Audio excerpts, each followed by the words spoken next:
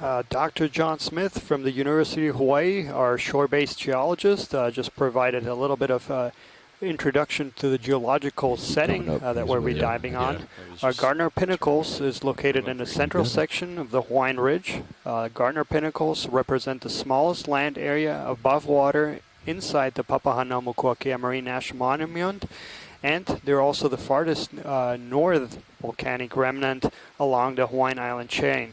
Okay, everything looks good. Should we? They have Garnder Pinnacles, although the area above the water surface only represents a very small area. The carbonate tank is enormous and has an area of over 2,400 square kilometers and is the largest in the monument. This suggests that the original island was comparable to the size of the island of Hawaii, or Big Island today.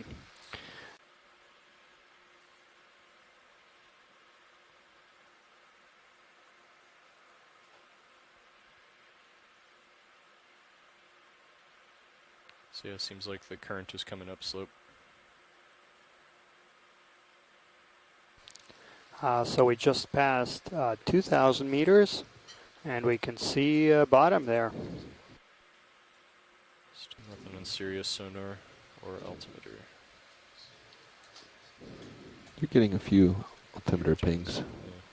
I believe that's 65.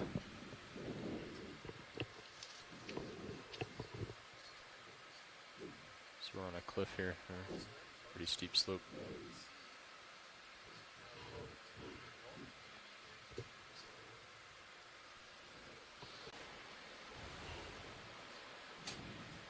Okay, I'm going to come down to a delta of 15 meters.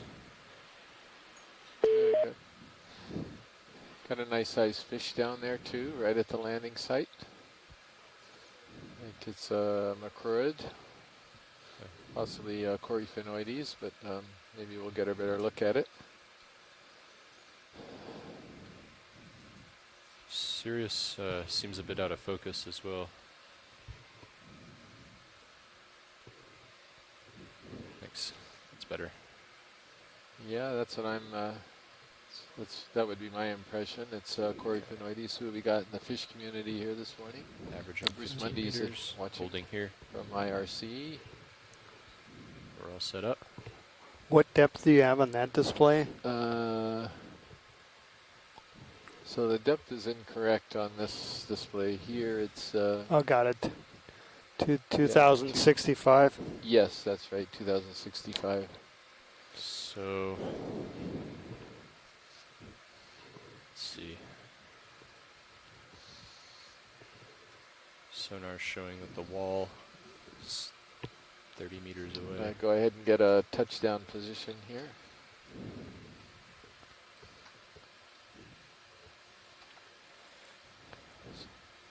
So yeah, we just touched down a minute ago. We are at a depth of 2,065 meters, diving off a ridge quite a bit offshore from Garnder Pinnacles. We're actually just outside the boundaries of the Papahanaumokuakea Marine National Monument, so we're over 50 nautical miles away from Garnder Pinnacles.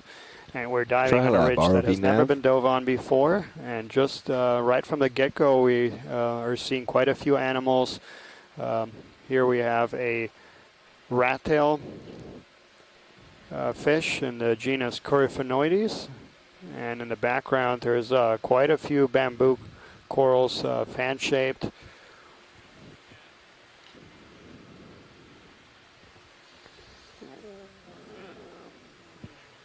Bruce Mundy from NOAA's National Marine Fisheries Service has identified this rat-tail as Coryphaenoides longiceros, one of these more common rat-tail. I can hear you, Bridge. You're very loud in the background, though, so if we can keep you muted as much as possible. Inside the Papahanaumokuakea Marine National Monument and the surrounding waters.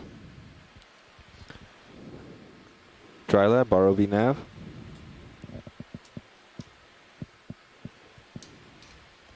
Absolutely beautiful video again of this fish. Very rare to get to see them up close like this. Just fantastic camera work by our ROV engineers and video engineers on board. And we can see again these large Okay. coral Stay here. fan-shaped colonies, all oriented in the same orientation. Looks like their fans are in an east-west direction, so we're looking north here to the top left side of the screen. So at my depth, I'm seeing. And this is something return that about we've 30 seen on meters several away. of our dives, is when you see these big aggregation of fan-shaped No, I'm just pointing out that corals, see a they return tend to on be the oriented sonar all in the about 30 same meters direction, away at my altitude. presumably all perpendicular to the So predominant current When flow. we start to move up, However, maybe right we'll now do we're not 10 seeing much of a 10-meter move current. toward the wall. Okay. So, pilot, this Yep. would be a good place to grab a rock if you see anything that might not be too crusted in. Is that Zoom pilot? Does that ship Go move ahead in, in. Bobby? It is. Great, thank you.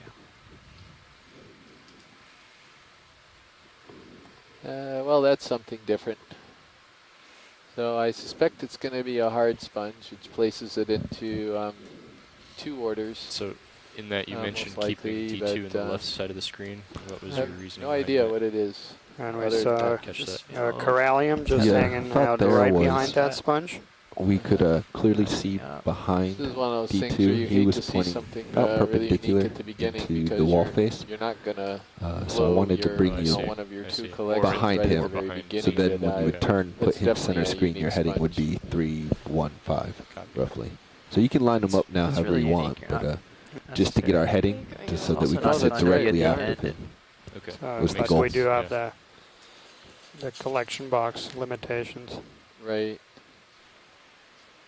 Oh, we are. I didn't think we were on the monument today.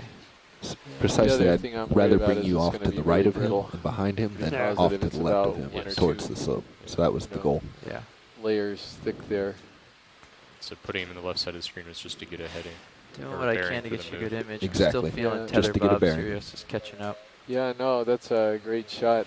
And how about, are any of these rocks to the left there, lower left? My left toe up there. We're getting a How couple. about- I don't know if you could bump that rock, just the one that's sticking straight up. See if it even wiggles. Yeah, I'll give it a bump. If it comes loose and falls downhill, though, it's on you. Yeah, but might. Here we go, moment of truth. And. Oh, it's loose. Look at that. Look at that. Oh, yeah. What about that one, Jonathan?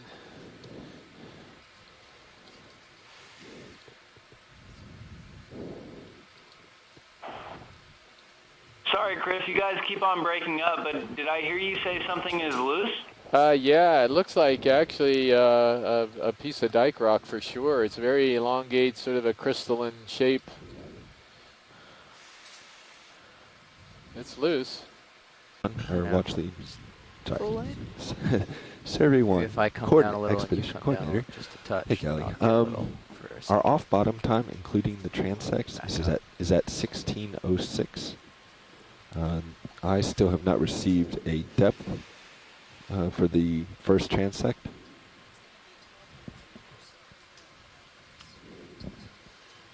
So this one that's center coming up right now into the middle of the screen, which sort of end on, this would be a next target to try to Okay. image if you can. Sounds perfect. Come on in, video. Okay. And yes, it is. It's that Chrysogorgia, the Cur- same one that Currently, we collected have planar five Chrysogorgias. transects So, planned, that gets around 12 up minutes here, apiece, apparently, 10 and 10 minutes never really plus seen it 2 minutes of before. extra. So maybe for it's each a one. little bit of a deeper water specialist. That's included than in that the range of the 1606 off bottom. submersibles, that have been used up here before by the Hawaii Undersea Research And Laboratory, the Pisces 4 and That's the Pisces current plan, 5. and as of right now, we'll plan So the first University of transect at Hawaii, 1200. assets that have done some dives up in this area. Yeah, that sounds about right. Yeah, both in and Both around zoom there. I'll just the come main and back northwestern down. Hawaiian Islands, as well as other places in the western Pacific. Great wealth of knowledge has resulted from close to 30 or over 30 years of diving here in Getting the a little region, feathers, so and I'm just scooting in as this I is come something down. that we're hoping with to it. follow up on with this particular Follow up, expedition actually. and the expeditions to come is build on that previous knowledge and extend their surveys in a little bit deeper waters, depths that were out of reach to the submersibles from the Hawaii Underwater Research Laboratory due to logistical constraints. And so yeah, that is a very neat opportunity, part of this project, that we can build on existing data and information to try to understand these communities in more detail. Survey 1, Nav? Yeah, Okay. so do you want the $20 I'm paying you to plug our lab now or a Yeah, little bit 30 later meters a on? minute. We'll be at 1,200 meters. This is Chris Kelly next to Daniel about Wagner, 30 and I minutes. am with the Hawaii So Undersea I would Research expect our Laboratory, first which he was transect very to be kind around to mention 1640. just now. How That about is this? droopy antimastus. Yeah. Roger that. Okay. We'll keep you Yeah, and then updated that as we base proceed. sponge right behind it. Both of those would be kind of interesting to get a zoom in. Absolutely. We'll get in a little closer and light them up, and we'll go for it. Ready, Lights, pilot? camera, zoom.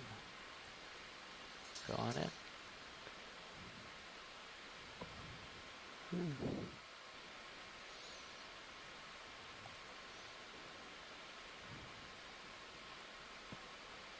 So I don't think we have the benefit of Tina Molodtsova right yet. She usually comes in a little bit later in the dive. But- Who is really knows her anthomastus or mushroom corals quite well. Yeah, there's about 18 species, and in fact, some of them look very similar, including one that's a completely new genus that Tina identified for us based on these white siphonopzoids that you could see on the body wall there. We can't see them on here, so I assume this is very similar to what we imaged previous days, which would be in a genus Anthomastus. But it's interesting that we're already seeing quite a few knocked over corals, Ship on station. suggesting that this terrain there might be a little bit unstable. That branching coral above the Yeah. anthomastus too looked like it was a nodal brancher too. Did you see that just Yeah. momentarily? And this look, Okay, we'll take a look at that too before we. Co-pilot Nav for our next The move. sponge or We have the- permission Yeah, to let's coral do a head quick directly quick uphill zoom on the as opposed to sponge. waypoint So 2. this is going to be Okay. Regadrella, Well, I looking at, think. It's got this very sonar, clear it looks sim like plate, our gorgeous current image of the heading sim is plate and the pretty main much uphill at osculum on the top of the Roger vase. that. 305 or so. Roger that. There's somebody keep it in in mind there. That would as be my interpretation. It definitely pilot looks moves like out, you guys are ready for the Regadrella. next It's one. in the family Euplectellidae. Okay, I'm going to push up to the other coral. So this group of sponges in the genus Regadrella, these are some of the shallowest glass sponges in the class Hexactinellida that we've recorded in Hawaii. That particular type of, or that genus actually gets up to about 330 meters. For a node. And I think it is the shallowest record of any of the glass sponges that we have so far recorded. So it's got quite a range. This genus goes from 330 meters down to over 2,000 meters where we are today. All right, so let's see. Is this the same thing where it's fooling me? It's branching just above Not really the getting node? very much light. Not that much one? light. Okay, I'll I come in can't closer. pick out any branch points from this view. Yeah, this one right here looks like it's slightly above the node right there. Try Yeah. to push in and pirouette around so you can get maybe a better view of a node. I'll come partial. Thanks for the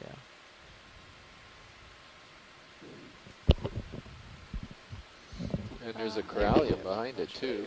Kind of a Better. very leggy. Yes, thank you. Okay. Yeah, with ophiuroid, possibly in the Yeah. genus Still Asteroschema. getting closer video. Slowing. Okay, I'm holding here. Which, as Les pointed out, they are not basket stars. node. They used to be in the same group as the true basket that stars, the return Here, I'm gonna get this Gorgonocephalus, node. Turn behind but you. they have been Reflection, separated I based believe. on taxonomic revisions done Yeah. quite a while ago. Yeah, so this may be the same Yeah. thing. I'm seeing internodal. Wow. Do you know about Yeah. the Oh, I'm not so cursor sure you I can am. use on That sonar? sure looks nodal So to this me. little red dot Yeah. This one right here. Yeah. Looks like You it's turn 'em coming on straight out down of the here. node. on the So bottom it's a- right. You can turn your markers on. Okay. Yeah, there's and the so one does that one. Those That can one sometimes too. be helpful. Maybe we're looking at two So- corals. Measure Do a you wanna feature. frame this video Yeah. and see if Yeah. there's two corals involved? Sure. just to make sure. You Yeah. can kind of measure how Little- far away it is. Yeah, and see, then there's 2 coral Yep. here. over time, if it moves past that So you line, might you have know 2 you're different still trees trees. right Oh, next I to each see what other, you're which saying, is where the sure. Yeah, it helps you confusion might be measure coming if Yeah, it's not exactly overlapping on a ring. branches right Right. there, sure. I Because can't- one's behind the I'm other. trying to find another base to see if it's really 2 or just 1. I'm not seeing one. Actually, maybe it's just a branch of that. Yeah, we might get a little better Yeah, look see, at there's this. another base. Yeah. Yeah, and let's see if this one is internodal. That'd be very interesting because the branches are so similar. And yeah, it would be another perfect example of convergent evolution, where you have 2 different animals taking on a very similar shape based on being exposed to similar environmental conditions.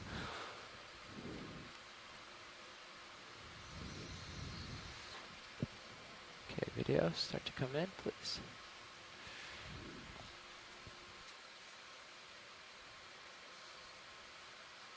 Right. So these have fairly long, I don't know what you call them, spindle, are they spindle sclerites or something like that in the tentacles? I've forgotten the name for them. You can see them. Yeah, this is a See- different species, yeah. And this is internodal. Yeah. ROV Workshop nav. Sit right Yeah, there. because that Just branch just that. looks internodal right there. Boy, it's hard to see. Maybe I can get a toe in and we can get a really close up on these. Would that be helpful? I think we could probably move on. Okay. I'm not sure I think we're going to see more of these Yes, sir. all day long looking at the slope. We gotta. Yeah, And but maybe this little corallium here, if we could get a quick look at that, since we're in a position. Okay.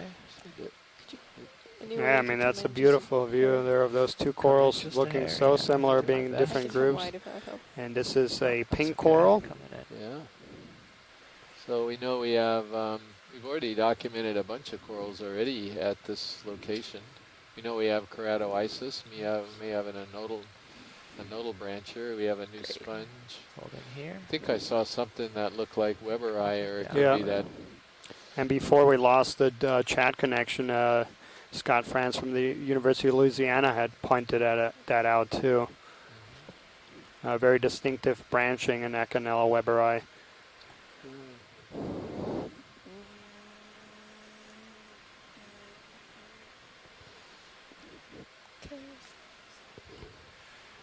Okay, holding.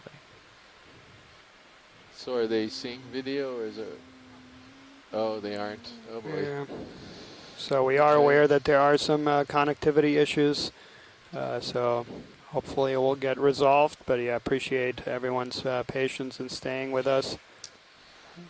There was a little yellow, looked like a hydroid just off the left tops of the screen. Well, we'll go ahead and image that, and then I think we can move on. Yeah, but Cirrus is in position, and we could start moving up slope already.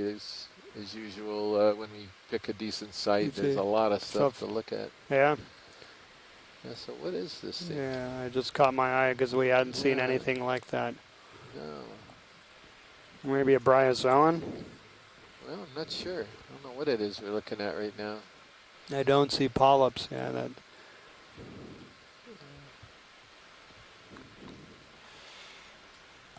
Backing away. Yeah, this wall is quite steep Okay. right here, so it's a little tricky. But definitely off to a good start today. That's for sure. Just come up Sailing and starboard. I'm happy with Sirius's Yeah, I'm current going to go with position. bryozoan on that one. Quite a few colonies knocked over, suggesting it may be a little bit unstable. These chrysogorgids, more of these keratoisis, some more of the Chrysogorgia verda, another anthomastus. So a really nice, rich little community so far. It's a really nice sort of a long slope view right there, where you're seeing some of the density that we're observing. Yeah, and then what we've seen time and time again is, yeah, when you do see these large aggregations of fan-shaped corals, they're all oriented in the same direction. There's a dead Feria oca laying on the ground there. You can tell it's brown Yeah. color.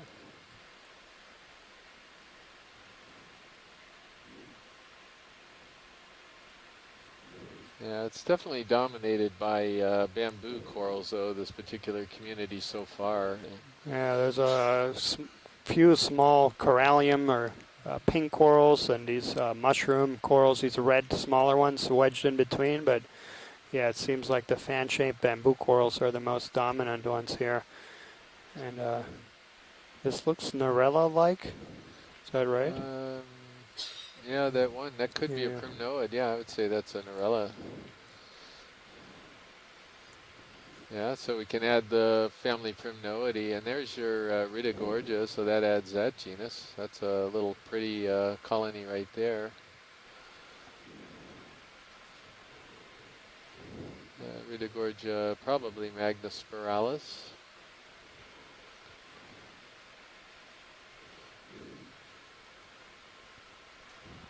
Watch lead, this is Nav. Roger, Nav, go ahead. Do you have a view of the sonar back there? I can stand up. Well, Okay. another example. These items right here are actually the corals sticking off the walls. Is When you that zoom right? in our sonar enough and turn it up to high resolution, you can actually see corals sticking off of the cliff. That's It's pretty really wild. quite fascinating. Yeah, that's really fascinating.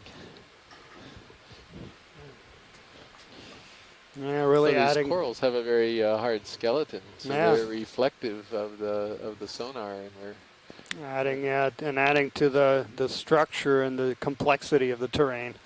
yeah.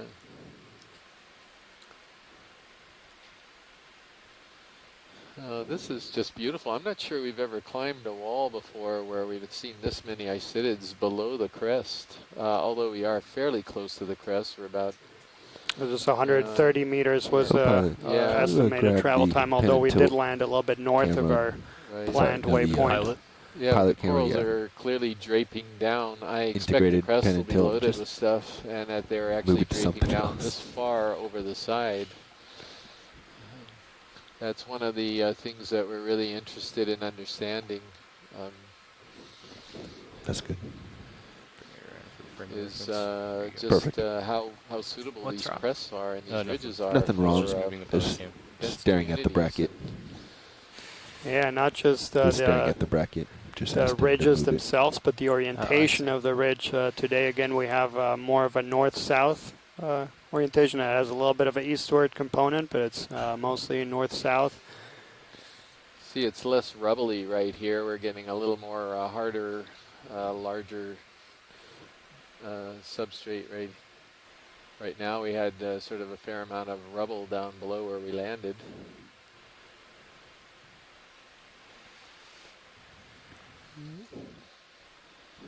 And there's a lot of these fan-shaped bamboo corals, a couple of Chrysogorgias between them, another one of these Iridogorgias, Magnospiralis. To the left of the screen is a black coral of Bathypathes that just left the screen right now.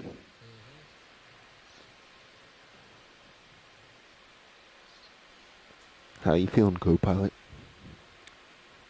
Ready for another 50? Again, Can we do Yeah, and it's hard to tell because we're moving, but it looks like there's a little bit of Okay. current flow from the coming from over the top of the ridge, what would make it from the west. yeah, west to east. West to east, and we've seen this west to okay, east I guess we'll do 15. current flow on a number of Bearing these features. 310. And go ahead and make it.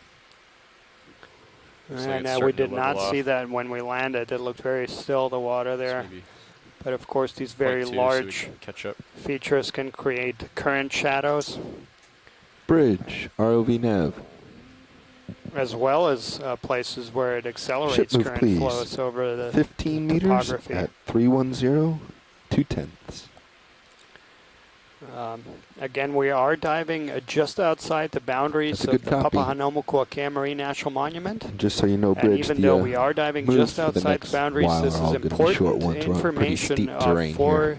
the managing the monument, understanding what's inside and what's Thank you, Bridge. outside the monument and how these resources might be connected is important to managing the resources, and that's something that as managers that we are particularly interested. So I'm seeing what looks like 3 crinoids on this one stock. Oh, yeah. Nowhere else. Is there something special about this? Is it just because it's a dead stock, or did they eat it? Or why are they only hanging out there? Yeah, hard to say. So yeah, crinoids, they feed very similar to corals. They feed on particles in suspension that are in the water column, so getting off the substrate is important for them so they can be exposed to more current. So probably they're using this dead bamboo coral as a platform to feed on more efficiently.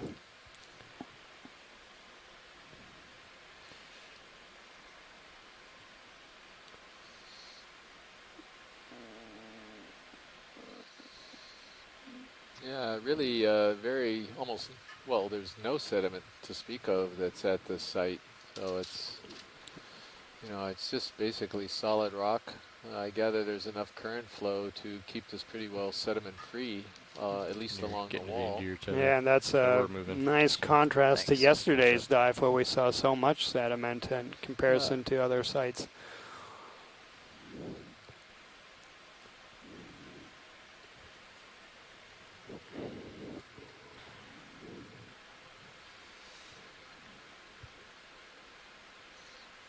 These look like pillows coming up here. I think that's what we're seeing, at least some pillow flows. Do you over like in your the upper 15, right. or would you like to add some to it, Copilot?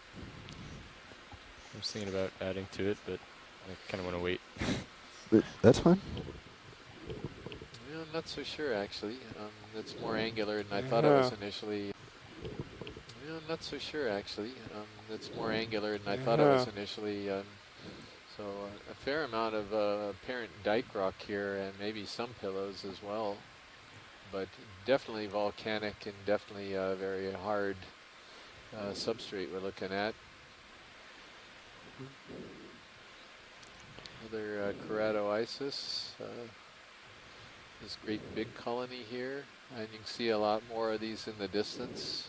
So this big keratoid, it's going to be a big keratoisis dive again, I suspect. Yeah. And so we would describe this more as the back to the coral forest rather than the coral garden, which we call the more colorful. the more colorful, smaller ones. This is going to be the massive, big ones, perhaps. Yeah, if we could maybe zoom again right at that main branch there. And Yeah, I'm just gonna still, got a place for a little toe hold to make oh this yeah, steadier. even So, yeah. and I've got a lot of time. So. Oh, okay. And then there's an interesting sponge under that little overhang there too.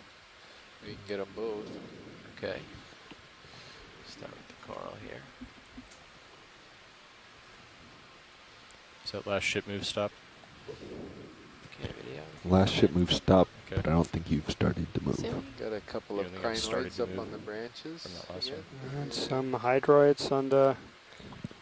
Move There's a was solitary 3 hydroid at the minutes top ago. of the screen. I just can't tell whether it's coming out of the node or just above the node. It's pretty confusing to And me. you have 2000 And then wire I out. don't think we know the polyps anywhere even remotely as well as Les Watling and Scott and Franz, who may not be able to see this at the moment. Or they Is this could look full at zoom this video? polyp and probably tell you what it is. Video, is that full zoom? Yep, it is.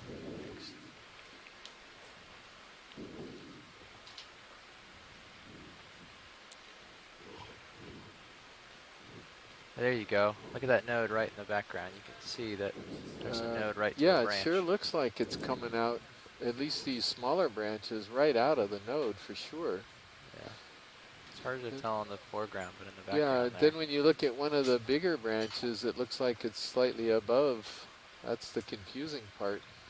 And then on the top of the screen, we see a solitary hydroid and a few Yeah, scalpellid or Yeah, gooseneck garner. where's that? Is Yeah, that well, looks it's so overgrown, it could be coming out of the node, and then it's got some Doesn't look like calcification we're right moving. around it, so maybe that's... Yeah, and it's Much more. Yeah, this one looks like it's from the node, the one over on the right. And then look at this main branch here that looks like it's internodal. I don't know.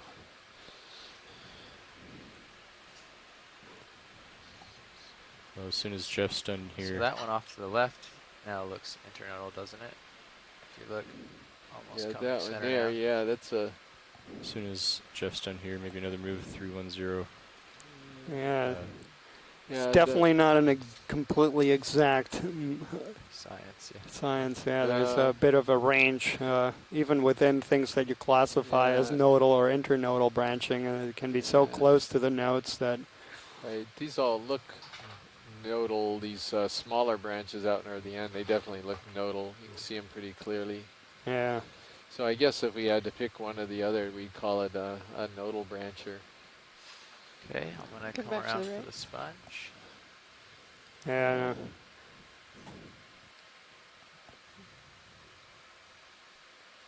Come partial for me, please. So the way these bamboo corals It's gonna be a little branch bumpy, I have to change is my- important taxonomically to distinguish different genera. There. But as you can see, There it it can is. be somewhat difficult, even with high Alright, switch from definition a toe video hold like to a heel what we're hold. seeing. Now I'm going back. I know it was gonna be bumpy, I knew it. Okay.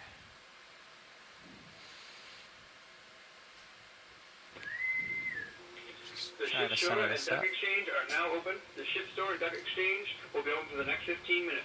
Please come and settle all open Well, tabs. just help me watch that rock box. That poor rock box. So I come around and center this. I'm getting close to the coral. That's what I'm talking about, yeah. Just make sure I don't get Ready too for close. zoom? Yep, go on in. Maybe you could bring my mini Zeus over there so I can see a little better.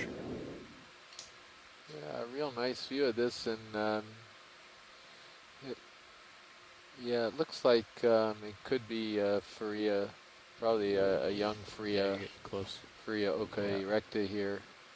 Not positive on that, but that would Got be my rid. best guess. It looks a bit thick for a Faria though, but I think it is. Excellent.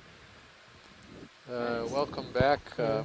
Excellent. Yeah, sorry. We were aware that we lost you there for a while. So yeah, thanks for hanging on with us. Yeah, I'm not. Boy, this is a hard one. It's definitely a hard sponge, but I'm not so positive this is Faria Oka too. I would leave it.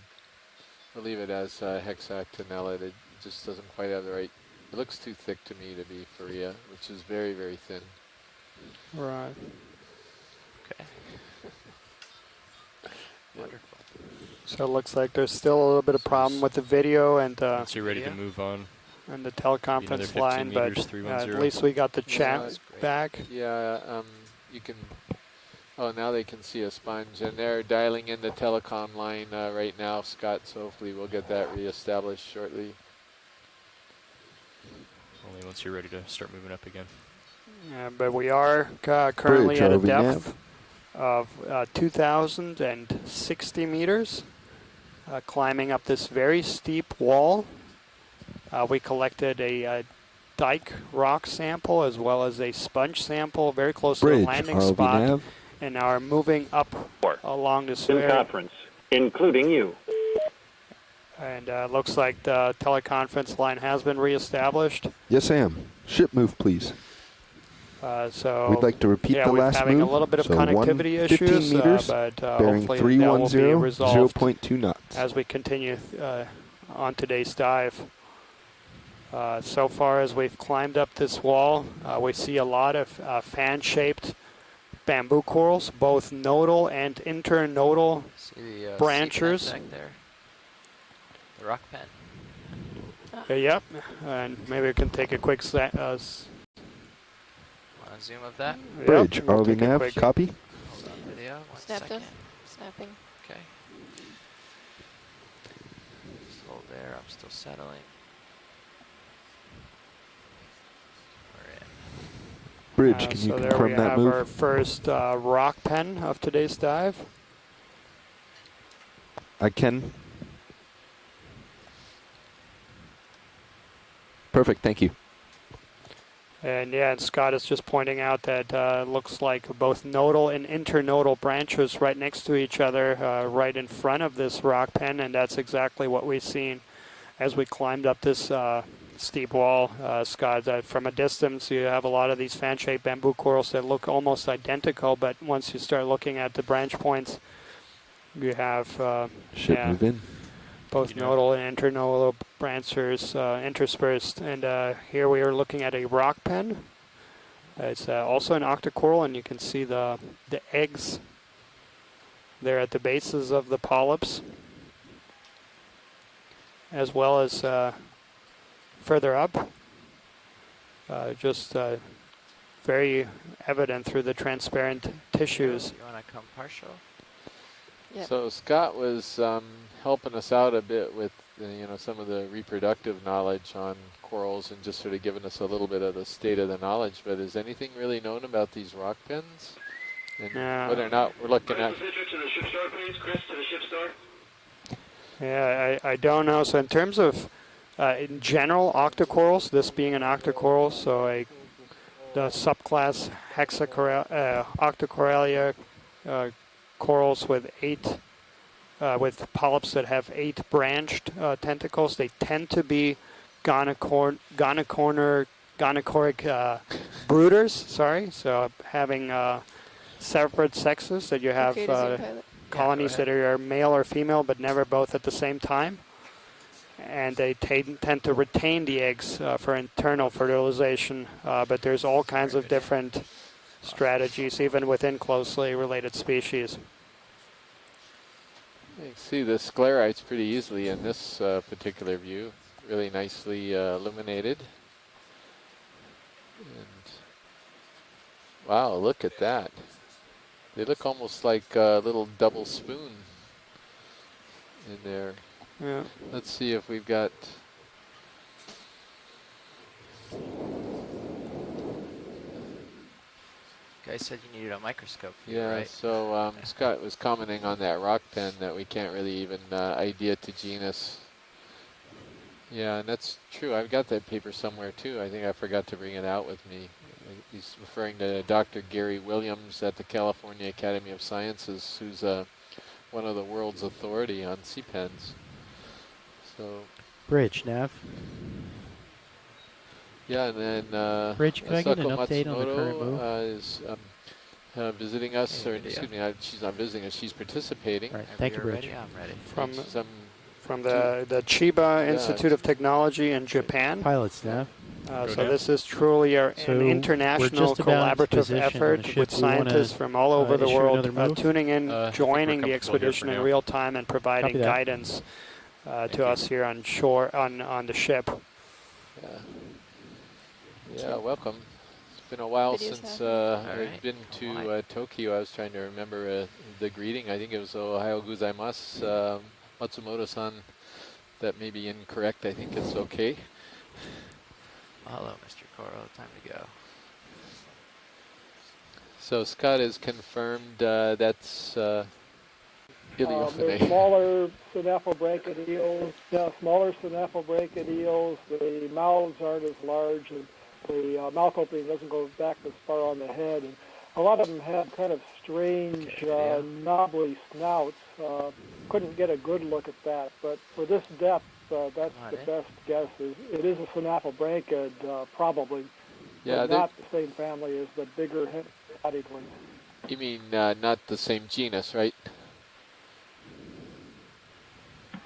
Hey, that's right. I misspoke. Yeah. Not the same genus, not the same subfamily. Yeah. Subfamily is what I meant to say. Right.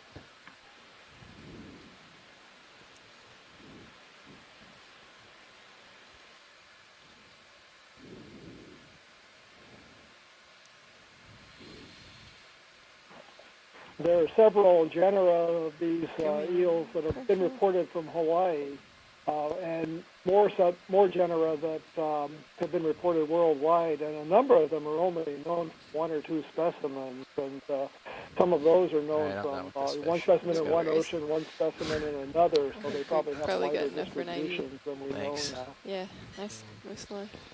Yeah, exactly. thanks, Just Bruce. wanna push ahead and 10 port.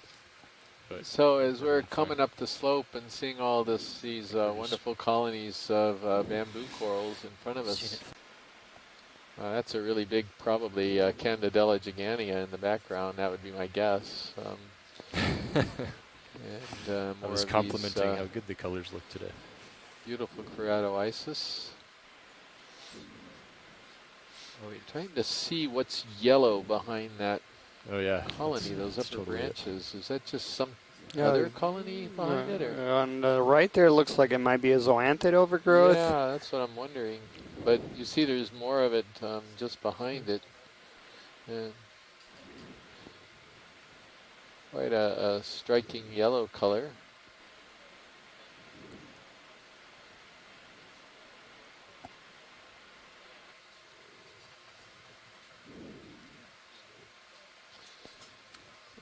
Wow, Yeah. those are big though. Look at the size of the polyps. If that's a zoanthid, Yeah. I'm not so sure. I don't know. I guess we'll find out when we look. Yeah, Scott was talking about it's a zoanthid, but look at the size of those polyps. Those are enormous. It's no Calling for fair. You've yellow got a polyps? 7-second lead on me in the Zoom. Yes, please. As we zoom in here, Scott, I'm going to leave it to you to describe what we're seeing here. Wow.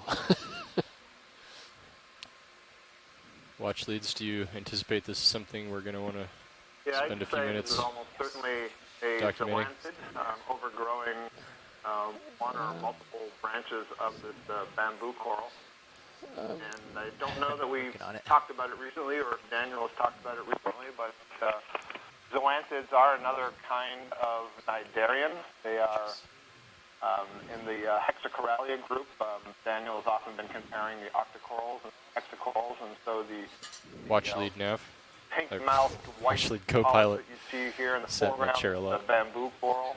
This is an octocoralia, and then the yellow that you see in the background are the zoanthids. There are the hexacoralia. So those are more I'm just wondering if this is related something that we're going to want to stop the ship for. Stony corals, We're going to collect it? and even black corals. No. In fact. And one of the things about the zoanthids that makes them different from the sea anemones is that they are all connected, much like the coral that is growing on here. All the polyps are connected by tissue. They share a common gastrovascular cavity. They share a common stomach. Now, these zoanthids are all connected. If these are zoanthids, we haven't seen point of view, but if they are all connected at the base, that would suggest that they are zoanthids. And zoanthids also have a much bigger tegument, a much thicker skin, if you want. That often has sag grains and other things embedded in it. Now, as I look at that close-up and look at the wall, that doesn't look very much like the zoanthid wall. That looks more like an anemone. Great. Now we're going to the top. And so it may be that this is a type of anemone. I think there's a genus called, I'll have to check it out, Sinensis, I think, that grows like this. It's anemones, and they cluster together in these groups, but they're not actually connected. So keep investigating here. I got to take some screen grabs. Yeah, and Scott, we do have a tentative Nemanthus here in Hawaii, but we've really never been able to very carefully document it. And it does appear to be, have larger polyps, and it does appear to have a yellow tinge, what we think is. I think we've got a far away... This view looks very much anemone-like and not zoanthid-like. Right. I'm seeing if we even left an image of this thing in the Hurl gallery. But yeah, the right one looks more like a... There's a few there with closed polyps. Yeah, Daniel, there was also in the background of that first yellow one we were imaging, there was a white, smaller polyp. They kind of looked zoanthidy. They were more squat. Here for a bit. It almost looked like the outside of the polyp body wall is embedded with sand grains. And to me, that's a really unique zoanthid character, and we did not see that on these other yellow ones. They were very transparent, almost diaphanous-like. Yeah. So we have one potential example of a Nemanthus in the gallery, and it's in the anemone group. It's from an old Makali'i dive, and it's based primarily on the size of the polyps. It's not yellow, it's white. But I know we used to have some yellow ones in there that were really questionable. I think it was Daphne Yep. Fountain that Push. was willing to Push up, Jeff. tentatively identify this one picture as the mantis, but not the others, and so we pulled those from the animal guide. Can we look just below? One that we might be able to get in the same view after getting the. There's another distinctive yellow coloration there. Yeah. Like a But you close see look the of anything here? calcification on the base of this. Yeah, maybe zoom in on that yellow thing right in the center. Okay. I think it's the same thing, and Scott was trying to see a little more of the detail on this one, because this is first observation of this particular Cnidarian on the cruise. Look at a massive base on that Isidid over there. It's really huge, thick branches right at the base. So I think it's the same thing we just imaged, but we might as well get some more of it since it's the first time that. Yeah, this is Stopped, right? Ship stop. not as blocked from other branches, so you might get a better appreciation. I'll let you know. Yeah, from far away it looked like a Right, you can zoanthid, take but the camera for this one. Video. Or pilot. Video, please zoom. Thank you. Yeah, we're getting some from different Tilting down. angles here, I think. I mean, they look like they're all connected. Yeah, they're covering the I'm branch. no zoanthid expert, but it sure looks like one that lives in California. And that was Down a Mary little more. Wickstein, I think, from Texas A&M. Yeah, and you can see they're connected. I wonder if this is the same thing, though, because it doesn't look like the bases are the same as what we're seeing before. This definitely looks more zoanthid-like. Tilting I down. think this is the same thing, Chris. Oh, it is? We had the benefit of looking right here at some that were stretched out, so it looks like we can see tissue between them. The ones we were looking at before, they were really bunched up, so it's hard to tell if just the pedal discs were next to each other or it's continuous tissue. So what does that mean with respect? Oh, yeah, I see there's some bunching up right here on the tip, so yeah. But what does that mean with respect to the question as to whether it's a zoanthid or an enemy? Well, zoanthids are colonial, so you have different polyps all sharing tissue and joining in a single colony, and anemones are solitary, so that where a single animal is a single polyp. Yeah, but the mantis is kind of weird, though. Too much more time here. And then it's settling in, but And I suspect that Scott's trying to research that right now. It's sort of an odd, very odd anemone. Yeah, and I sent him the photo. Yeah. I just You are right, guys. It's hard to It's look not at the screen and leveling research off and as talk much all as at it the same time. seemed to Beautiful before. imaging, though. We'll figure it out. Yeah. But there's I no agree question that that I there's a wouldn't put a ship hydroid right moving. next to it, But at the moment, you're okay. and a bamboo coral that it's growing on. We tilt down just a hair. Yep. Video. Or co-pilot. Can you just push the camera down a touch? tilting I down. don't suppose you can get that shrimp behind it, can you? They might be able to get that shrimp. I suspect he's going to be a long-legged shrimp, an Down a little Amatocorsinus more. from Tilting the down. view I have right now. I think he's on the rocks. I don't know if we can get it through there. I'll tilt to try to frame him. I Come on in, video. think I see long legs. Once again, we have those white, Can you what look like rack out to zoanthids the- next to these yellow ones. It's kind of interesting. Certainly two different taxa there. Yeah, you're right. He's an Amatocarcinus.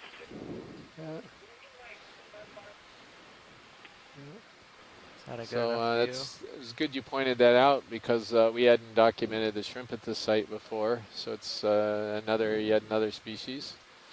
Here's definitely a Keratoisis. I assume it's Keratoisis. Very clear. Oh, and could we look at these white, the polyps that are these aren't bamboo polyps at all. These No. are yet either a different color morph of the same thing, or it's a different. Yeah, the polyps look smaller than the yellow ones. Yeah. Tilt up to where it's a little better. Oh, lit. and there's one of those weird crustacean, one of those. A caprellid. Caprellid, yeah. Tilting up. Several of them on the branches. You come to the The right. skeleton shrimp, yeah. Yeah. Holding here.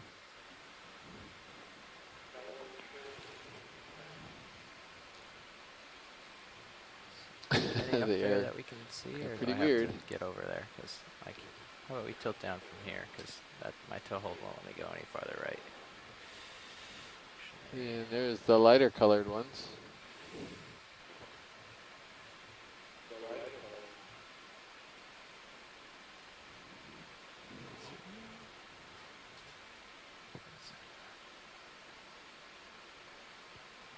Just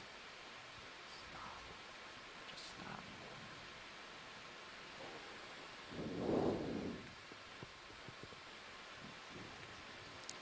They almost look like those ones that you had in your in your sponge. The left Royale. Yeah, but they're awfully big though. Yeah. That's the only thing there.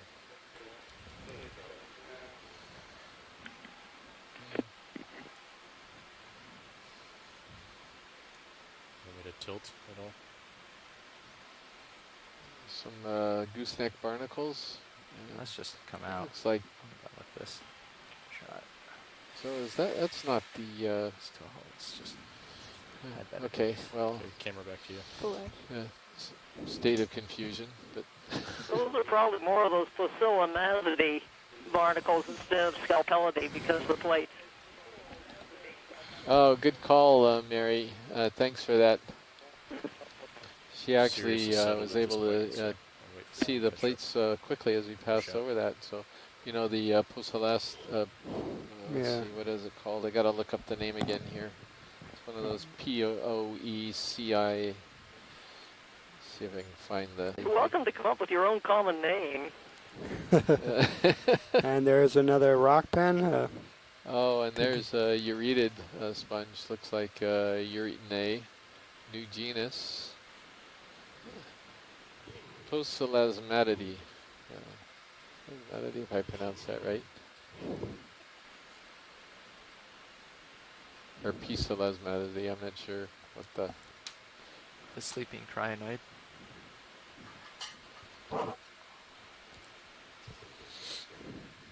So we could have been seeing some of the dead stalks of that sponge down slope, because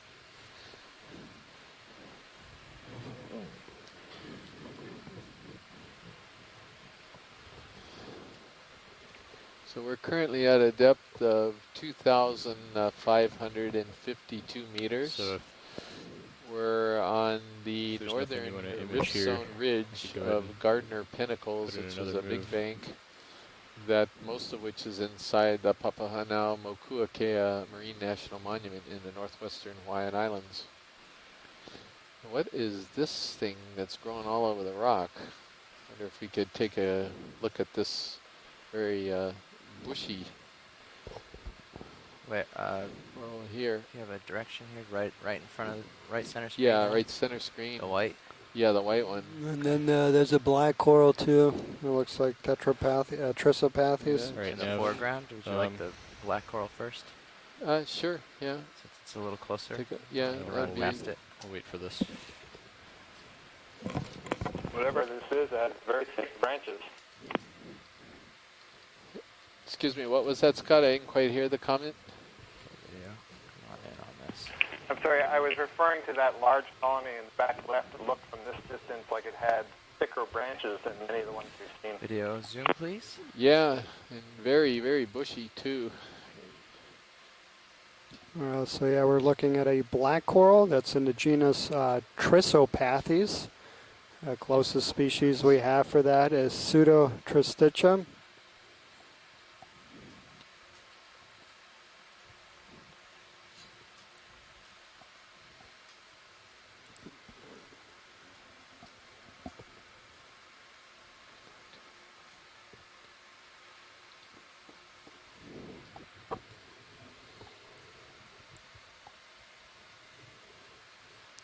We did see a few black corals of a different genus as we were moving up the ridge crest in the genus Bathypathes. And then on that rock you can see some hydroids. Okay. 3, 2, 1. Lifting off. How far are you going to push ahead? Just that to one? that white one Okay. right there. Video, if you could come on out, please. Give a little update as to where we are. You may notice that the terrain appears to be flattening out a little bit, and Yeah, That is let's because we're getting very close to the break-in slope on this ridge or the ridge crest. There's a fish center of the screen to the right yeah, now. I think we need to No, get do- this do, coral though. I'd like to 20 stick meters. with the coral. 310. Could be a We could do 0.1 just to give you some time. The coral. How far am I stretched out? And You're getting to the end, yeah. you can do it at any speed. Do 0.1. maybe Bridge, it's just RV a couple nav. of bushes that are side by Yes, side the ship here. move, please. 20 You see meters, it look bearing like it's all the 310, same thing, but 110. Getting to wonder here whether we got a couple things just one behind the other. Yeah, Good it is copy. Thank you, though Bridge. very conspicuous because everything else was either whip-like or fan-shaped, and this looks more bushy. Yeah.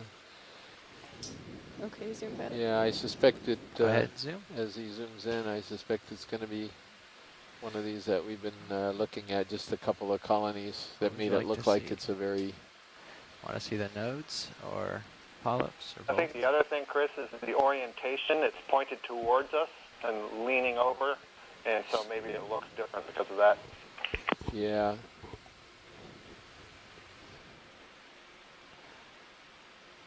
But it's always beautiful to look at a bamboo coral, is it not? Well, I would agree. The little orange mouths there really give it its unique, appearance, and with the black bands, it's really a gorgeous coral.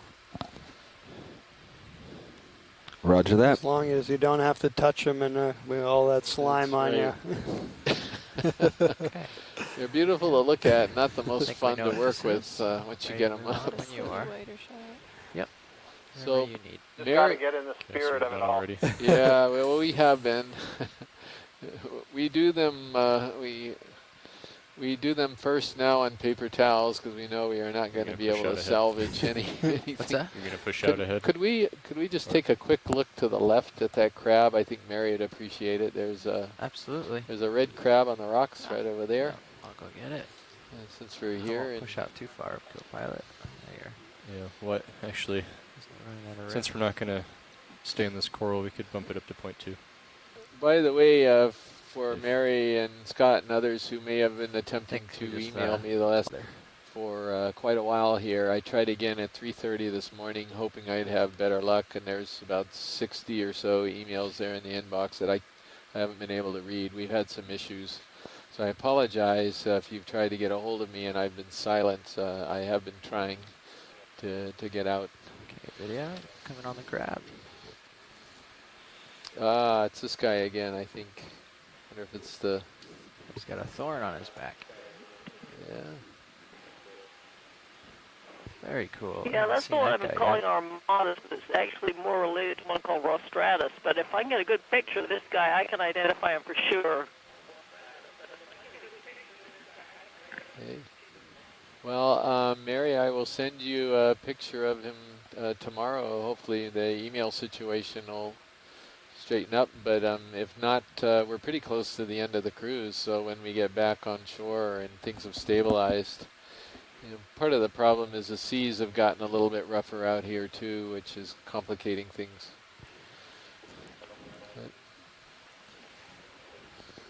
Well, no rush. Here's some news for you, though. That purple crab you photographed the other day may be a new genus. Yes. Did you guys hear that? Wow. All right. And let me just remind you that he was recorded from a black coral. Yeah. Boy, do we ever love to hear those words. Wow. All right.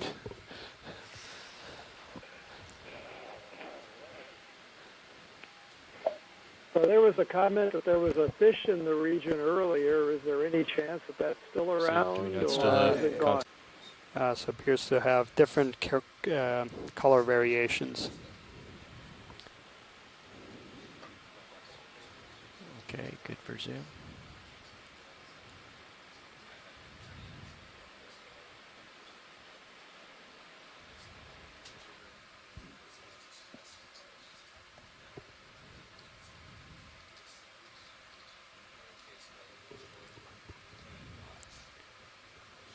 So we talk quite a bit about these black corals on this expedition. They are commonly found in deep waters. the first thing you notice about them is that they're not black. And yeah, you're looking at the tissues which overgrow the skeleton. The skeleton of these animals is black. And you can see it there on the bottom part, or some of the branches where you can see the skeleton coloration being visible through the translucent skin. The tissues give these corals these vivid colors. Okay, let's come out, please. Video. Also common inhabitants of the deep sea. Nothing magical about that waypoint in the center, so we can actually start moving to the northeast here along the. So you'd rather stay more closer like to that. closer to the edge here of the ridge. Okay. We'll probably see more animals. Sounds good. So I'm facing 300, and that looks to be directly into the current. Which would make that from the northwest, correct? Yeah. Yes. Yeah. So we're looking here at a bamboo coral in the genus Isidella. Good to zoom.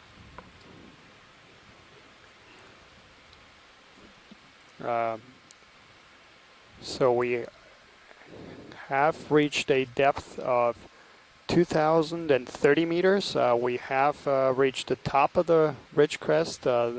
This ridge is about 100 meters in width, but we are going to now transit towards the northeast along this rim here, moving parallel to the ridge crest.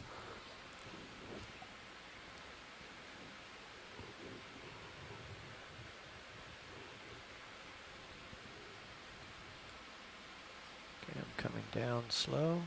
And that's actually a very nice view. You can see the current is coming from the back of this fan, and that's very common that you have fan-shaped corals being oriented perpendicular to the current flow with the polyps on the down current side.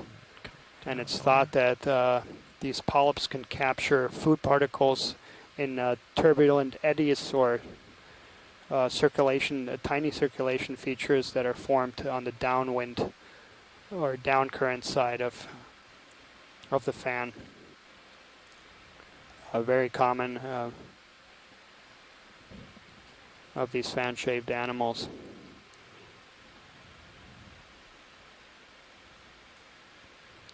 We can see there why this coral is commonly known as bamboo coral. It has these dark and lighter sections interspersed among each other. These are actually of a different chemical composition. The dark or joint-like features are made out of protein versus the white portions of the skeleton are made out of calcium carbonate.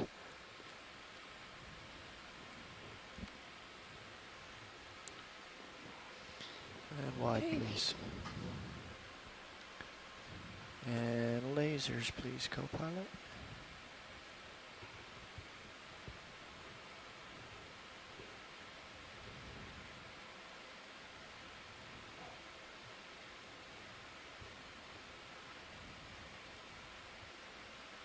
Oh, sorry.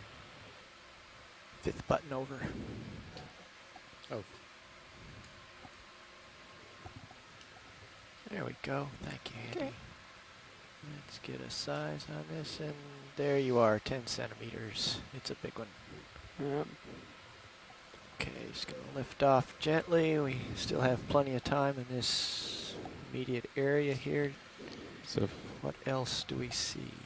So maybe if we have some time, there's a small pink. Okay, video, we're good to zoom. The lasers are coming down. They're touching it now, and that's the object of interest. Excellent.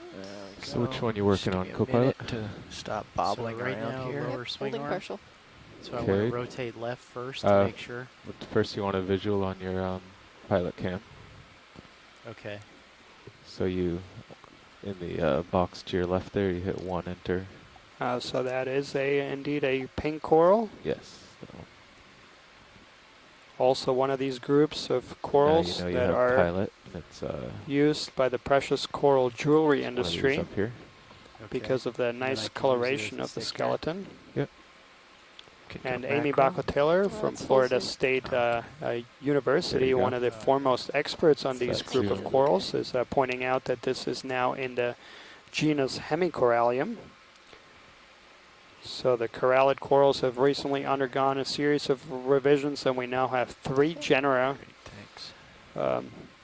here in Hawaii. That's full. Now that I mentioned the jewelry industry, so these corals were Okay, at some so point I'm looking at- harvest. So here we have coming up on a nice community of a bit more dense aggregation of corals and sponges. We are facing straight into the current there. There you go. So you saw that move? Yep. Swept all the way around. So now that it's fully left, I can deploy. Yeah, and you go nice and slow, and you have a view on this black and white Okay. on the right, because that's the The starboard rail. substrate, very interesting. Yeah, we have no sediment. That is very different than we saw Find if yesterday. you press kind of hard and roll your finger down. Okay. Oh, sorry, I gave the wrong one. You're on port. Yeah, you can see it there. That's very nice. So For those folks who 45 had recently joined right us, there? Yeah, we it's a are good starting point. at a depth Alright, of should I rotate 2,000 it? and yeah, let's try to get a No, view of this fish. he's- Oh, he's moving quick. All right. That's a good start. How do I get a look at my starboard? Same way, you turn Yeah, the that pilot fish camera around. was a rat tail, Okay. but you moved too quickly with the current. And, in the meantime, Gives you a little bit of an actually you should pause the indication that swing arms there and, is follow substantial him current around. flow I think here. he's starting to move towards you.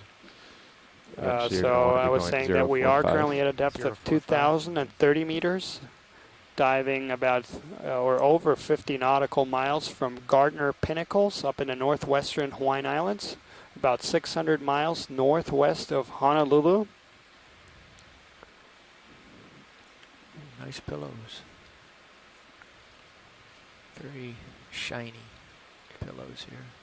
And we are broadcasting this feed live from NOAA ship Okeanos Explorer. To the bottom of the screen is another black coral in the genus Just off Stauropathes. the edge here, Carl. The ruffled sponge in the center of the screen is That's the plan, in I the think. subfamily Should be the Eurytinae. most corals right here.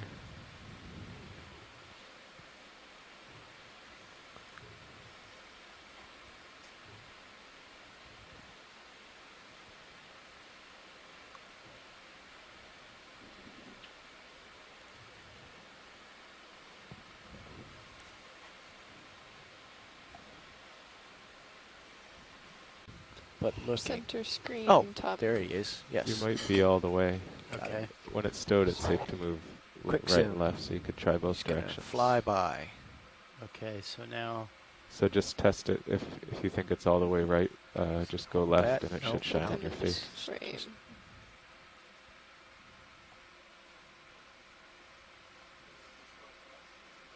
okay, so that moved. Yeah. Yeah. All right, now going back to the right. He's Yeah. hiding from the current just like Yeah. me. Yeah, Okay, so I'm pretty So- confident it's all the way right. Okay. Yeah, you saw it move left, so you saw it move right. Okay, so now deploy, and I Yeah. can see in that middle. Yeah, the black and white one. Yeah, got it. You can see it shining right on the top of the craft in that view now. so looks like one of these round nose There it goes. macrurid Very nice. rat tails, but yeah, he That has looks not pretty been very good. So it's just cooperative. past the craft. Okay, Sort of got looks it. like that Right for cover there. Trichoneris Yeah. malcocephalus again, but who little lower? knows? No, I that's was good. going to ask whether it's a slash or no slash ID here. That's good. Yeah. And then the best way to adjust them. Zoom of this little colony here. Maybe it's an Sure. Iridogorgia, a small one.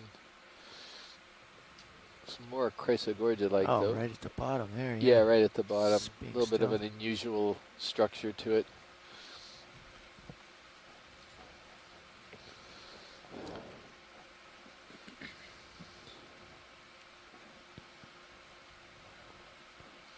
That. Try the autopilot here so I don't have to set down. That looks pretty good. So just try port slider outboard and make sure it is all the way outboard. For the shoulder? No, port slider outboard. Port slider outboard. Okay, video is getting zoom here. Bringing it in. It might be on the. I think it's on the starboard valve pack. Because all the sampling functions are on the starboard. Scott's reporting that the video is a little choppy where he is. Hopefully that'll clarify Port it wing? a bit. Yeah, port partial. wing. Okay, port wing going outboard. We're zooming on what appears to be a fairly sparsely branched Chrysogorgia. Maybe it's... Okay, so I just moved it a bit. Yeah, so that was what we wanted to check. It just seems a little more It's sparse kind of hard than, to see if it... in my opinion, than some of the others so that we've seen. Move it inboard on this cruise. a little bit. Be careful, there's a small crab on it. Okay, let's wait there. Let's pause on the hydraulics. So we will have to move the shilling, but first we'll make sure everything's safe. Come in pilot's small safe. roll, and I'm just Copy that. so should- my gentle hover Now, here. should my heading still be 4-5? Well, Scott's ruled out you should keep view on him. Metallogorgia. It does not have the we did a commensal short move, brittle so if star you that's rotate to find him, typical of that particular that's good. genus. and you can see your delta is 20. Now, so you Scott, can is come it down. my imagination, or is this thing sort of more sparsely branched than a lot of the ones that we've seen on the trip? So what happened is we did a 40-meter move. and, Yeah, he Chris, only it's did about a sparsely 20-meter branched. move. It's also all the branches weren't really appear hurting him almost along. horizontal instead of But I'll move the coming up stop and so then everything's safe. subdividing Next, more than that. If we were in a That's a continuous little bit move, unusual. he would be And I getting see far there- behind. I'm not sure if it's, it must be just your branch tips, never mind. So yeah, this is a bit of an unusual one. You can see the regularity, we've talked about this a couple of times, of the way the branches come off that main axis in kind of a spiral. And so I think I can count, let's see, one, oh, it got pixelated, okay. About 3 One, turns, right? 2, 3, maybe a 3 whirl, so so now 3 my branches delta's until you get one that is directly over 15. one below it. Yeah, that's better. And I think branching to the left. So I think they would call that a 3L. Going full branch screen. pattern. That's good. So yeah, I would center him up. And then you Your can crab leave is him the there for a genus few minutes while we Urotychus, touch him. Uroptychus. Okay. We're going to lift off here. We've Yeah, got I to know that move. genus, Tend thanks. to hang out with Chrysogorgians. Oh, they do, okay. Pulling wide.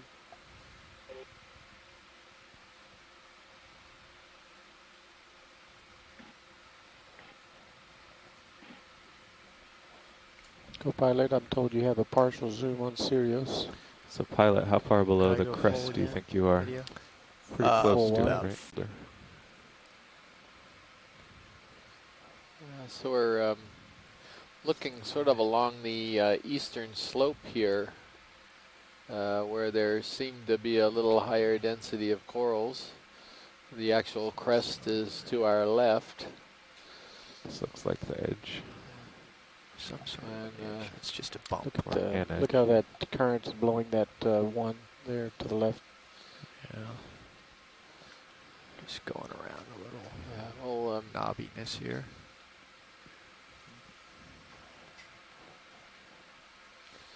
And co-pilot, adjust your heading right a little bit these as we go. fans are oriented. You may have, Go ahead. no, you go ahead. I think you were going to answer the question I was about to pose. Because we missed a large chunk of the feed there, you may have already been talking about the direction we're heading, the orientation. So I'm not clear if we're actually on top of the ridge already or if we're still moving up the wall, and what is the orientation of all these pins relative to the current and the wall and the ridge. Yeah, so right now we're looking right up toward perpendicular to the strike of the ridge, are you, right up a messing hill with toward the the crest. port So you forward? can see Yeah, that the video corals asked are me to try oriented and perpendicular push it more forward. to That looks the like it's far as it long goes. axis of the, no, yeah, Upper swing arm perpendicular, assuming rotating. that Yeah. the flat face of the It looks coral very is hot sort of their right front in front of the face. vehicle, but nothing out. So it looks like they are oriented Okay. for Forward. a current that's coming across the ridge Nav. crest. Yeah? Rotate continue rotating down. And Got it's it. trying to So run it we through its are range of on the motion. ridge crest then?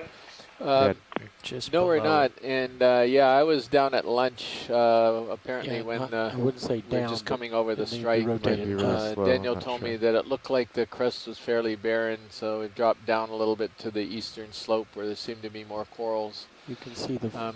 What I'm thinking think is it's that we moving can anymore. sort of move along that for a little ways and Yeah, document trying to get it, throw it this forward, group, and start then it rolling might be farther interesting forward. to actually go Yeah, I up and think over the that's it. crest. It's fairly narrow Okay, that's here, as far and see what the other down side looks rotation, that's like, as far and as it goes. see Looks whether like you to have me. a similar So density should I of roll around corals up? on the west ridge crest. That's as far as it goes, too. Oh, It's okay. done. All right, looks like we're roughly back. I just did a swoop down and back up to level with the top here. We're looking across the top now. Yeah, so he's looking, he's at a heading of 324 right now, and that's pretty much right across the top, looking perpendicular right across the top of the ridge crest. Right into the current. You can see stuff's not as big up here as just below on the leeward side. Two, but actually go closer to waypoint 2 as it came up Bridge the wall. nav. So we're actually closer Video to copilot. reaching the pinnacle Could I get on a the, ship on the move, top. same as before? But, 40 when meters, Daniel bearing comes back and I 045 exit degrees his, at 0.2 his knots. seat, then I'll update the Copilot. Fleeter mouse display. You can come down a little bit. I'm going to work at this depth here. Okay. Yes. Yeah, lots of bamboos on this ridge. Really interesting. Pilot, I don't know if you heard me, but if that upper left one just went off screen. We just came It's to the really top big. of a ridge. Stand by, let me double check. It looks like a nice, nice one to image. Now coming to the center of your top screen. I can scoot over there. Currently at a depth of 2,034 meters on the seafloor. For those of you who are just joining us, perhaps from the Maui Ocean Center, where they've got an undersea cave theater. Bridge nav. Welcome to you visitors. Yeah, our bailout can just be we're due very east deep. We're at the below a ship's mile heading below now. the We're on surface. top of the ridge. We're broadcasting this live from the ship Thank you. Okeanos Explorer, and it's deep water, remotely operated Looks like it's still vehicle, at good Deep altitude. Discoverer. We are on a ridge crest Okay, the that's move at the north 045 has side started. of Garnder Pinnacles, which is one of the huge banks in the Papahanaumokuakea Clear to Marine zoom. National Monument. And this is in the northwestern Hawaiian Islands. Focus of our project that we've been doing for the last maybe two and a half weeks is deep sea coral and This is sponge a floater. communities, and so we've found one here. Nav, No one copilot. has ever dove on this Go ahead. ridge before, Should and I nobody's try ever rotating seen the, what you're seeing and the what we're lower seeing swing at the arm same slides? time. This is a simultaneous live I mean, feed, is this kind of what we expect? and so or- you're exploring this ridge, You can move ridge the, with us. So hopefully you're enjoying this, and as you can clearly move the see, port lower, even though we're a mile to the below the right surface, we're slight seeing bit. some absolutely beautiful animals down But here. These get are visual bamboo with corals. the pilot cam first. They're given their name Actually, you have by pretty good the visual striking near black port. It's like- bands that you can see along their Video branches copilot? in between all of the coral Go ahead, polyps. Copilot. Can I get a partial zoom? on, Copy Sirius zoom. So if you're watching this at home too, greetings to you, and That's perhaps good. some of you Thank may you. also be watching at the Okay, so Aquarium of the go right Pacific on in the Long lower Beach, swing arm. California. And you have So a view in your welcome to port everybody rail who's cam watching too. this feed. We also have quite a lot of participating Let's go with scientists full frame. in Okay, I see it moving exploration there in your rail cam. command centers. That There's looks several pretty of them, a number of them across the country. Drop the We've light got two across the here in front wall. Hawaii that we just Are set up. lasers on? I turned them off. And Okay. the participating Come scientists left just are a also seeing the smidge. simultaneous feed and helping us This is a with very this, wide specimen. Would you turn off pilot? with guidance Pulling on Sirius out a taxonomic bit. identification lasers. and planning Is the that better actual video? cruise out. The lighting? So it's quite a I joint won't be able to tell effort until here. I zoom back out on the ROV. Okay. So, Science, we've got you a very large specimen. You can see it's going from full left to full right side of the ROV. You can Yeah, see so in the the serious view how wide it is. Yeah, and are the lasers on? Just so I we will can get turn a- them on yeah. as we pull out to get a size. You Sure. can tell me when you got enough beauty there, Roland. Yeah, Okay, that's I'm a- good. The lasers were on as we came in, Chris. Connor, A couple of you get a shots chance with to the do lasers on the full colony. on, or, Oh, great. full out Okay. on So the lasers Yeah, I are was on looking now. at the chat room at that Can you time. get any closer to it for Sirius's view? Yeah. I'll pull out.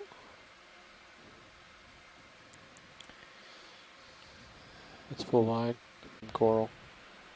port wing Okay, you outboard. can start a zoom, Roland. I'm getting stabilized here. We're in Tracking as you go. DP and settled. Oh, it's That looks like fully Lasers outboard. off. Good. Okay, So now you lasers can off. clearly see a space. You feel safe to move the drawer in and out and the slider in and out. Good to yeah. see. So He's got overgrowth on got, it. So yeah, you can turn the joy Scott box France off there. said sort of thought it might be an box overgrown And then, paragorgia or bubblegum Coming right. coral. Secure That's the hydraulics. red Really little slow. balls that you see, and that is indeed correct. It is a bubblegum coral that's totally overgrown by this other type of cnidarian. Yeah.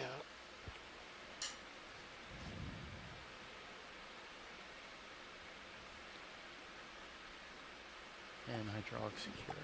Very good. Tilting up.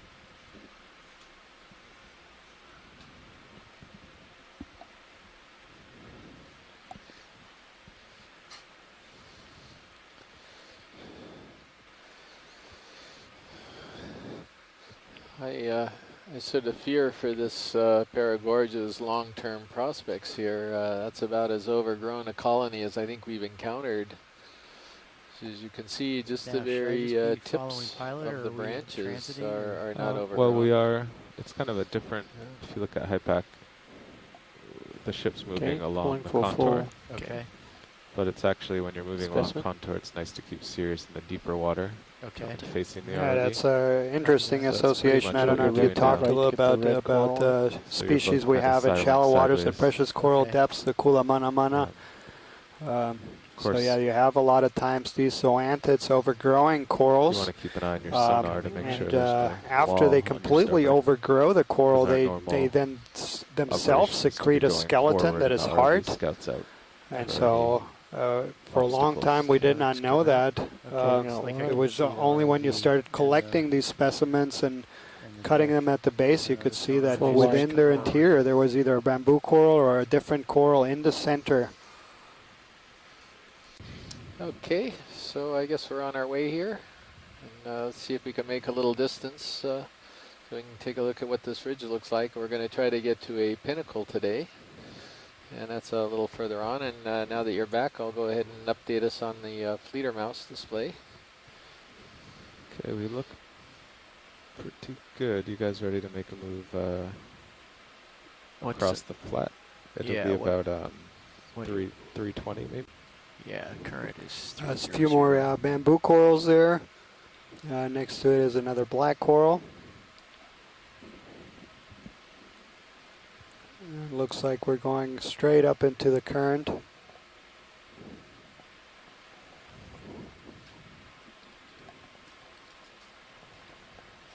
Look like we have multiple squat lobsters up in that sponge on the. Yeah, I see. I think I see There. what you're looking at there. We'll ease over that away. Oops. Quite a lot of pillows right under my feet here. So Scott is pointing out there might be another overgrown colony. I can't see it from here. 4 o'clock.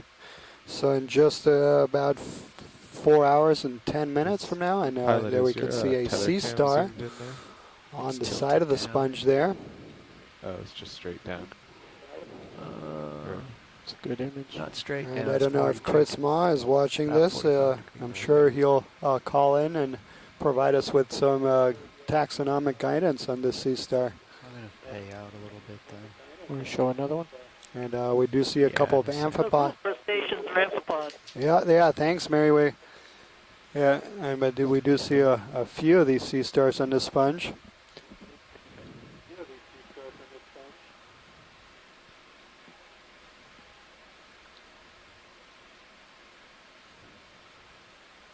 from Zoom.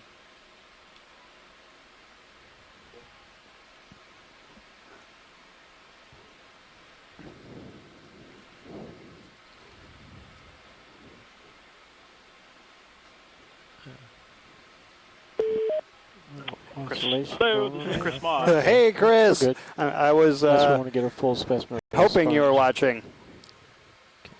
I want to go back to the one on the left. The white sea stars that you're seeing, these very plain, nondescript things, are a genus known as Henricia. Mm-hmm. And also they're one at the bottom, you can sort see of underneath is, a terrifying show. group of animals because they're, for people like me, for taxonomists whose job is to define new species and describe them and trying to distinguish them from one another, these are the most nondescript, the most sort of homogeneous-looking animals among the sea stars that I know. And they occur all over the world. They are found in shallow waters, mostly in cold water habitats. So, for example, in the Antarctic and in sort of temperate water habitats, they feed on encrusting animals and are documented sponge feeders in many habitats. But there isn't much known about the interaction as far as I know offhand. But there are many deep sea species, and they're among some of the deepest of asteroids. And so seeing them on sea stars feeding is pretty common, I think. I mean, based on what I've seen anecdotally, I don't know how well documented it is. But we've seen them on that large sponge from a couple of days ago, the 11-foot one. There was one Henricia sitting on it, I think.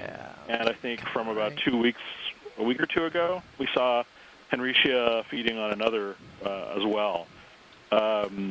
They sometimes have a tooth. Get in. This is a real neat crab. Sorry for the crab. Anyway, they sometimes have a tooth. Get in. This is a real neat crab. Sorry for the crab. Anyway, but so sometimes they have a special.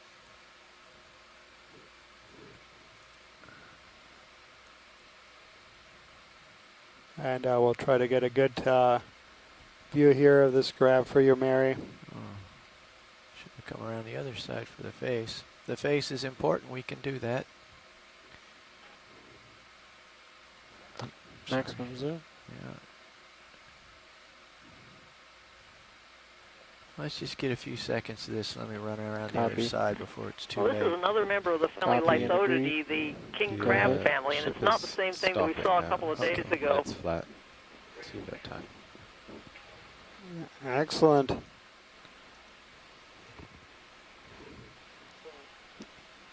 So, co-pilot. I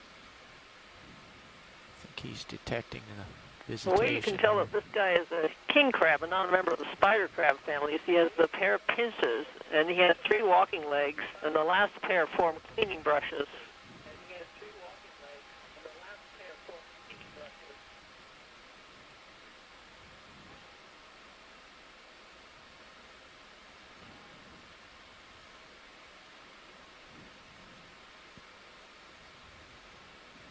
He, like I, has to hang on in this current. Excellent. Yeah, spectacular views there of this crab.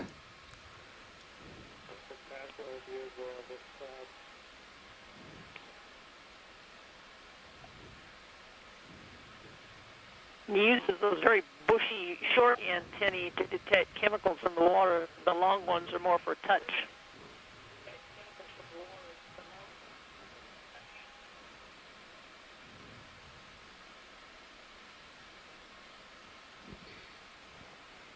You can just see the lights of Something else you might notice is this guy has pigment in his eyes, and a lot of those other crustaceans don't. Let's come out just a little bit, roll and get the. Boy, he's just. Yeah, thanks, pilot. He's got a grip on. Pigment versus unpigmented eyes. What does that mean for the vision in these different kinds of crabs?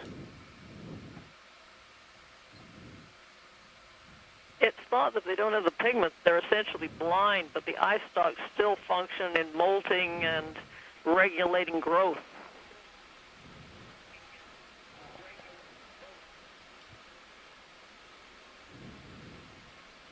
Okay, I Thank you. gotta go. Lasers is another Oh, genus saw of the black coral, and fish. now we have another one of these rat tails or macurrid fish. And yeah, that gives you an indication of the current flow here. Direction of advance. Just gonna approach here under autopilot. I've got delicate stuff underneath. Do this in a hover. You're clear to zoom.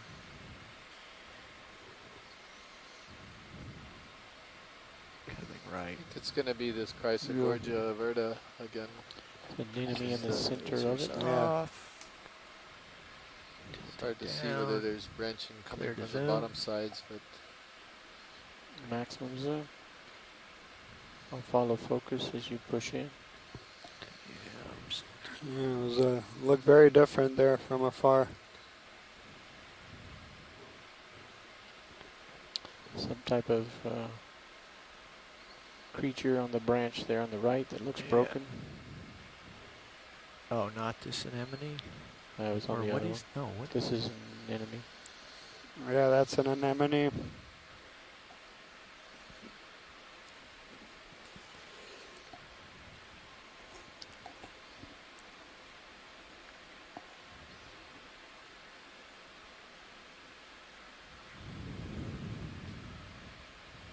Sorry about that. Herky jerky, where Good to see did you. you see? Oh, I see it. Coming And center there's- screen now. And There's also a still there's- orniferous octocoral there underneath that rock. Have any idea what this? underneath the rock. Yep. Do we have any idea what this creature is on the broken coral? Bringing it back to center screen. Just to the left of the broken section. Oop, oop, oop, oop. Yeah. Oh yeah, yeah, right there on the bottom side of the rock. Do we have an idea what this creature is on the branch that's broken to the left of the broken section? I think they're No Thinking idea, about but it. again, maybe we could hold off on staying too long at these things and make some tracks. We got a long distance to go today. yeah ships. Maybe something that The I one know. center or far Yeah, left? in center and then the center left. The center of the horizontal axis. This one right above the lasers? Yeah, that's correct. Go ahead in.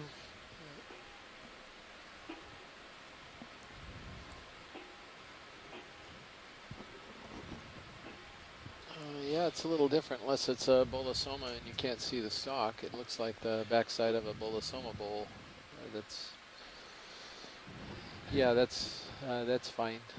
Decent look, thank you. Yeah, I'll bet that's what it is. You just don't see the bottom part Yeah, of it's it. buried. Yeah. It's weeping, so it's up to you whether you want to use it or not. So we're a little bit over on the crest, and it's sort of interesting. for You it. can Oh, see that's fine. the corals petering out a bit right on the ridge crest, even though it's not that wide. Jellyfish Then come we to have center. another hydromedusa, and it gives you a good indication be of the fast. current It's a flow. sponge that he's Right at mostly us. interested in.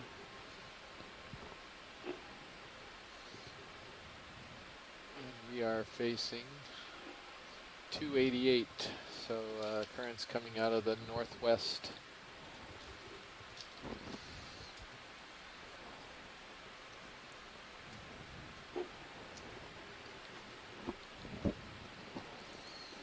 All right. Just let this guy go. All right. I think we Left of that. Let's get set up for coral. 020. So one thing that's different you'll notice on the crest is that we have a much more cobbly, bouldery type of terrain than we did over the crest, and it may be as simple as that, why we're seeing fewer animals here. We have seen that pattern before on This some of the sponge? other dives. I think so. And All right, go ahead in. Is this what you wanted to look at, watch lead? nope. We're okay. I think Okay. we're fine. Thank you. So we have seen this pattern on previous dives where Let's get we're set up for seeing 020. very consistent sort of All right. rocky layer, ledges, or bedrock showing up. We Pilot, see I'm more gonna corals, slowly and then when you get into these change my cobbly heading areas, to we see 020. fewer corals and sponges. And so whether or not that's what we're seeing here, not really sure, but this looks more cobbly to me. Yeah. You definitely have like the strong current here flow. Again. So there's a variety of factors coming into play here. It isn't just current. Clearly the substrate is having a strong influence on the community structure and the density of animals. So you're just about there. Beautiful tall bolosoma.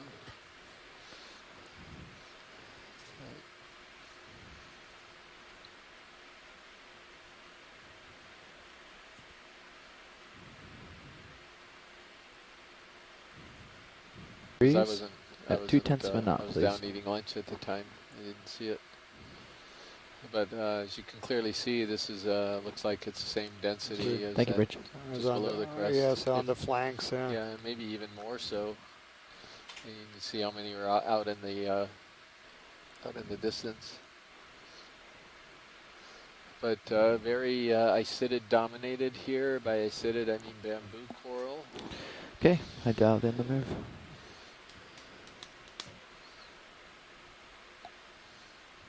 There's our bolosoma. I think you're This is the tugging stock me, pilot. sponge What's that? you're I think you looking might at. be Looks like tugging sort me. of a helmet. Yeah, pretty far out there. Football helmet Yeah, you're on a about, you're stock. only about 45 in my camera, but yeah, the line looks pretty tight. It's based Well, on I'm gonna tug you. The two laser Not dots being that you far can out see at in the all, background because there. That's the about 10 tether's gonna pull you. centimeters apart. the Yeah. two See how dots. it's pulling you to port? That means it's the tether just being pulled by the current. So that's going to be normal. You're going to be offset by like 10 degrees just because of that. Sounds good. This is a live broadcast from a remotely operated vehicle operated by the ship Okeanos Explorer. This remotely operated vehicle is providing you with images right now from the seafloor, which is 2,552 meters below the surface. We're in the northwestern Hawaiian Is that a Islands different in the pink coral at the bottom? Papahānaumokuākea Seems Marine like a single National polyp. Monument. And we're on a ridge, and we're attempting to locate high-density coral and sponge communities up here in the monument, and we seem to have found a pretty good community this morning up here. Nobody's ever dove on this location before. It's the first time human eyes have set upon the scene, and you're seeing it along with us. So thanks to you, those of you who are participating and watching from home or wherever you're watching from, perhaps from the Maui Ocean Center, or the Aquarium of the Pacific, who are broadcasting live the display. And yeah, this looks more like the Anthomastus than strupide, but that Tina actually identified as Tachinodos, but Tina's not joining us right now. And to follow up on Chris's comment there, we will have another 2 dives on this expedition on Thursday and Friday, broadcasting live. Up here in the northwestern Hawaiian Islands, we'll have a dive on Thursday off Nihoa Island. Okay, clear. And then on Friday off Middle Bank before heading back to port on Saturday. But this is just the first of 3 expeditions. And there we go again. You start showing up cobbly substrate and the corals disappear. So a pretty clear pattern I think we're seeing. And hopefully we're getting enough data from these kind of breaks in the substrate that we can say something with some certainty after we've analyzed all of the video. We lose the skids rolling. Another one of these hemicoralliums.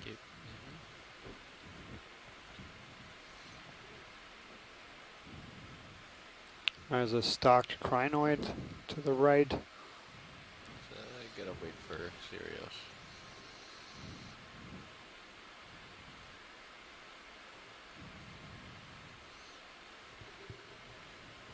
commonly known as sea lilies.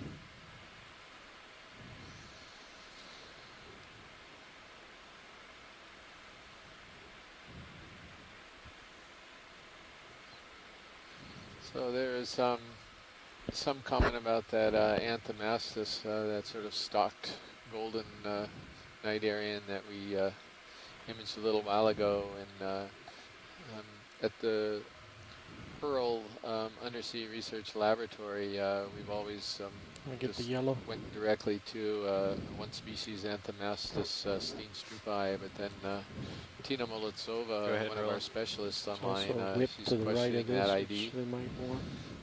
And she thinks it could be something else, so we're really not sure what it is. Another one of these bubblegum corals that we imaged earlier that's overgrown by the zoanthid. So I wonder, that's probably the second Paragorgia, and it was also overgrown, so almost to the similar extent. It's got a nice brittle star in the middle of it. Yeah, and that's in the genus Asteroschema, so not a true basket star, but related to the basket stars. Rotating right, and there's a very thin Okay, coral. that ship moves just about. Doesn't look like much. So I'd say keep It's going. Hylipterus, all right, and you can tell by the sheath that's at the base of the polyps here. Hylipterus has a very sort of two-spine sheath that the polyps come out of. D2 sonar? And it's in the sediment too. It's one of these sediment-dwelling sea 045 on D2. So Okay. a fairly common Got anything on inhabitant. In Sirius? fact, there was a place we dove off of Twin Banks in the submersible back in 2007 and push forward, there's 2009, another one just and above it. We'll just the fly most past them dominant both. Nidarian on I'll this, pull out. what was otherwise a rocky terrain, was this Hylipterus, and there was, you know, hundreds and hundreds of these that were growing in the little sand pockets between the rocks, which was pretty interesting. Is that a pycnogonid on there? Maybe. Stand by. Go ahead. Yes, I think it is. Yeah, it Daniel. is. Yeah, it is. It sure is. Come back for it. I gotta rotate around to my left. The current's spinning me around. Hold on. Full wide. To Hold just it, bring it explain back. a little bit Another about crab at why the we're top. seeing so See many his arms. boulders on the top of this ridge. I mean, usually you associate round boulders with something that's rolling down slope, but we're kind of on a fairly flat ridge crest, so it's a little puzzling, at least to me. Probably not to the geologist, but Hey, Chris, it's Jonathan here. I just got back from lunch. Can you repeat what you just said a little bit louder, maybe? yeah. So, Jonathan, we're seeing sort of this on more or less the crest of the ridge, the flat part. We're seeing some pavement Let's do the there next that one just more may like be 030 maybe. more the result of How's that look to greater you, manganese co-pilot? coating, but it could also be bedrock yeah, that should be fine. interspersed with 030. a lot of these cobbles. And I'm just curious as to, given that it's kind of a flat ridge crest we're on, where Yeah, are we these can come cobbles in coming partial from? video. And this wasn't And above. I'll just cruise along. This wasn't above water, was it? This far down on the ridge?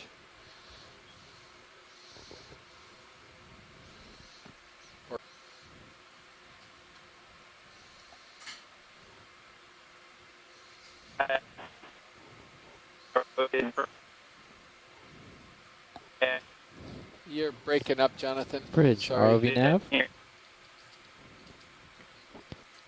Heavy manganese crust probably suggests that they are actually more Another stable ship than move, anything please. and have been in place Let's for do a couple 50 million years meters, at least. bearing 030 degrees I at see. 2 So tenths it's odd to find such a cobble field at the top of the crest, but we've seen it on other dives.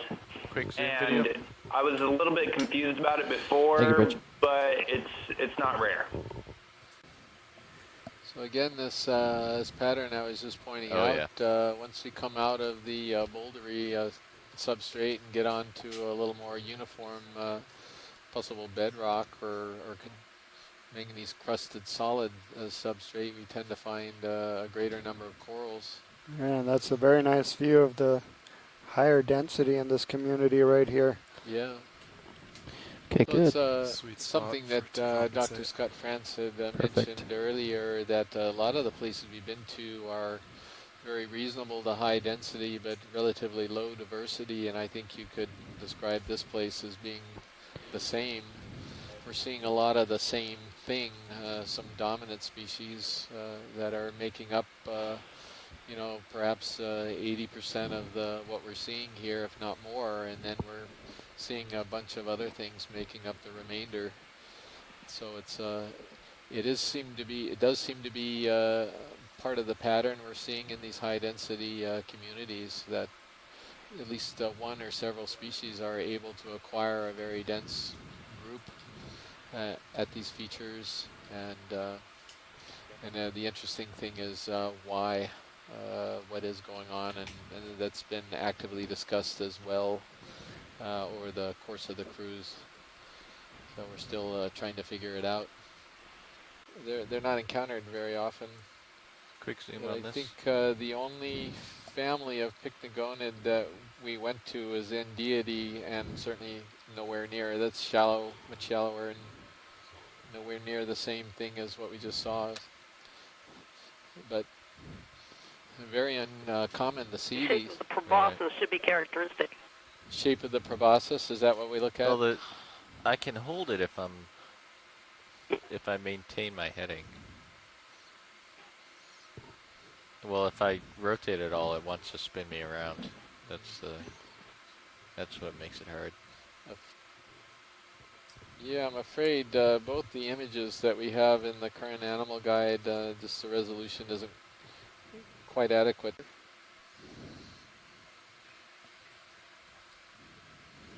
All right, go ahead.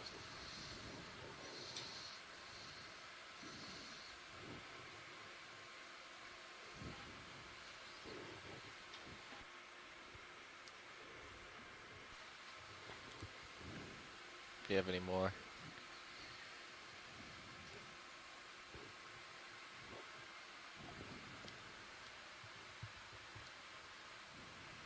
And species in unit adoption are just obvious.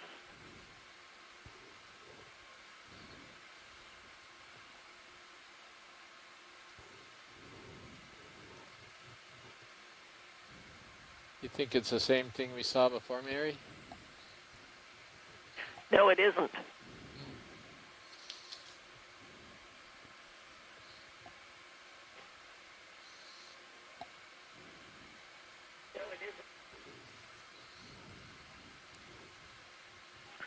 This fellow lacks that great big central dorsal spine.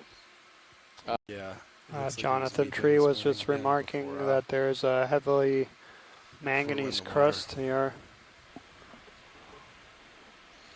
And here's again what Chris was talking about, where you have the change in substrate and a concomitant change in the density of animals. Oh, there's an eel. Like go ahead. It's brevidorsalis again. This has sort of been a very common eel that we've seen on a number of the dives. Synaptobranchus brevidorsalis. That's a really clear image of where the dorsal fin originates.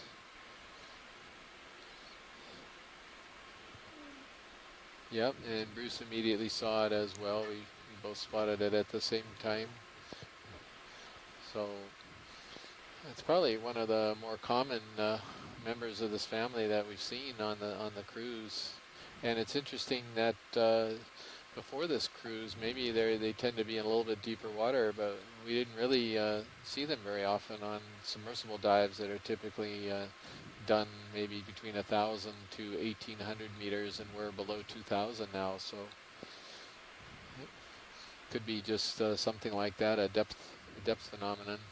Describe it very fast. Yeah, but you have any idea? I mean, would it be a knot or something, or more than that? Or I mean, it looks like it's raging. Let me see.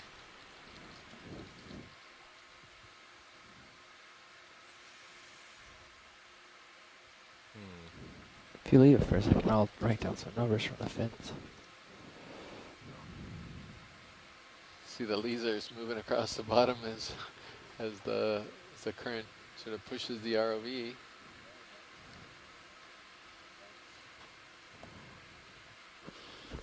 Okay, let's see. Yeah, I mean, we had several instances where we're trying to get a close-up on a Matched fish, with it? and he's just swimming backwards Let's see, northern. towards It's well us. matched.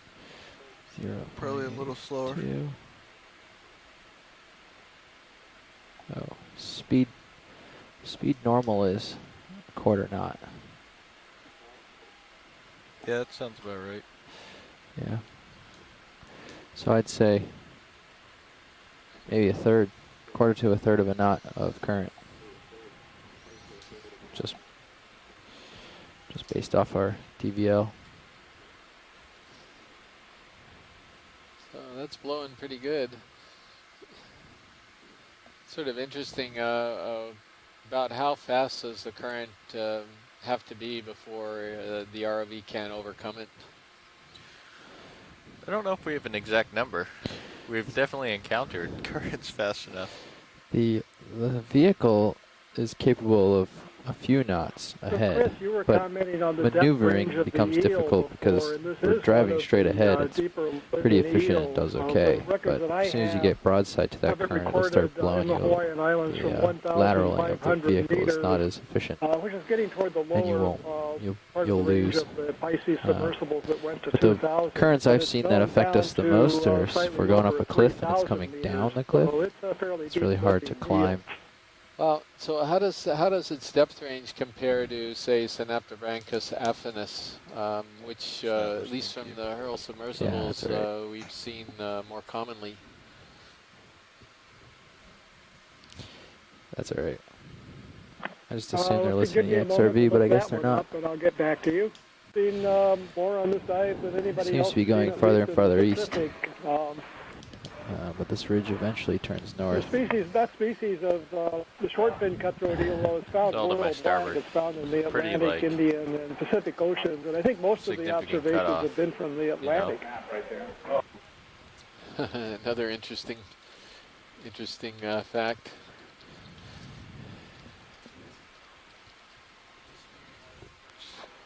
Yeah, it's also interesting that it's not unusual for related species that occur in the same area for deep sea fishes to have slightly different depth range distributions. So they overlap in their ranges, but the center of distributions can be at different depths.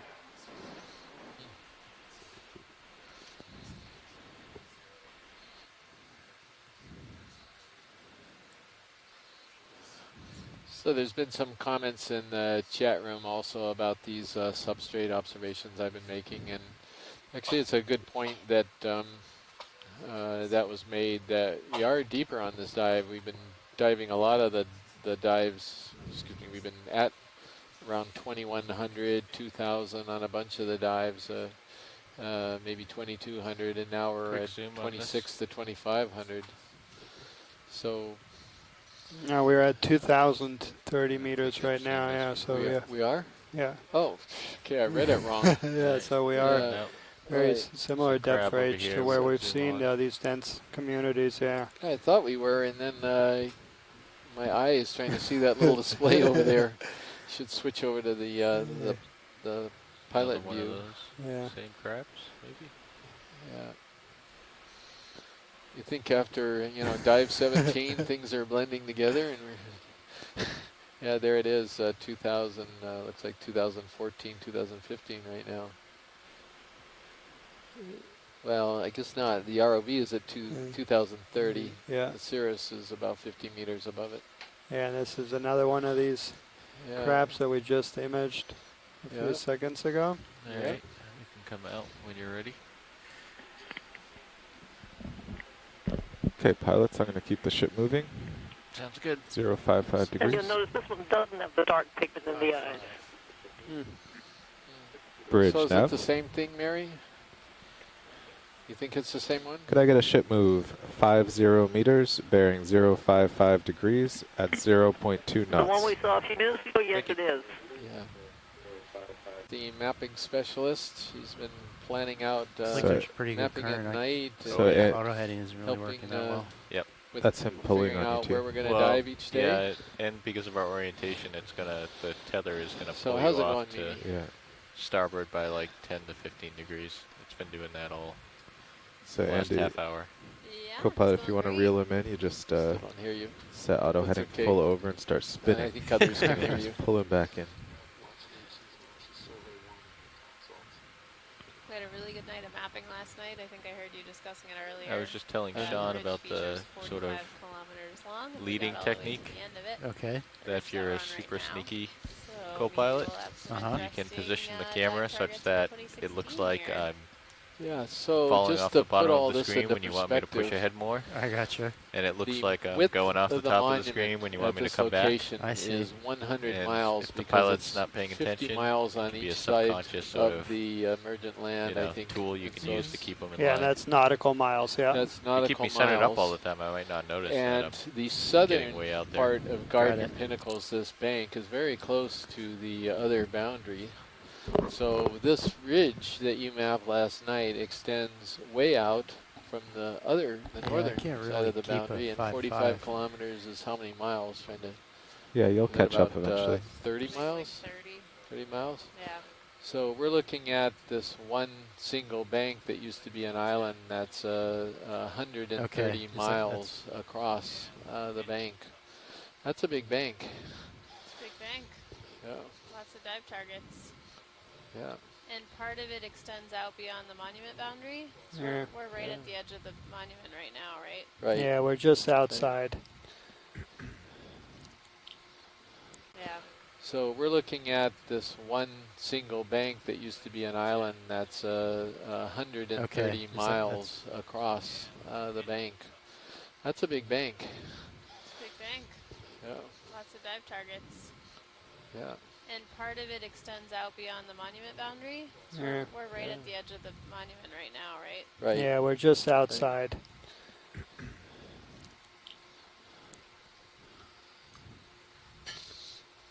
How was the boundary chosen initially? I mean, so the monument was, and this is the way monuments are designated, as they are by presidential orders. Yeah, so it's the choice of the president at that point. They can go out as far as 200 nautical miles, the exclusive economic zone.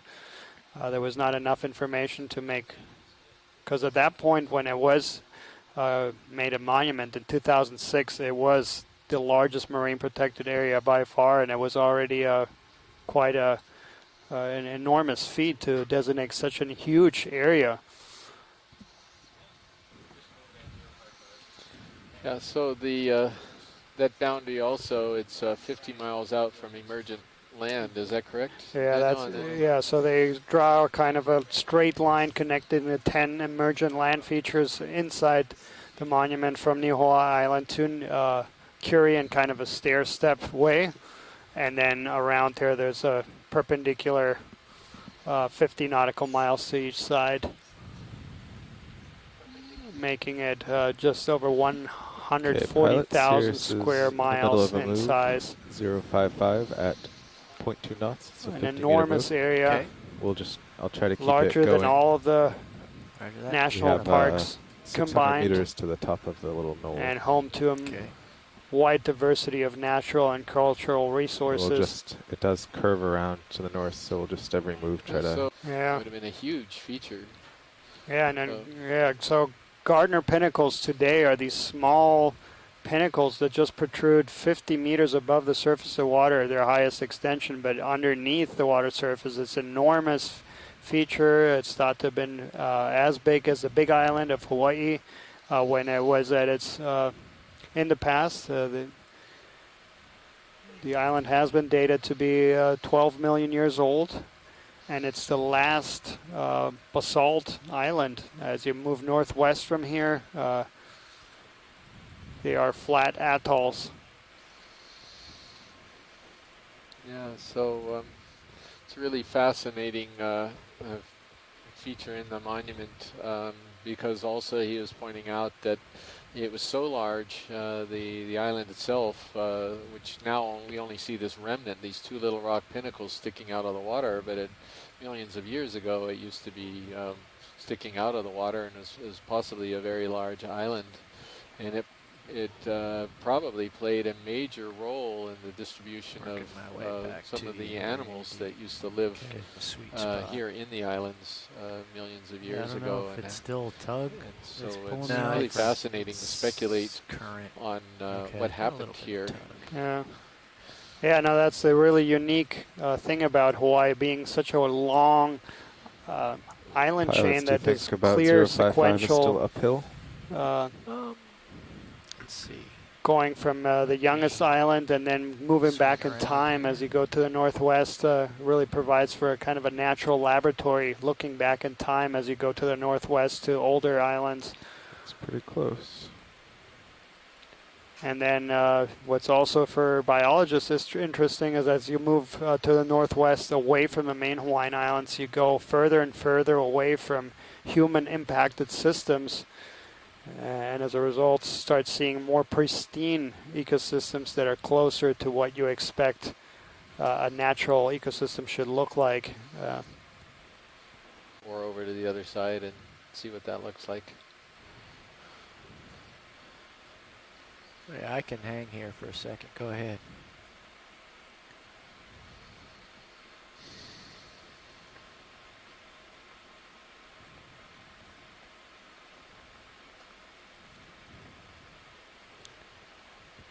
You can see a partially dead sponge here.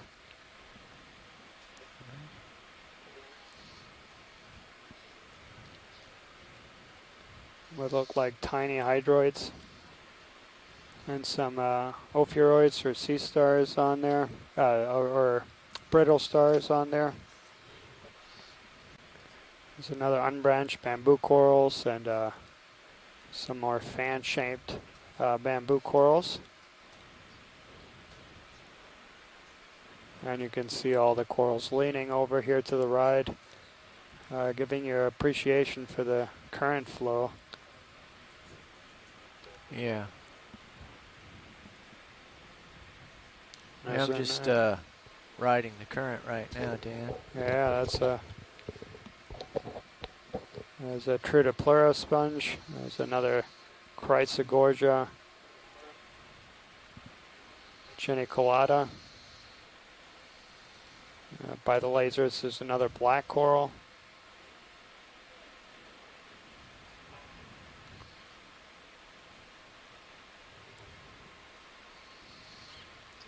Just swing around and get my nose Little into the increase current in here. the density here really in this back spot. against it effectively.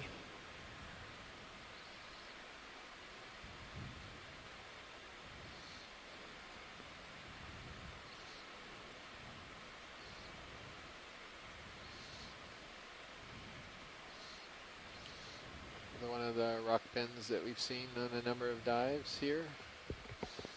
Again, a lot of these big bamboos and That was a big, big anemone. Yeah.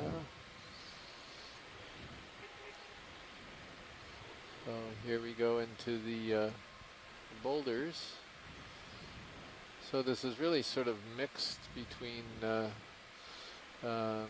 cobbles and boulders and kind of harder substrate. Just going from one patch to the other on this ridge, the side of the ridge crest. Tug in the process. And it's a sponge. It's push not a out. corallium, I think. No, it's a dead sponge. A great, big, huge dead sponge. I'm surprised we haven't seen the really big corallium yet on the cruise. I keep sort of trying to spot one. Semi-dead sponge. Yeah, and there was a question about this earlier Yeah, because go we'd ahead. seen a few dead ones about the natural coloration of the sponge. Yeah, then there you can see the difference between the dead portions and the live portions. Yeah, that's sort of the dead portion right there, and then the whiter area is the living part of the sponge, so it's a little bit half alive, half dead.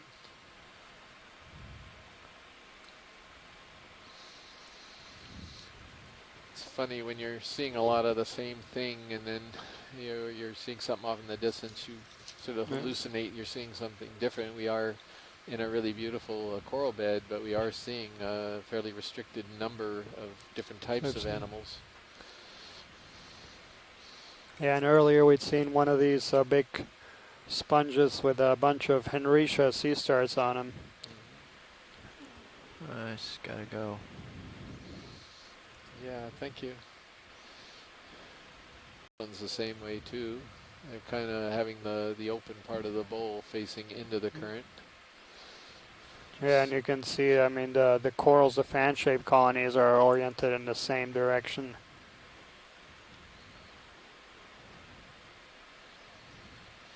Coming over a feature Looks here. like that's the edge of the crest. And there's yeah, so Dave, we were thinking at some point we like to cross the crest maybe and look at the other side. Okay, we'll let Nav next cogitate on that, and Sure. He'll take us there. Yeah, great, thank you. Okay. There's our some dramatic image. Let me back up to you a little bit, Andy. Okay. Bring your head just a little right. Our next move would Yes, be you can see northish then. Looks like we're coming up on a wall here. Okay.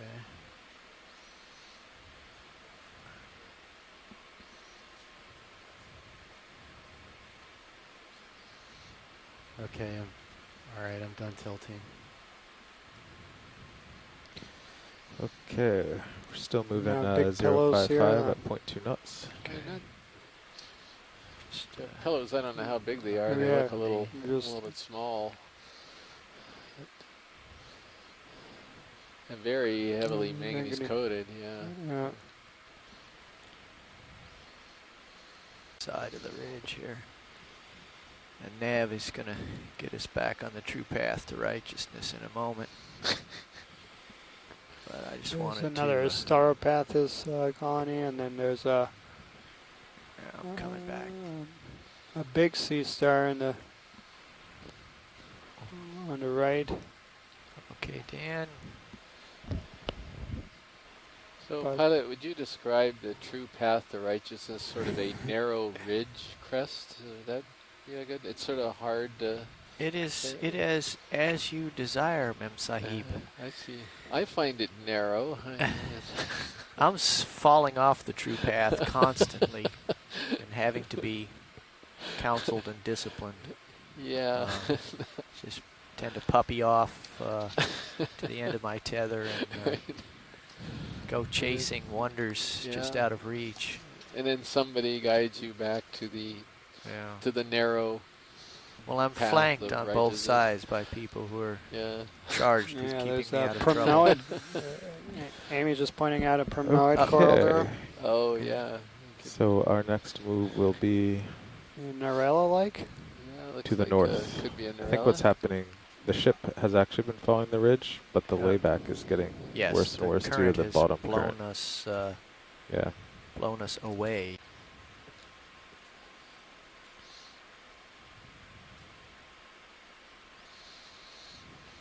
Yeah, this is a pretty nice density of animals here. You can see right at this particular point on the ridge. Yeah, so we're to Gorgia. So I'm bringing my heading to see them all bending over in the strong current that we're experiencing today. No, we are seeing some sponges, but we certainly aren't seeing tons of sponges. Nav co-pilot? Past couple Go ahead, days we've co-pilot. seen a fair number That's of the our Walteria current bearing. sponges. Yes, due small north. sort of cone-shaped sponges, but I don't think we've seen any today, have we? No, none so far. Just some of these old Euretids, these very old, what we used to call gramophone sponges, till we understood what they were a little bit better. But that's been kind of a couple Bolossomas, a few Trudopluras. Yeah, that's right. But that's it, yeah. Yeah, have we seen any of the Poliopogon, the big? None. Yeah, I don't think so either. Yeah, it's a more bamboo coral dominated community here. Trudopleura and those big bowls that are Eurytinae. Those are both hard corals. I don't know how it makes a difference with respect to the current, whether a sponge is more successful if it's hard in a very high current or whether it's soft. But the other one we've seen is the bolosoma, the stalked sponge here today, and it's a soft coral. It's got a sort of a durable stalk, but it's the actual living tissue part on the top of the stalk is soft. So never really thought about whether it having a stiff skeleton or whether it had a soft, unfused, to the skeleton spicules that would be advantageous or disadvantageous depending on the current flow. Yeah. We did see that really, really delicate leaf sponge that we sampled, but it was way down the ridge, and maybe it doesn't.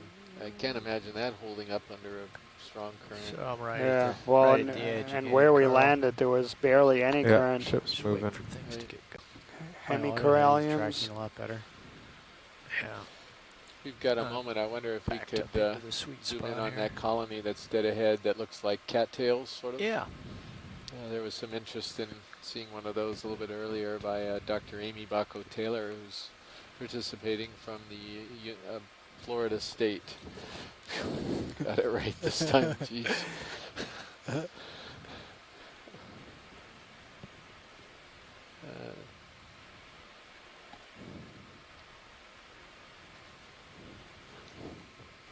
And clear to zoom video. So first we'll get this Chrysogorgia. It looks like Chrysogorgia geniculata. Seen a fair number of these on the cruise. With some barnacles up on top. And you can see there the exposed skeleton on top. Very distinctive golden coloration.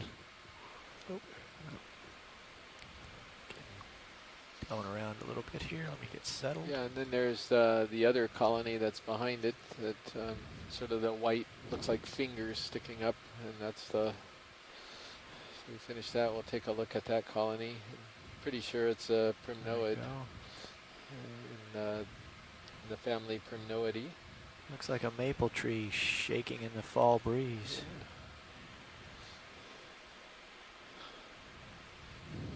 A barnacle. Oh.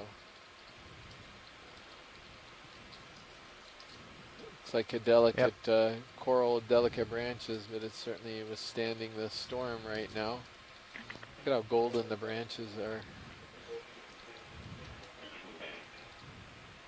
Okay, you're gonna have to come out and get the next object pretty soon. Yeah, I'm That barnacle belongs to your favorite family, but it may be a genus called Oxynastis.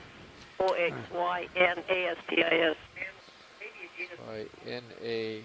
Yeah, I'm familiar. So they're very common from black corals. So yeah, there have been a lot of species just been described from black corals. Like a Narella, I guess, at least superficially.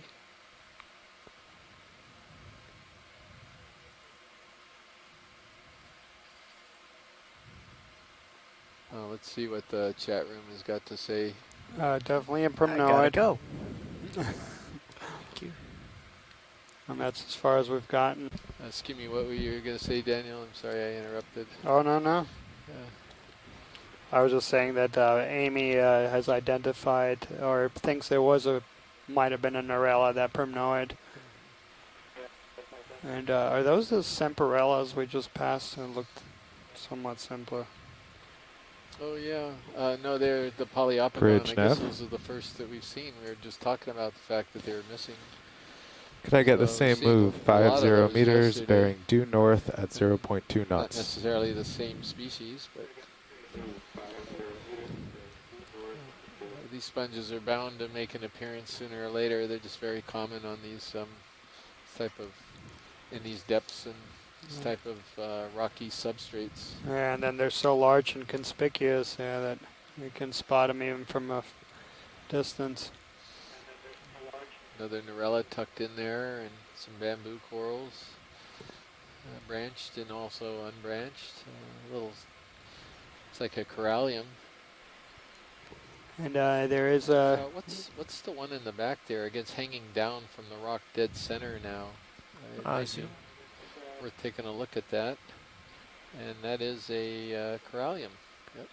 Okay, wide please. It's a very thick. You know, things are settled, and if you see them, of course. Yeah, sure, definitely. Because, yeah, as far as I know, as far as you know too, and everyone else, the Candidella gigantea typically has that barren Yeah, so this bottom part of the stalk. So, yeah, if there's... that's it didn't another have bamboo it, coral. well, it might be like the unbranched Primnoa that we collected the other day. And there's this little thing. Oh, yeah. It's got a couple of squat lobsters hanging on for dear life.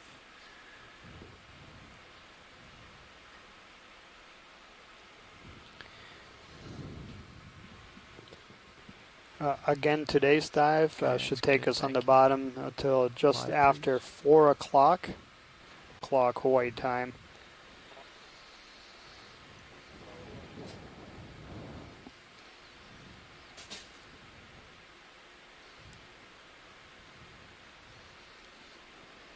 These look like some interesting pillow flows. That's, I guess, what they are. And I don't know if Jonathan Tree would agree, but perhaps he could comment a little bit on these kind of funny little ridges of bumpy ridges that we're coming over right now. I'm pretty sure they are, and they're very small little pillows compared to some of the ones we've seen on this cruise that were over a meter across. Huge pillows.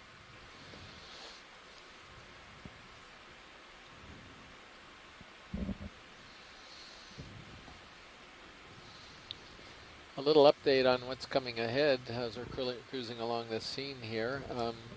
So we are at 2,022 meters. Where am I looking? I'm looking. It's because I'm looking at the wrong display. It's gotten steeper so here, Carl, even though you've taken us north. Yeah, it seems like still on the hill. meters or so, but I don't know. Anyway, well, we're just over 2,000 meters. I mean, our delta is 10 meters. Tomorrow we're going to be transiting off the bottom. all day long. Tomorrow we've got a 33-hour transit because we're sort of on our way back. Yeah, this the bathymetry we've had so we are this not whole trip going has to been be broadcasting a live ROV feed feed tomorrow. Not tomorrow, not the next day, but the day after.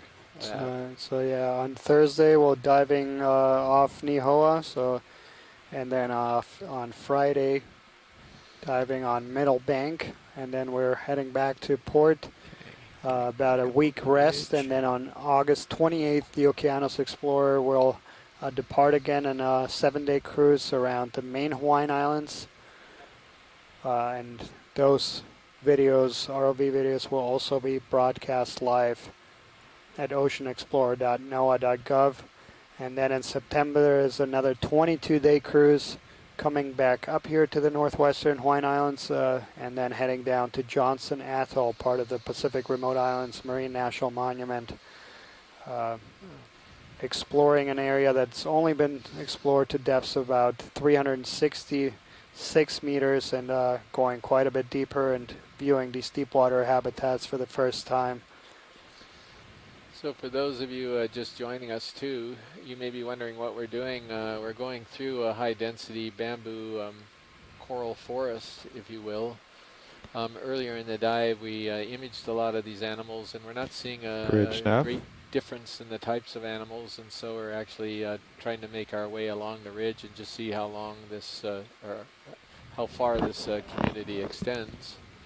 And then we'll stop every once in a while and look at things that we are a little bit unusual that we haven't imaged already. And this is a beautiful example of a chrysogorgid coral, very long, probably quite old. Okay, I'm hauling in. There's some sponges in the background. While we're looking for things, we're just providing you some updates and trying to check with position. Yeah, so this thing is looking... That chrysogorgia looks interesting, A, because it's so large, but also because it appears that there's a separate little branch, kind of like bottle brush coming off halfway through, off the left. Yeah, maybe we can zoom in on that part of it as part of the close-up I think we're setting up to get. So that little whip you're seeing on the right, that's going to probably be the Candidella gigantea. You can clearly see that the polyps don't extend all the way to the base. Yeah, that's a good view of it, Chris. That's exactly what I was wondering as we were passing over Bridge nav. previously. And here, yes, you can see very Bridge clearly nav. there's no polyps debate there. We can zoom. Hey, we are So ready for for the a ship audience, move. you know, this is that whip We on the got right 50 meters would due be in a north at completely different 0.2 family, knots. which is a fairly high level of classification than all these other bamboo coral whips Think bridge. that you see that they're just kind of irregular. You know, they sort of move back and forth. I mean, in their growth, it's not a nice clean stem. Well, let's talk about the Chrysogorgia now. Yeah.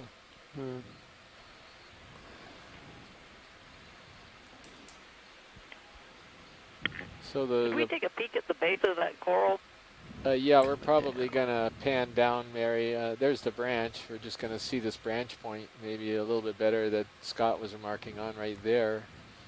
He was sort of suggesting this is a side branch coming out of it, or possibly a settlement event. Something else has landed on it.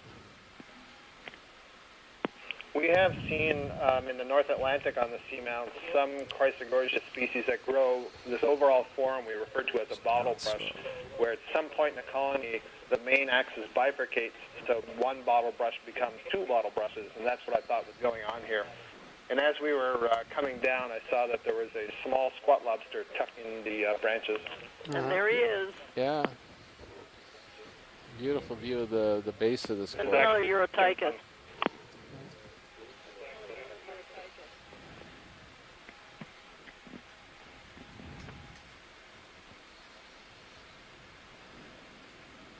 So those of you who are watching from the general public here, you see all these polyps moving, and that's because of the high current that we're experiencing down here. So in the deep sea, you may have thought that there isn't much current down thousands of meters below the surface, which is where we're at.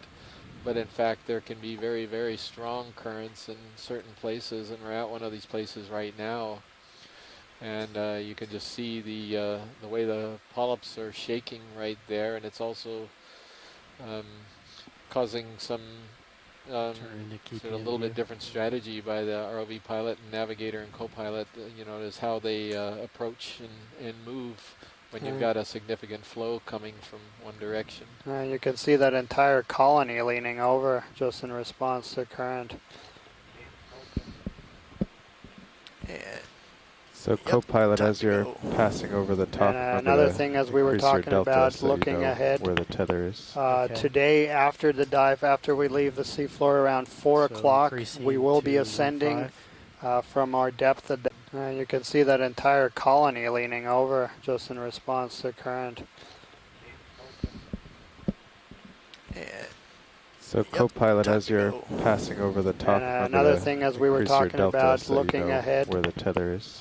today after the dive, after we leave the seafloor around 4 o'clock, we will be ascending from our depth. At that time will be about 2,000 meters, moving up in midwater to about 1,200 meters, and then doing a series of midwater transects, each one of them for 10 minutes, transiting horizontal parallel to the seafloor and recording waters, animals in the water column. We did one of these transects a few days ago and recorded some very interesting creatures, very different animals than what you see here on the seafloor. A lot of jellyfish, some interesting fish, and ctenophores. So for folks that are interested, that will be starting around 4:45 this afternoon, Hawaii time. Delta's pretty high now. How many on that? Bamboo coral.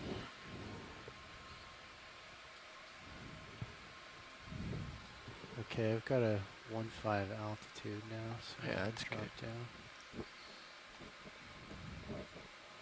We came around a little bit of a shoulder ridge there and drop back down. A little bit of zoom here. Yeah, so updating. There we go. Okay. Well, I guess we'll wait till we get the telecon back.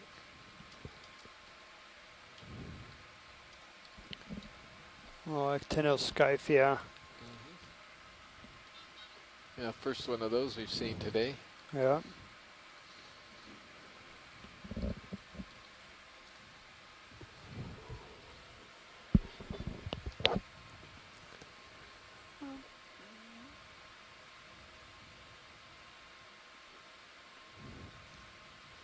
Yeah, I'm floating. There's a bunch of stuff under me here that's sticking up quite a ways.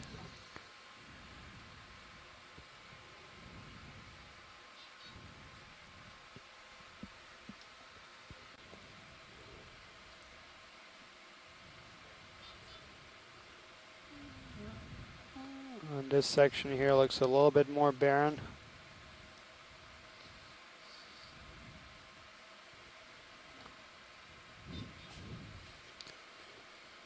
And Tina Molodtsova from the Shirshov Institute of Oceanology in Moscow, No, I'm here. Moscow, Russia, just joined us. Welcome, Tina. I've seen quite a few anthomastus here on this dive. Yeah, we got some close-ups of some, and you know that very long columnar one. We got a close-up of one of those, and I think we got a couple of the red ones too. Yeah. Already. So. And then some bathypathes and stauropathes appear to be quite abundant at this site too. Yeah. But fan-shaped bamboo corals are by far the most dominant here in the community. Here's a case Bridge where nav. you've got some of this consolidated hard pavement. Yes, but, could I get a you ship don't move have 50 corals, so meters, it's not bearing just, 350 degrees clear at 0.2 relationship knots? Where, you have cobbles, you don't have corals. You have this pavement, you do have corals. It's not that easy. Thank you, Bridge. You know, of course, there's a lot of things going on here that we're just trying to understand. So this whole little area here seems to be a bit devoid.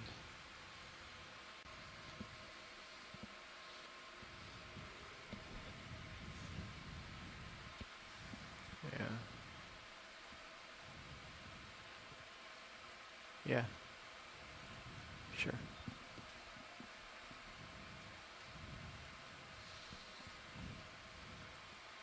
Sponges, just like corals, provide substrate for other animals, and here's an example of that. We've got 3 feather stars on the side of this, different sizes. I'm not really sure if the one on the left is a different species. It could just be a young one of the same species, or it could be different. It looks fairly similar, sort of, maybe not.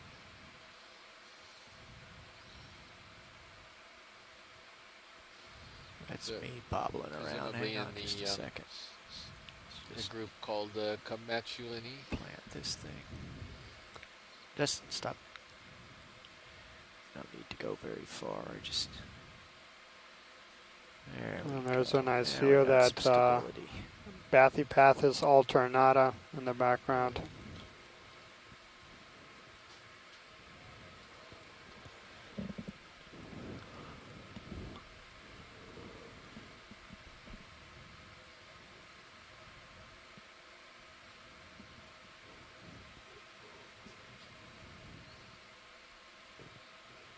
Okay, come out a little bit. Oh, that's nice. These little pinnules, I guess that's what they're called in crinoids too. You can see them sort of fluttering in the current.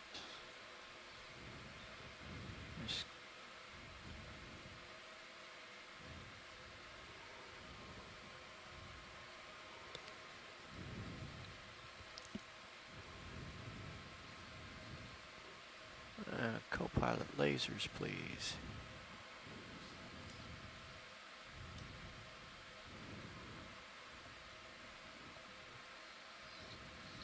There we are. Okay, gotta go. 30 centimeters pretty across, maybe. Yeah, and about half a meter in height. Yeah. Falling in a little bit. There's a nice polyopogon sponge. Sort of a weird position there, kind of against the ledge, but seems to work for him. Seems to be. And there's an eel coming to the left. Oh yeah. One of these. Okay, a little zoom. Brevidorsalis. Not much. That's good. Hold that. I'll track it from here. And I'm wrong. It is not Brevidorsalis at all. So I jumped the gun because it had some of that model appearance.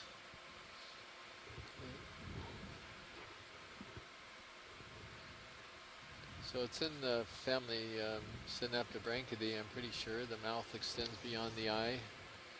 It's got a typical synaptobranchid tail morphology.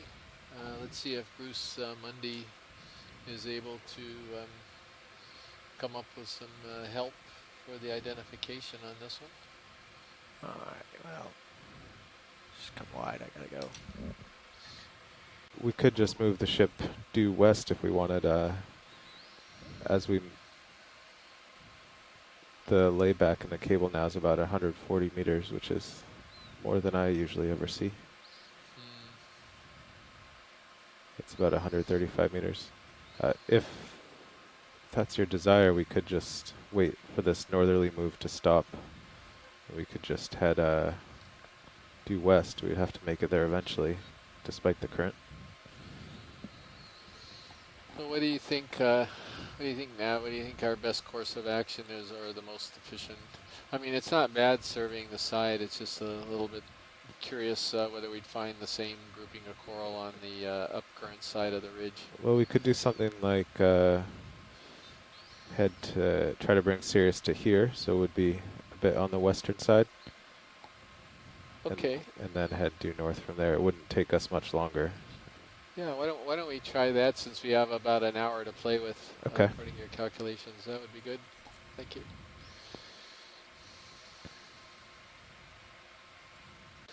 We're going to try to shoot over a little bit to the western side of the ridge. It's a little bit of a battle against the current, but yeah, he believes we can go ahead and do it, and then we'll sort of cut across the ridge top toward the final waypoint on the top of the pinnacle.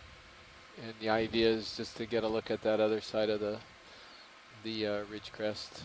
And Pilot's nav. Go ahead now. So for the next move, we'd like to kind of head diagonally up and over what looks like a ridge in the multi-beam, and just look over the other side. Okay. So our direction would be about 310. That's good. That's right up current for Yeah, me. it'll be slightly, I don't know, over a ridge, slightly flat, and then we'll see a bit downhill and we'll stop. The interesting thing is, well, I don't know. Let me go over this away and see.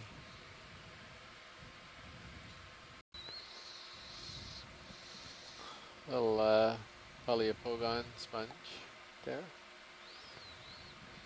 facing right into the current, and looks like he also have his atrial or concave surface facing right into the current.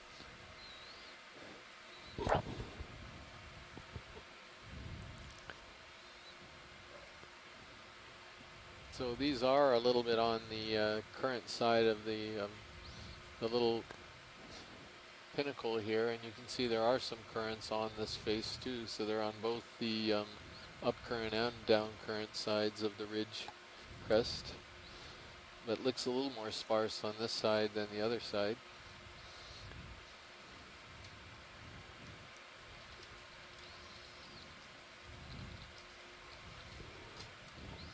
I might be tugging on you a little bit. Yeah, I'm going down quite a bit.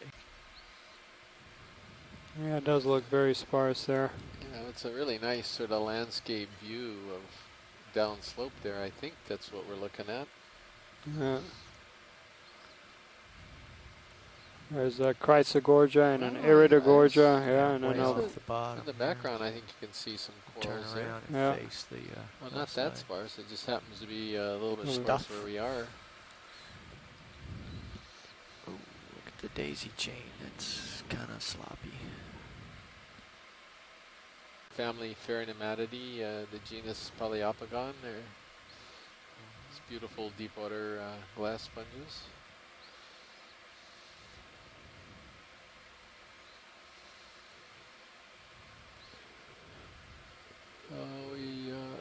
currently at...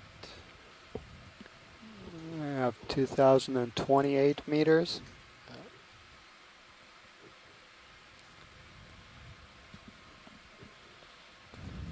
Interesting looking crack there. A little bit of sediment channel.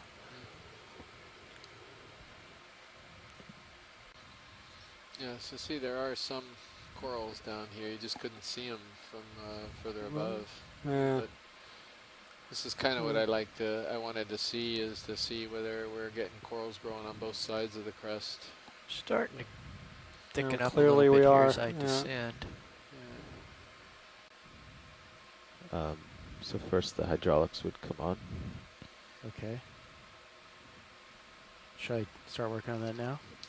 Yeah, as you you know, keep them in sight and all. Okay. But as you have free moments, you can start doing that. Just leave your heading constant, otherwise I'll puppy off somewhere. Okay, heading constant. Right now I'm at 315. Yeah, that's fine. That's our line of advance. All right, I'm spooling up the HPU. Seems to be a little bit flatter on this side, you know, versus the other side. Should we retract the other side was swing quite arms? steep, but that's where we actually landed. No, This it's pretty was flat. A little more gradual slope here. Now what else? Bamboo corals, branch got bamboo it. corals. So right now it's the very upper left screen. It's aimed at the shilling. So if you swing it copy around to the, there you go.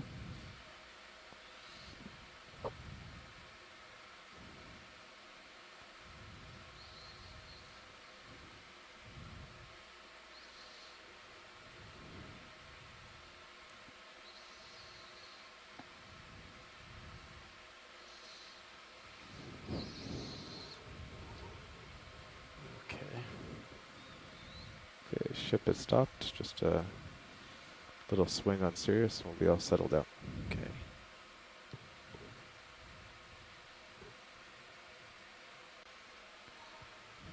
And so the corals here are also lined up just as they were on the other side, perpendicular to what we are assuming is the prevailing current direction, which is coming from the northeast. Unstocked sponge. Yeah, pretty high stock there. This type of current flow, you wonder why he needs to get quite so high, given he's got a pretty small head. But it's a Bolosoma. There's the genus. There's a little Anthomastus on the bottom.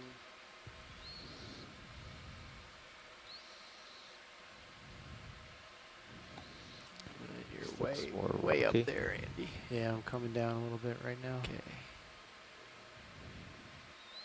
I think the loose stuff is down here. There's a big pile of pillows up there. What's that? Again, if you just joined us, we're currently at a depth of 2,040 meters. We are on a ridge northeast of Garnder Pinnacles, over 50 nautical miles away from Garnder Pinnacles, just outside the boundaries of the Papahanaumokuakea Marine National Monument. Broadcasting live from the remotely operated vehicle Deep Discoverer, operated by the NOAA ship Okeanos Explorer. Another unbranched bamboo coral up ahead. It's just not out very far. Yeah, it's not even. It could be. On this hillside, we should pull in the starboard, lift up the starboard, and you can let the port all the way down. Because I'm going to be sideways to this hill. Another one of these black corals. This. Okay, I'm spooling up the HPU. Yeah, can we take a quick look at this guy? Sure. Is this just overgrown? And but now both the displays are showing us on the east side, so it's good. We, okay, Joe. We figured we were on the east side, but. And do you want your port farther out, pilot, or? Yes. Yep. That's just the way it is. So we're looking at a dead coral Okay, that's swinging. now heavily overgrown by hydroids. Port swing arm.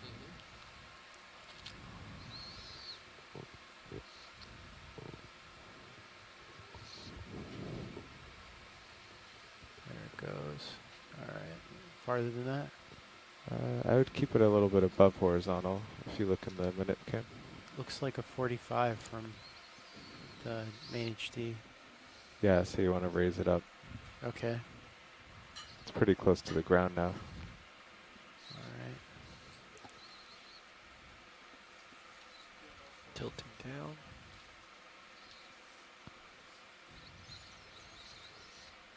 So, okay, Bushy. I see. I wasn't getting the right view. Coming down. Yeah, let's see if there's any polyps left on this thing. So that's a pretty steep angle. It's like 60 Basically, degrees. the bamboo coral made the skeleton, No, those presumably, and then isopods. died, and a bunch of other animals have taken it over. Oh, who's that? What's that? I don't know what that is.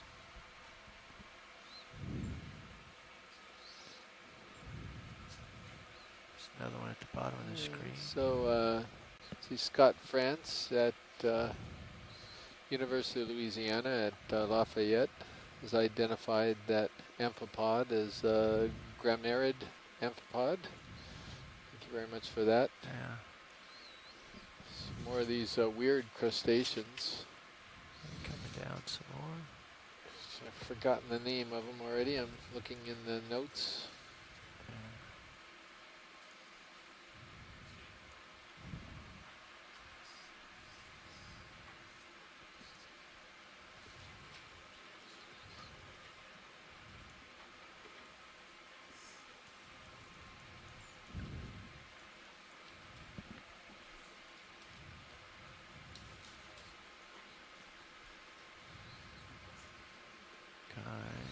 Coming down.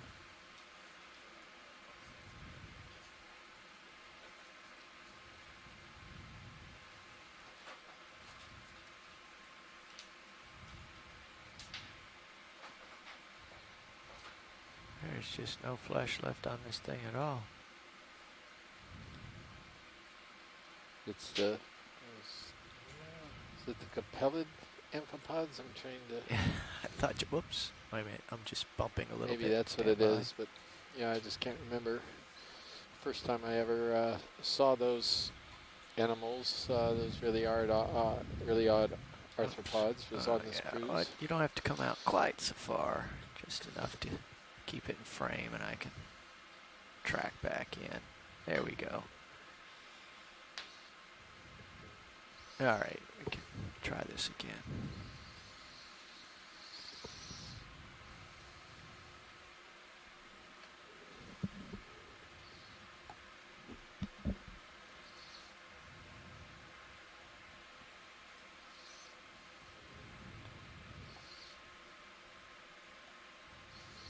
Okay, now we gotta kind of finish up here.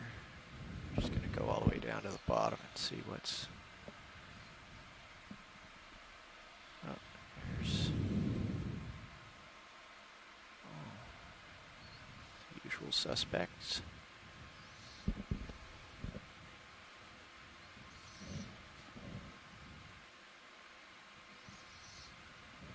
Down some more. Workshop nav. Let's see, I can't see the base. Hey, whoever's on the schedule for nav in a half hour, could they come at 10 minutes before so I can go to the ops meeting at Come out a little bit. 2:20? Get a whole frame of this crinoid here, just for beauty.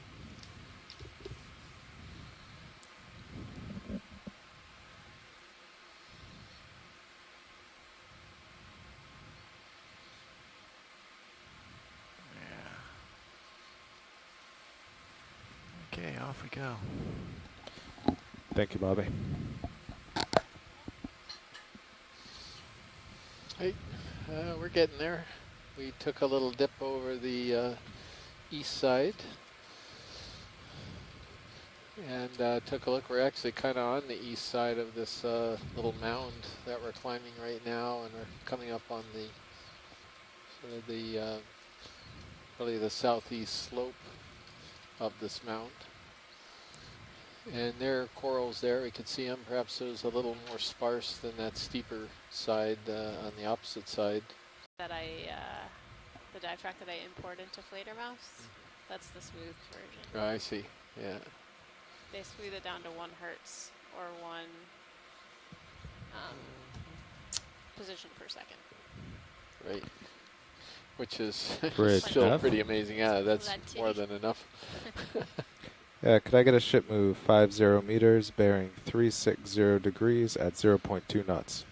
Anyway, we're progressing pretty well here. The projection is that we're going to make the top of that hill there about an hour early, and that allowed us to actually go look at the east side a little bit, burn some of that buffer. Looking at the east, and we found a rock. So we've got our 2 rocks here. Great. We still have 1 biological, but there's a lot of interest with the coral people in particular to see what the top of the knoll looks like. So it looks like we're about 350 meters from our top of our knoll. It's a slight knoll. Yeah. It's about 30 meters up from where we are now. Yeah, just so very come in very gently gradual. about halfway. And let me The other fly the other side drops off a little steeper, I think, on the northern side. Yeah. We're just coming up a more gradual phase. That's right. Yeah, so Yeah, our slopes, our overall slopes are about 11 degrees. They might encounter some small walls, but overall it's a pretty gentle slope. right. So this is what it looks like when the terror starts. So chewed off the end of this stalk here, or branch. Okay.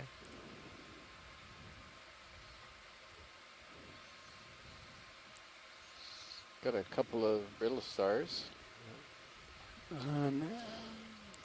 Exposed part of the bamboo coral that's overgrown by hydroids, as well as a few barnacles.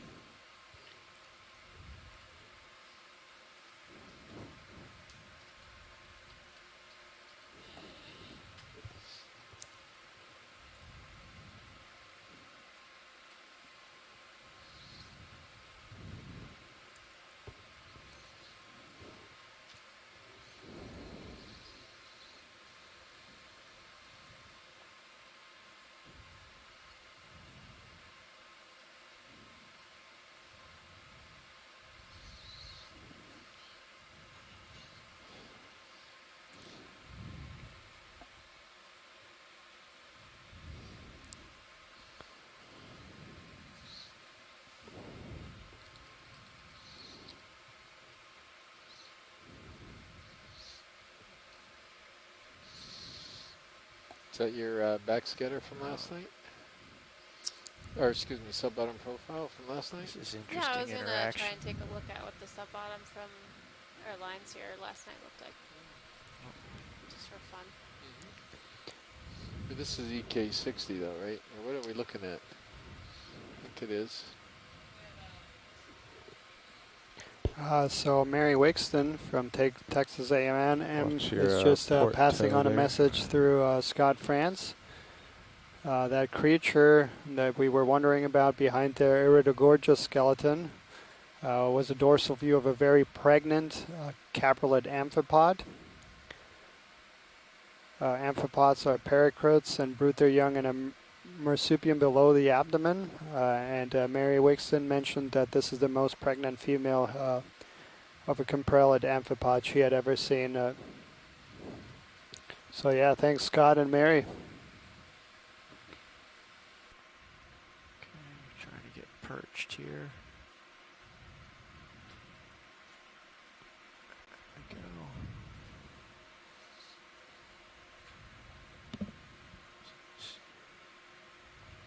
Wondering about this interaction here. Is this friendly, unfriendly, romantic? Well, I think it's just two young kids doing the best that they can. I'm trying to remember the name of the song, darn it, I can't remember it.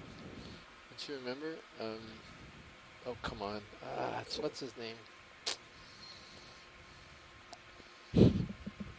Never mind. If I can't think of the song, I shouldn't have even mentioned it. Come out just a hair.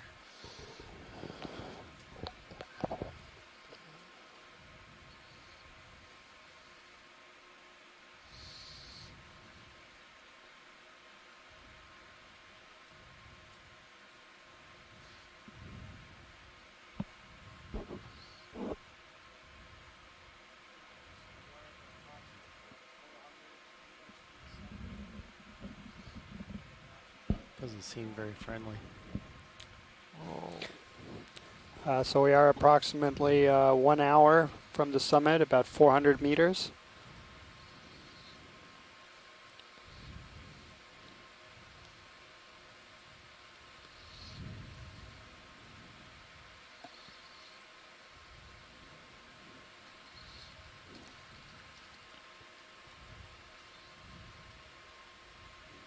I think it's love, pilot. I don't think that they're fighting.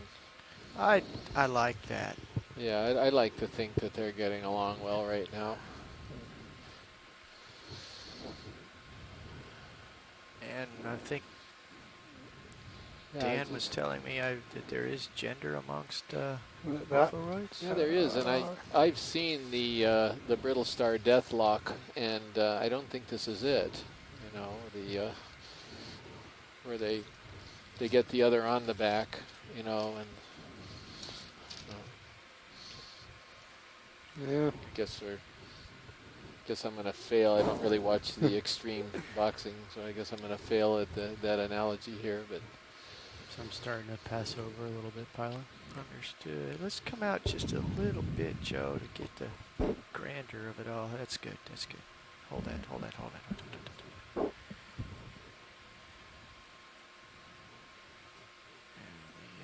And the Ophiroid ballet. I don't know if it'd be ballet. I think it's more ballroom dancing, don't you think? I don't know. It's well, they are on the pole. You know, they may need some privacy. I'm just not clear what's going on here. It's yeah, Sirius is leaving you behind. yeah, Okay, no, I know. I could see it catching up. I knew what he do a was doing. slow departure here.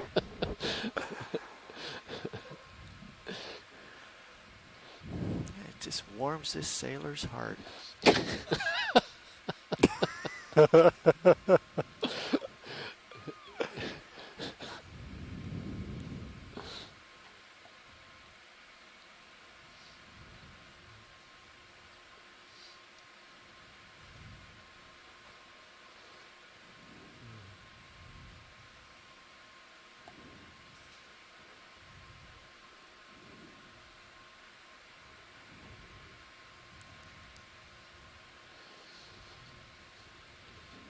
I guess.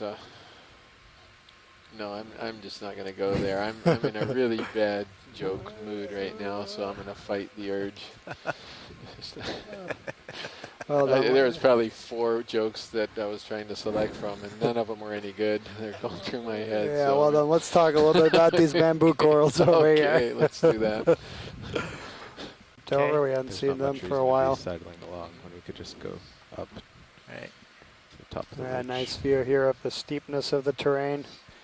For those folks who can't see Sirius, also a nice view of the steep wall we're coming up on. So a lot of sedimentation here, and there's one of our lyrate Right. isodellas, the stocked ones. Seen quite a number of on this cruise.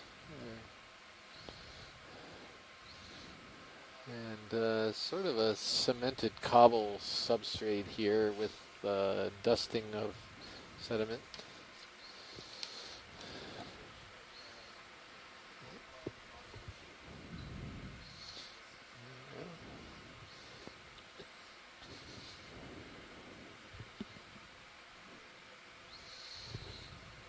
Yeah, so at one point in time, a long time ago, these used to be sort of free rocks, and now they're pretty well cemented in by the manganese crust that's coating the surfaces here.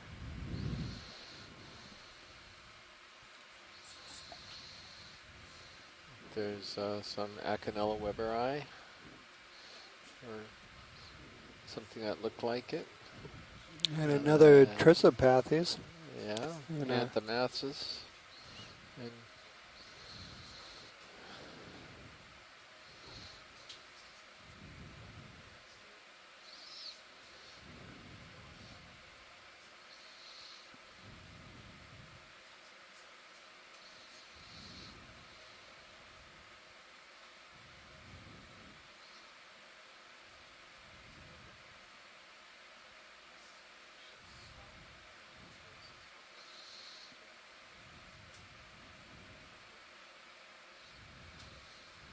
a fair number of somewhat damaged colonies here that are being overgrown by other things. And again, it could be just imagination.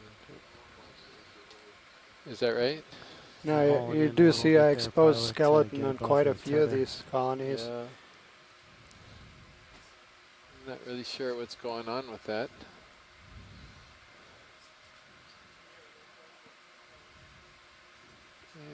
There's a Paragorgia. Is that what it is? Looks like it. Let's zoom odd here, color. Joe. There's some it's damage right there. Yeah, and it is again exposed skeleton. Yeah, so it's possible. It's just another bamboo or something that's overgrown with zoanthids again. Yeah, that's true. There you go. Yeah, that is overgrowth by. Yeah. Yeah. Exactly, that's what it is. But yeah, there's like red coloration there. Yeah. There's a type of zoanthid that's here. We've seen it in shallower water that has a sort of a browner, maybe a reddish brown coloration to it. But I can't remember for the life of me the paper that just came out a little while ago that were describing some of these zoanthids. I mean, the Kulamanamana was one of the ones in the paper, and I wish I could remember what the other ones. There was one that was named after the submersible pilot Terry Kirby as well. That was and it's Sinninger, that's right. That was the name of the author.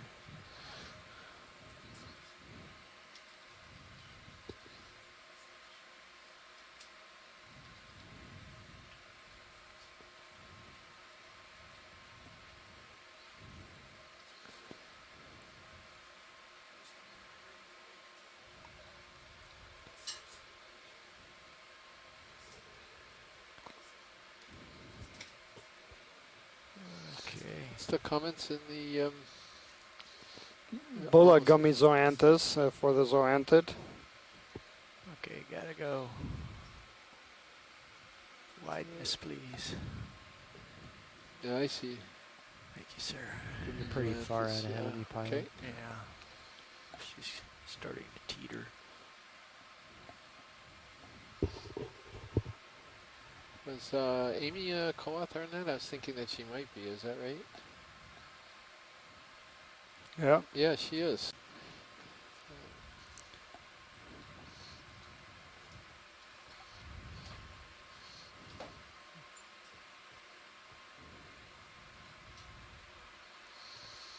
Okay, I see you starting to close with the hillside now, Andy.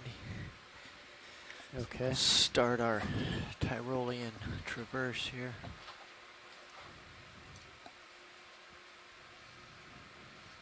So should I haul in? Just a little bit. Just bring a little light onto the top of me. Copy that.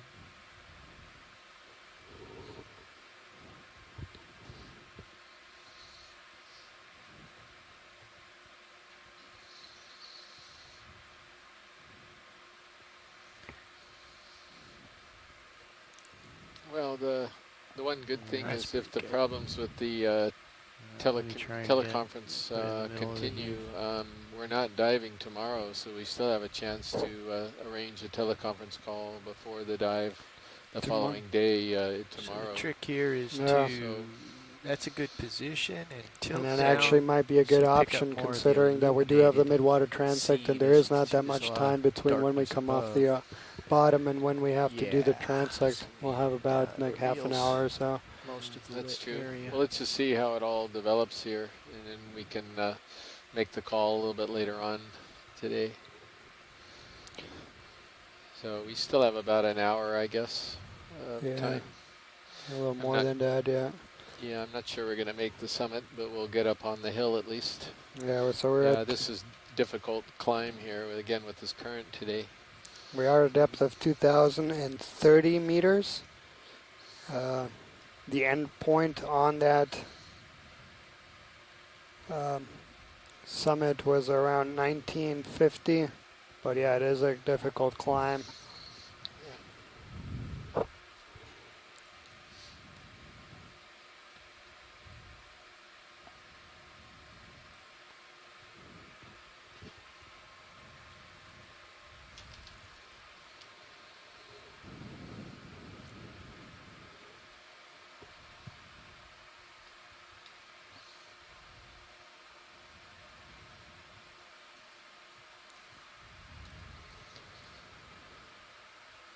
So again, there will not be a dive tomorrow, but we'll be diving on both Thursday and Friday. Those dives will be in the vicinity of Nihoa and Middle Bank, respectively. Yeah, we still got a chance to make the summit. Not that far off of it. Okay, and here we're coming up on a little bit more of an increase in the density of corals. So just past a Stauropathus, a Staurocrata black coral, and here's another one of these very beautiful lyrate isodellas. Yeah, we're maybe about 270 meters from the final waypoint, but to actually get right up against the summit's only about 200 meters, so that's not bad at all. And here's one of these hemicoralliums, these pink corals. A little bit bigger. Most of the ones we had seen here on the flanks were very small in size. This is about 30 centimeter tall colony. Yeah, I definitely need to come up now. Okay. Yeah, I see we're getting about even. And if we have a sec, well, actually now we're just passing. Yeah, I can get a quick look at this. Just curious today. I don't remember no, we if haven't. we're calling okay, them. video. Good to zoom. Be worth taking a look at one of those too while we're waiting for the Cirrus to get caught up. Yep, so it's one of the precious corals in the Corallidae family. So this is the original group where the term coral comes from.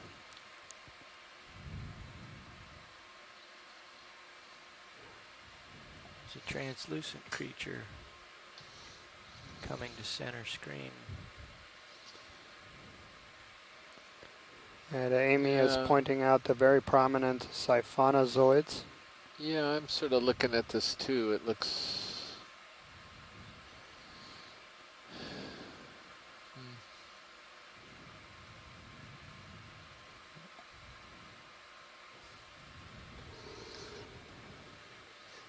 she's asking about sampling, and we're outside of the monument, plus the fact that this does look a little different to me as well.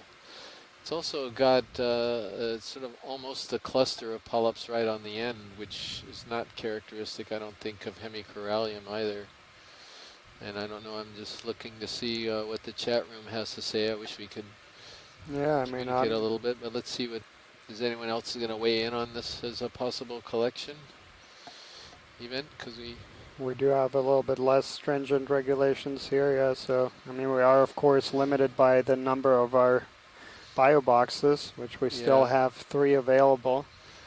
Right, but this could be a little bit different corallium, yeah, which is what I was wondering. Yeah, no, I'm okay with that. And what are the possibilities of taking this sample, pilot? Is that something that would... We can do that. The ship will have to stop, and hopefully we will not be overtaken. But if we should call for that stop now. If Ship there's is already stopped. ship is stopped. It just stopped. Just stopped. Wonderful. Yeah. And Then maybe we I ought to think I give it got a a go. relief coming. For the summit of this knob feature, we have encountered quite a bit of current on today's dive. We actually started to dive on the southern flank of this ridge. We're now on the northern side of it. And on both flanks we have seen quite a few of these bamboo corals. Yeah, a lot of local patchiness here, you Yeah. know, and it's been one of the differences today.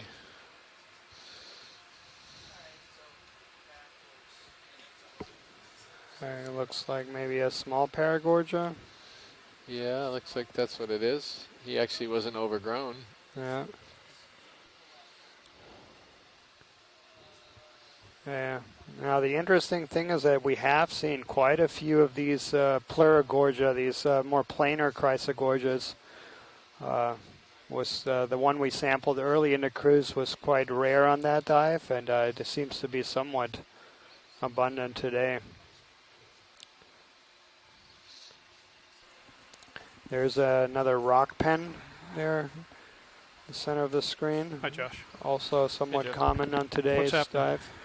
Ship is Another paragorgia and a mushroom made a coral, move the back, two red items but, over didn't in end up the helping us all that center much. left of your Okay. screen. Um, And we're seeing some I bamboo think we're heading. corals. That's we're off the the top white to nav, ones, but the I think bushy we're heading ones, north as well at as the the moment, ones that are going up unbranched slope. in front Okay. of you. And in the distance, So if you want to we just saddle to found your this port a little particular bit. community here to be dominated by bamboo corals. And today again we saw or have seen less fish, and that's been somewhat common on pretty much every dive of this expedition, with the exception of yesterday. We haven't seen that many fish, but for those fish experts, we do have a midwater transect coming up at the end of today's dive, so maybe we'll be able to image a few more individuals during that. Yeah, pilots. I'm going to About talk 50 to Washington minutes right that now we'll be to figure doing out what his midwater intentions are. transects between 1,200 Washly, this and is Nav. 600 meters. Roger, Nav, go ahead. Hi, so yeah, what are your intentions for the rest of the dive? I see we're just below waypoint 4. Do you want to keep going up there? Yeah, let's go ahead toward waypoint 4 if we could. Thank Okay, you. sounds good. Thank you. Great.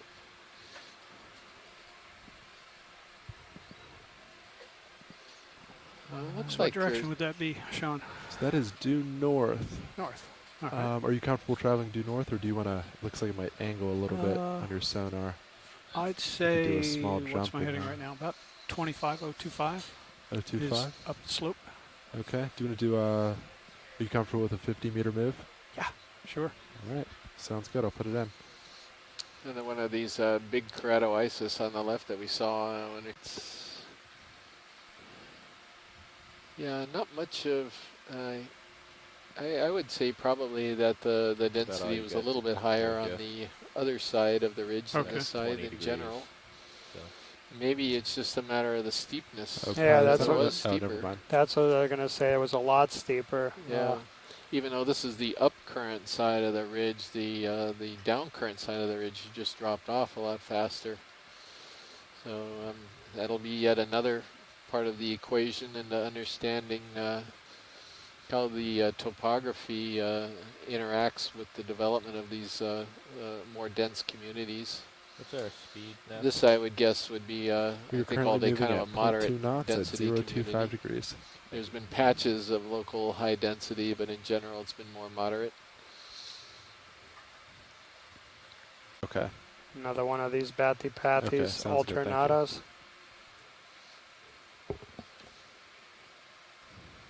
Pilot, below the lasers, purple. I'm sorry, reddish purple. Yeah.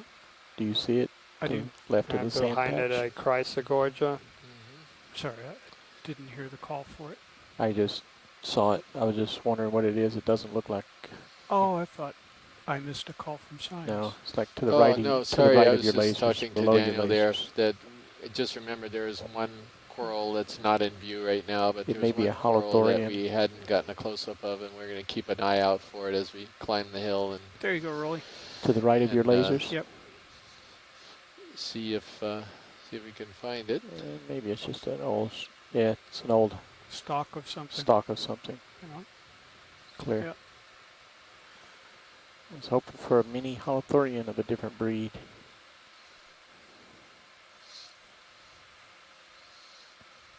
Yeah, definitely very cemented talus slope here that we're looking at. So this used to all be, a lot of this used to be perhaps loose rocks that are now cemented together. Yeah, okay. Some of these might be some pillow flows. It's starting to look a little bit like. All the way retracted. Could be a little bit of that going on too.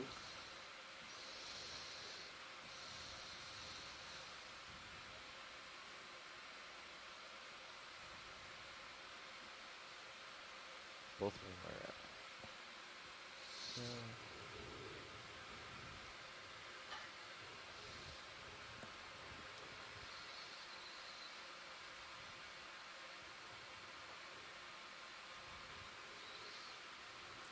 Scott France is just pointing out a squat lobster on this Is that better light rolling? whipped, It is getting better, yes. unbranched I bamboo don't know coral. why they bring those lower swing arms so far inboard. Yeah. It always is so harsh. Yeah, it makes it really hot right in the, especially on a slope. Something red crab straight ahead, maybe one with an enemy on its back, above and to the right of the lasers. Talk to it, pilot, with the brittle Yes, star in the middle. I do see that. Okay, Rolly, snap zoom on your crab. Yeah.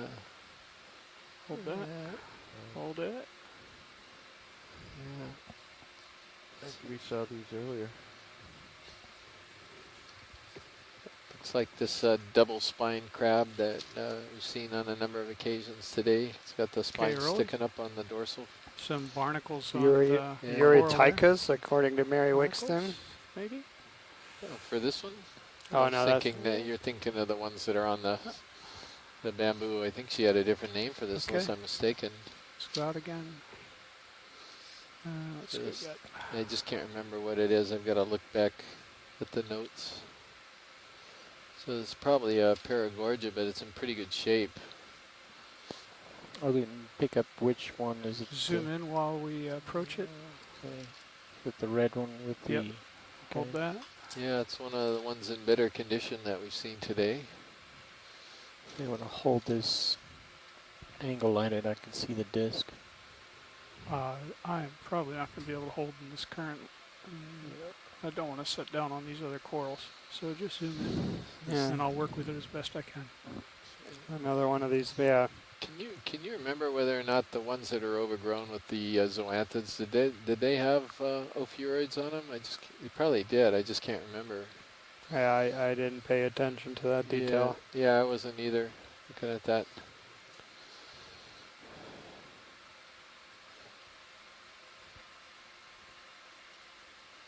And that's actually the bamboo coral that we wanted to look at too. So after the red coral, maybe the one right next to it to the left, we wouldn't mind looking at the branch point near the base of that one.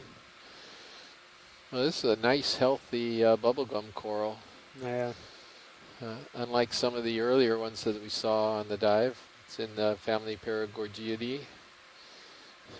Genus, presumably the genus is Paragorgia, and it's got a brittle star on it. Still Or is drifting it around. unbranched? So it is a Yeah, brittle well, star, you yeah, see where man, you're and at. it's not a See, basket star, but it full is light. closer related to Yeah. that. It's an esterschema.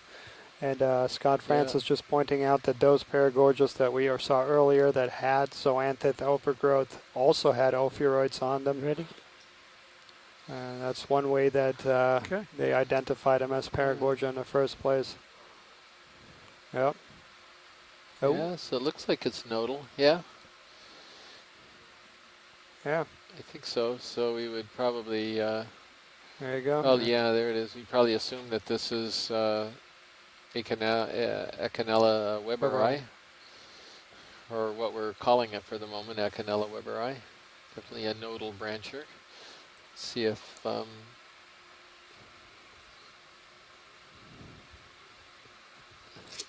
Yeah, Scott was mentioning that he remembers him with the ophiuroid on If it. you push ahead, you're going to see a lot. Yeah, and he would agree it's at least the Nacanella in that genus.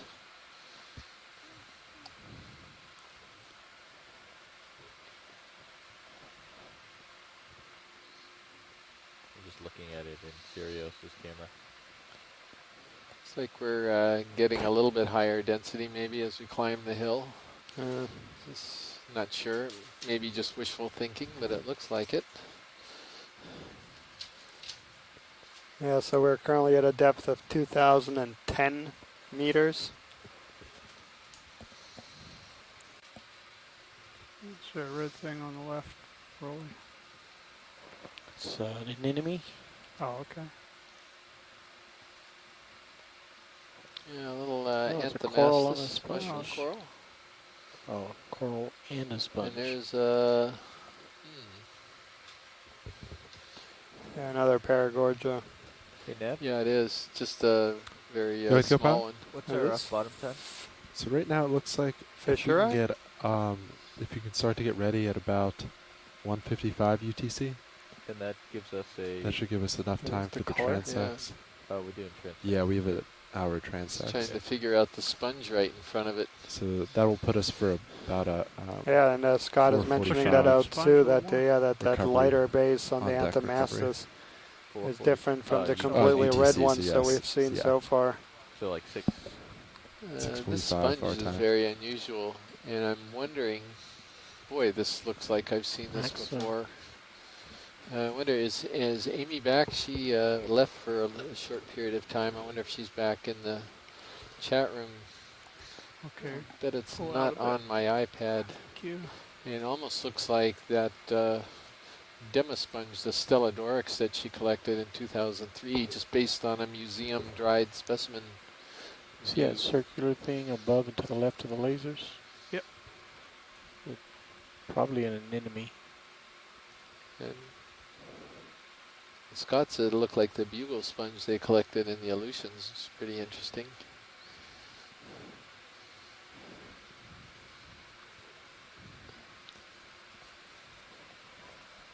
There's some Helipterus sea pens showing up in the sediment between the rocks. Did you say something to me, Josh? Nope, that was Sean talking. Okay, go ahead. Yeah. Rolly. And there's, looks like it's an anemone. Actinostolidae. Yeah, Actinostolidae, or actually it looks more like an Exoselectus. Actinostolidae has the longer tentacles without the balls at the end.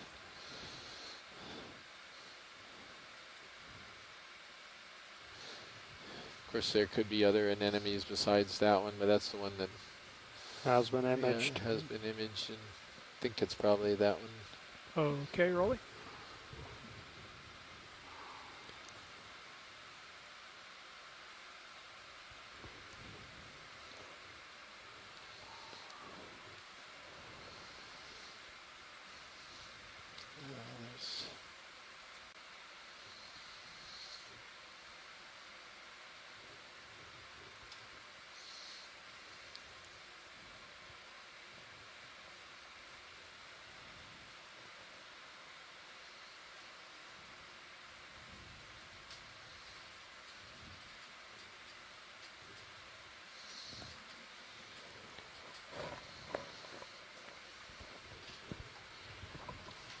Is that a sea star? Is that a Metallogorgia? No, is that Chrysogorgia? No, it's a coral base. Yeah, it's a Metallogorgia, I think. Yeah, sure. we had not imaged that before. Yeah, and there's another one of those overgrown Paragorgias that we've imaged before, and yeah, there are Ophies in it. So Scott was remembering correctly. I just couldn't remember. Rolly, let's just take a zoom on that.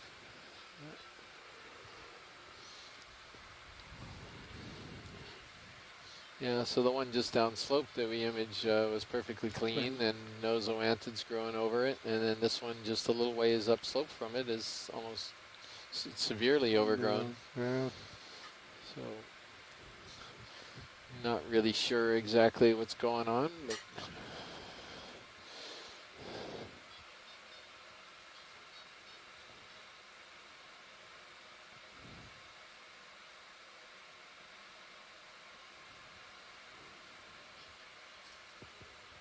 And Scott is wondering if those are the same bubblegum species. Yeah, perhaps. Perhaps they're not.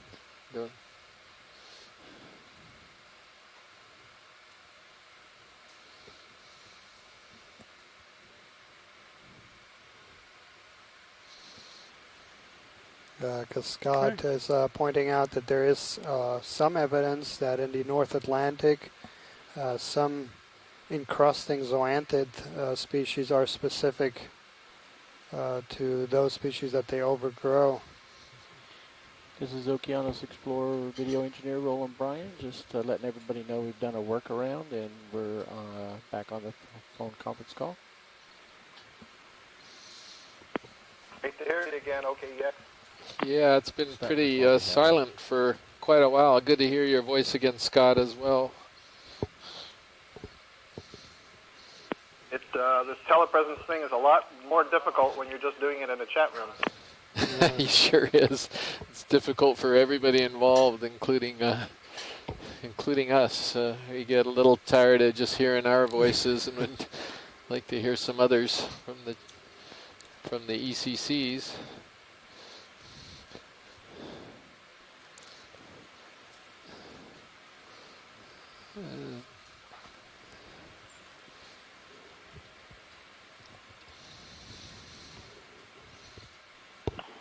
Hey, Chris, this is Jonathan. Can you hear me okay? I sure can, Jonathan, and we're very glad to hear your voice as well.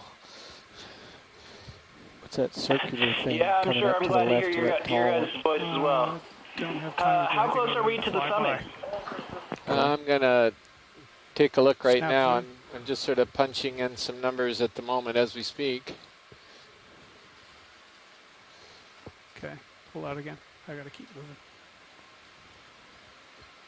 Okay, let's The ship take a is look not waiting here. for me.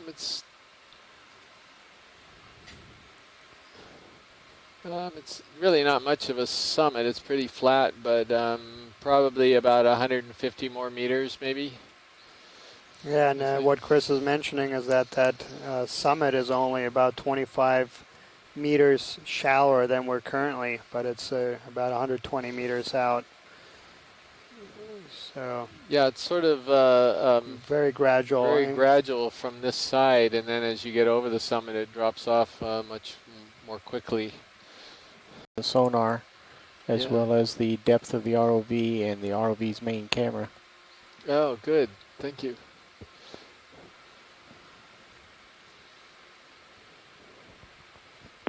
Great, thanks, Roland. That's helpful.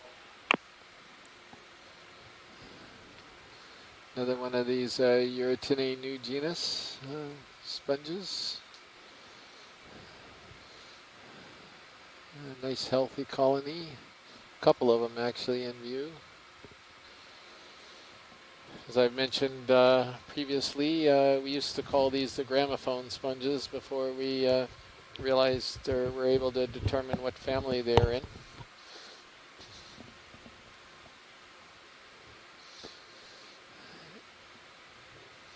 I wonder if it still didn't have a species name. I wonder if we could,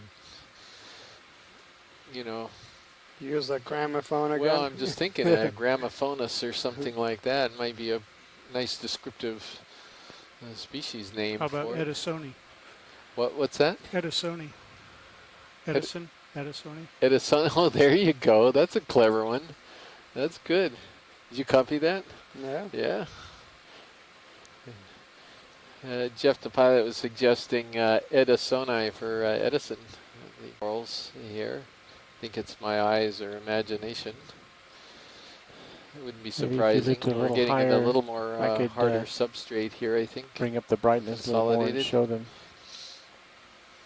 All right, pilots, the ship is Yeah, stopped and Sirius should be on a swing.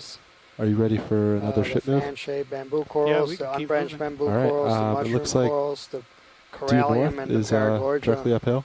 Are you comfortable with a 100-meter move? Yep. Then we can stop if needed. And then All right, every so sounds often good. also a stauropathis or a bathypathis. It's like a little Stauropathes over there to the right, huh? Yeah. And There's up ahead Bridge, are this is first Nav. stock sponges we've seen in a while. the one way in the distance there, the Bolosoma. Hi, can I get a ship move of 100 meters due north at 0.2 knots? Kind of interesting that at another location, let's see which way are we facing. So further down we had these gramophone sponges with the bowls facing toward the current, but this grouping looks like the bowls are facing away from the current, at least the current direction that we've been experiencing today. However, that current may very likely shift and come from the opposite direction because a lot of these deep currents are dominated by a tidal flow. So maybe going back and forth in more or less the same direction.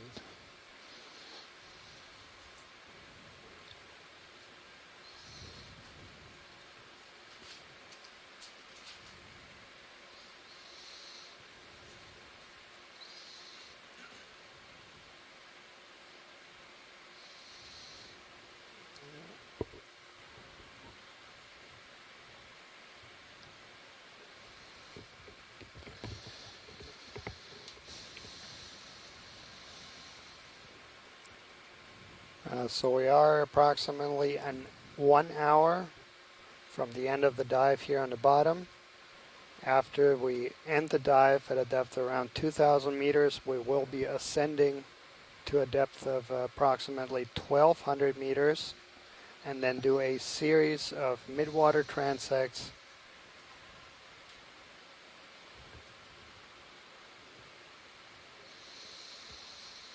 starting at 1,200 meters and then every 200 meters till 600 meters, serving for 10 minutes, going at about half a knot and imaging all the fauna that we see in the water column. We did one of these surveys a few days ago, and yeah, we're able to image very different animals than what we see here on the seafloor. So for those folks who are interested, that should be starting around 4:45 Hawaii time. Yeah, and I'm gonna rethink my ID on this sponge. I think we saw some of the gramophone sponges further down, and these look like they're just extremely old Furia near Oka erecta. I've just consulted my guide right here, and the little ribs on the side of the stalk here have been bothering me a little bit. The ship store and duck exchange is now open for the next 15 minutes. Hi, Washlead 2, this is Nav. Go ahead, Nav. Hi, can you, I heard you mention the transects. Can you go over the depths one more time that we'll be doing today? So we're going to do 1,200, then one. At 1,200 meters, and that they can tune in and we'll let them know what the EK60 data looks like and talk to the team then and make that decision. Okay, thanks, Kelly. I appreciate you weighing in on that to clarify it. There's a nice Bolosoma, these big stalked sponges.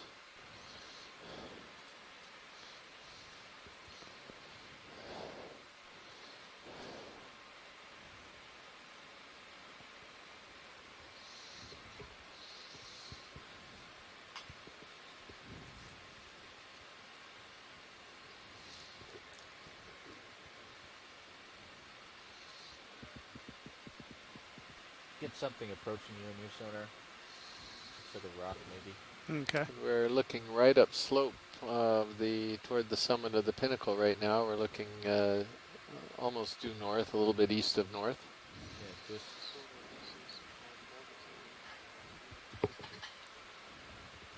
And we are just approaching a depth of 2,000 meters. little depression up here. Oh, a little depression? Yeah, is that right? Well, I still would like to make it closer to the summit before we think about possibly collecting a third rock here. Just, well, I don't know. It looks like something's going upslope. Looks like a depression, and then something's going further upslope here. Yeah, you can see a stalked sponge like straight up ahead. Yeah, so it could be just a little gully ahead of us. It's not really clear. I think you're looking right at this rock that's protruding here a little bit, and there's a bit of a dip just behind it, and then another rock behind that. So this bright one right here. And then we have the shadow behind it. And then we have another protruding rock there that the lasers are on. Yeah, I guess that's it. It's just a little bit of a depression, and then starts going up again beyond that. So once again, I think maybe the Fledermaus bathymetry sort of mutes. Might be good if you bit, can lift higher, up a little bit and sort of just waggle left more and right topography just to show than what the whole area looks right, like. mutes it.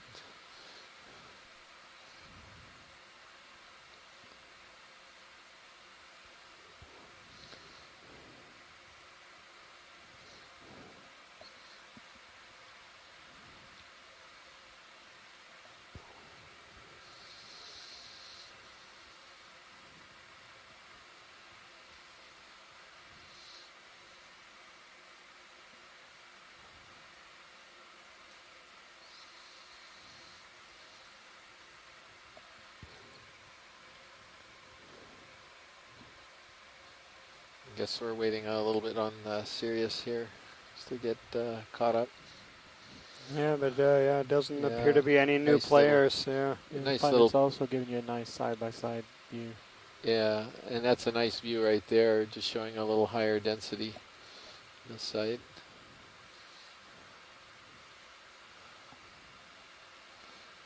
And yeah, it's interesting here. This does not appear to be the predominant direction that the flow comes from now, from left to right, because all the fans are parallel to it. Well, look at the number of what I think are now really old Oka, but see, some of these stalks look pretty smooth, and that's what's really confusing. Well, they still got some of the ribbing on them. Those are first fish in a while. Oh, yeah. Did he have something in his mouth, or is his mouth just white?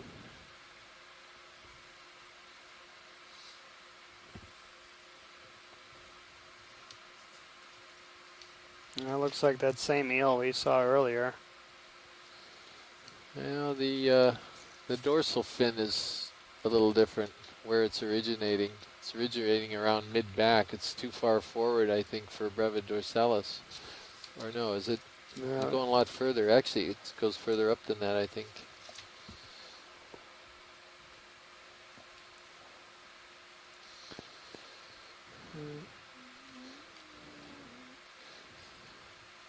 Coming right underneath me.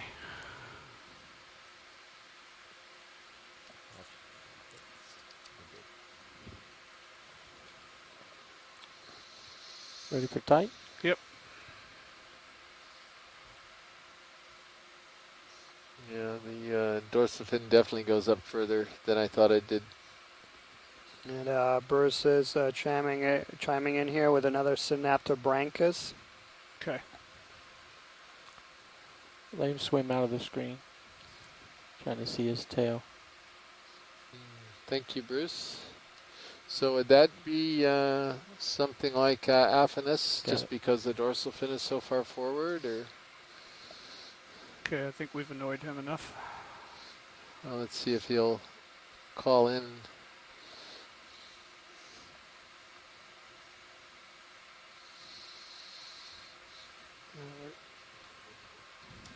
Yeah, we're definitely getting a higher density as we're approaching the summit here. Look at that density as we're approaching the summit here. Look at that whole little field of old sponges up there. It's pretty interesting.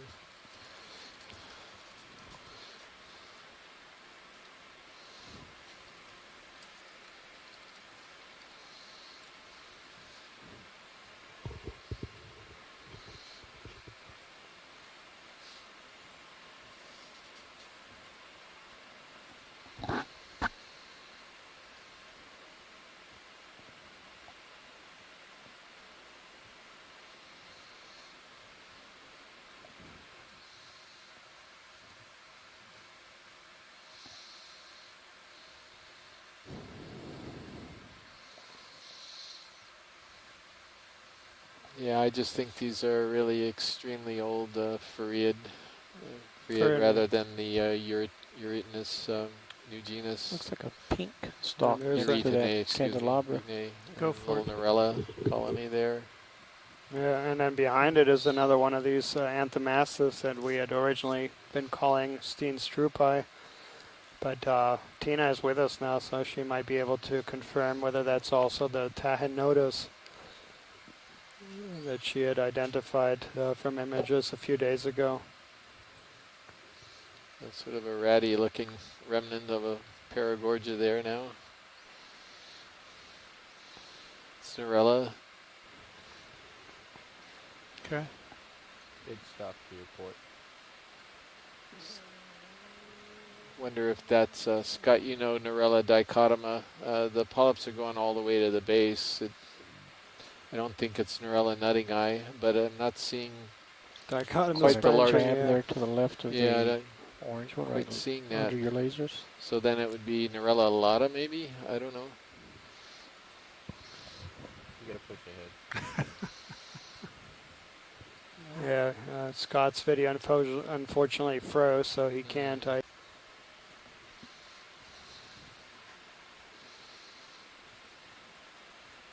Another fish. Top Fish center. off in the distance there. Could be another eel or... Probably not. He's going pretty high. Look at this field of sponges here. This is incredible. I don't think I've ever seen so many of these really old Fareids. Now that's an exotic landscape, you have to admit. Yeah. Right there. So folks, if you're just joining us either at home or at the Maui Ocean Center, the Undersea Cave Theater, or the Aquarium of the Pacific, Long Beach, California, welcome. We are broadcasting this feed from around 2,000 meters down, up just outside of the boundary of the Papahanaumokuakea Marine National Monument in the Northwest Hawaiian Islands, on a bank called Garnder Pinnacles. And so we're over a mile down right now, and we're imaging the incredible sort of sea life we're encountering here at the bottom this deep. And these are very old sponges, a couple different varieties here, and they're nestled in between a variety of different bamboo corals and other types of corals. And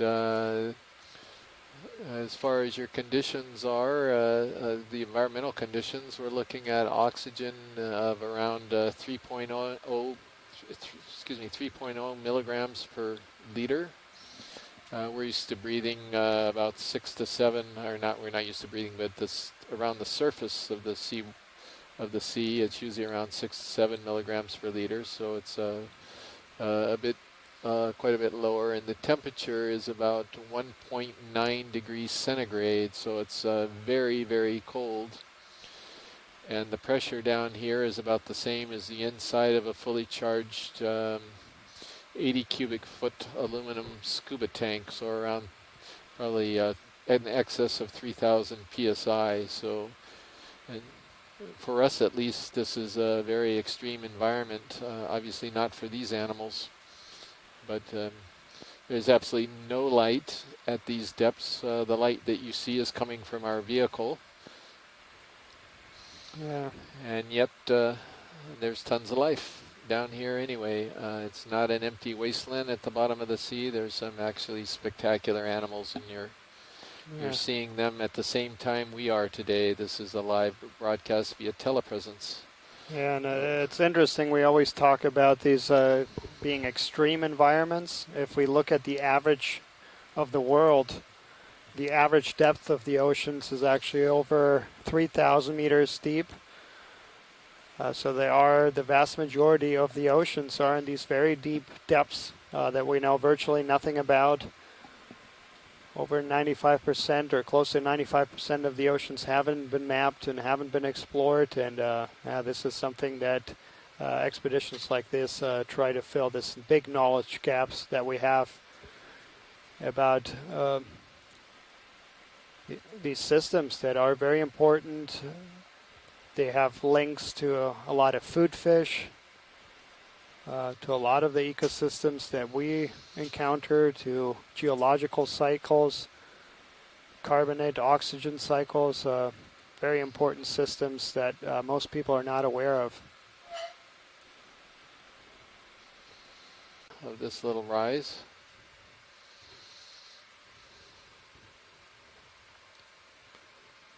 Watch lead, pilot. Go ahead, pilot. Yeah, a moment ago you said that the sponge chose to land on that rock, and I'm wondering how much is left to chance, and how much the larvae of these various animals actually can choose where they land and then become permanent. Yeah, that's a very good question. Of course, the larval biology of these deep water deep water organisms in general, it's very, very poorly known. It's hard to do laboratory experiments, but in general, larvae, they exhibit quite a bit of behavior. So they are attracted to certain settlement cues. So for those people who maintain aquaria and try to raise these things in aquaria, they're well aware of it, that raising larvae is one of the most difficult things. And a lot of times, especially for things that feed on other things, that particular food source might be a chemical stimulus for these things to settle there. Certain environmental conditions.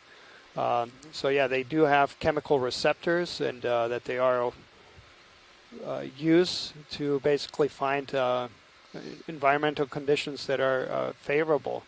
But as I mentioned, that's mostly been studied in shallow water, where you can do manipulative experiments, where you can bring these organisms into aquarium culture and try to expose them to different conditions and see how they react. It's of course very difficult to replicate in the laboratory. You know, these pressure and these kinds of conditions is very hard to replicate in an aquarium culture. Thanks, Daniel. Make sure we get a little further upslope, because we're seeing a pretty good community here, and then hopefully we'll find a spot. This pinnacle was really a place that we really wanted to make it to today. So, we're almost there. It's just everybody was sort of All right, expecting pilots, ship stopped and Serial should be running out of swing. Ready to keep going? All right. So that's right. I'm just gonna looks like due north is still a pretty good place to go. Yeah. All right, I'll put us right like next I was to. tending over slightly to the right. Slightly right? Yeah. How about 010? Yeah, sure. All Let's right. do that.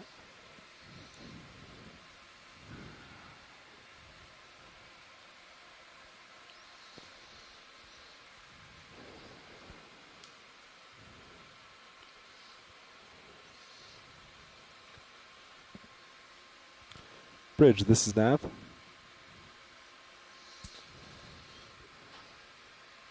Look at that super shiny rock. There's another one of these Narellas, primnoids, a couple of them. Can I get a ship move of 80 meters at 010 degrees at 0.2 knots? That looks very much like a Lada to me. Is that just an optical illusion, or what is that up in the upper right? That's correct. Corner. Thank you. So we did have a request here. We've had a number of requests here for a third rock, and we also had a request from Tina Molitsova to collect mushroom coral Anthomassus, and just sort of dawned on me that this is perhaps one of the those few occasions where we could actually collect an Anthomassus, because being outside of the monument, we could take the whole colony. Thank you. The tricky part is finding one that is on a rock, on a rock, or somehow that we could collect easily enough. But maybe we can evaluate as we come up here and keep an eye out for an Anthomassus that might be collectible. And then, of course, if it was on a rock that was small enough, then we could accommodate both of the requests. Yeah, because I understand that they are somewhat fragile, right, to sample. Right, they are. So you got to pick them up. Again, this is sort of the reason why I was hoping to make it to the summit, because again, you're seeing denser and denser and denser community at the top, which is what we were expecting. So it's This is this in a pattern, of course, that we're seeing.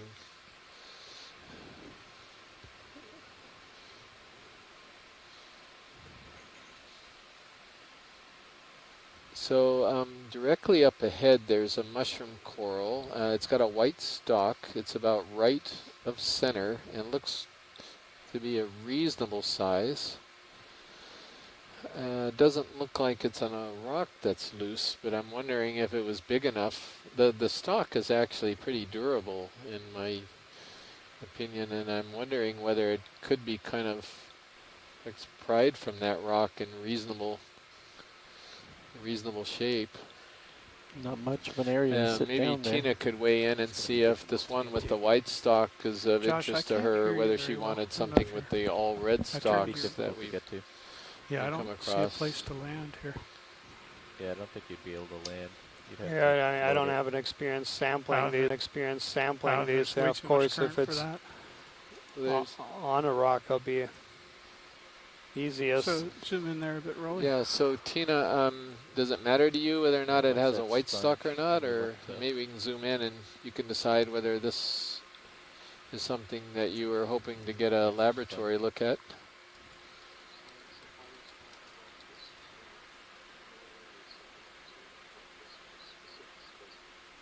You might be able to get to that. Excuse me, I'm sorry, I Oh, can't might hear be you, able to Roland. sit.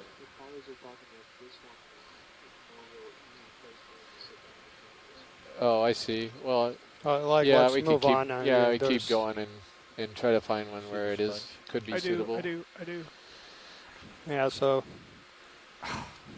let's look for one that is in an area where we can sit down.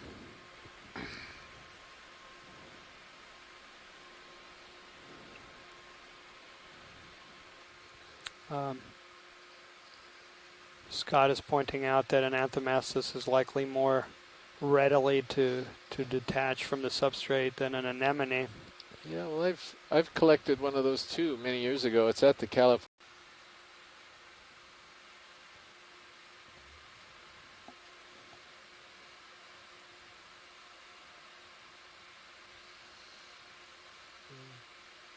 Yeah, we're just on the edge of the summit right now, so we've done All pretty right, well. Rolly, let's go in for a look at this.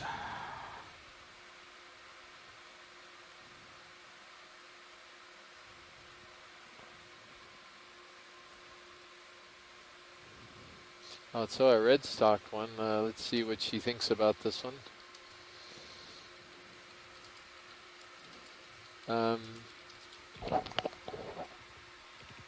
So, Tina, what do you think about the one that's right in front of us?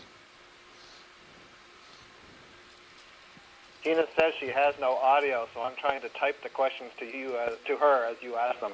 Oh, thank you.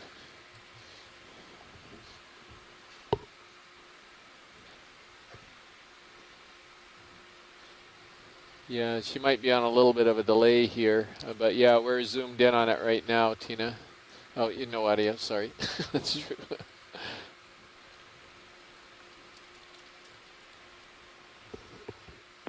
It's okay, Chris, she has eyes too. Yep. Yeah, I was just thinking. That was a joke. Yeah, I know. It's.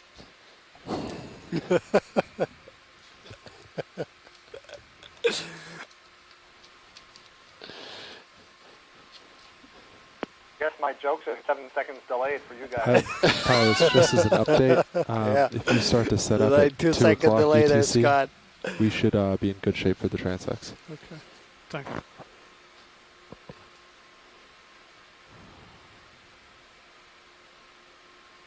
Yeah, I'm still waiting to see if this is this sort of red stock one is what she's looking for.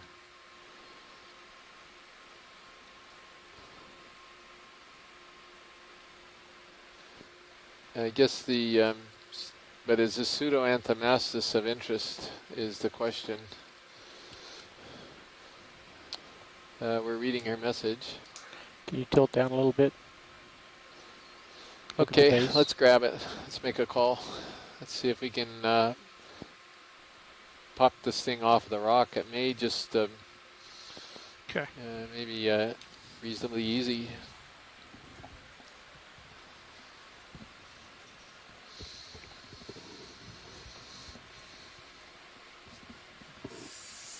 might want to turn your grip force down a little bit.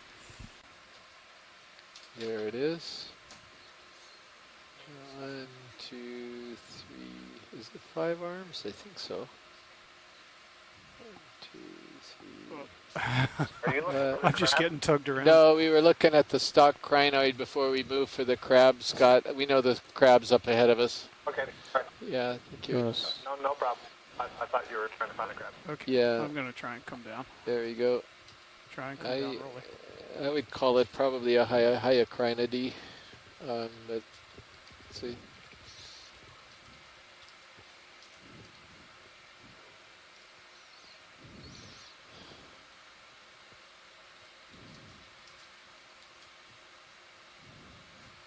Okay, Josh, take the tilt, please.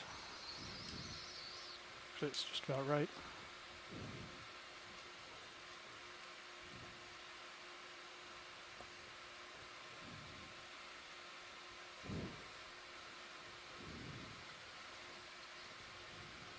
Well, I'm not. Coral on your left toe. I don't know. I'm not sure what crinoid this is. Do we have any? Okay, I can't. So, well, we got some awfully good imagery of it. Yeah. Another one of these anemone crabs. Yeah, hermit crab with an anemone on it.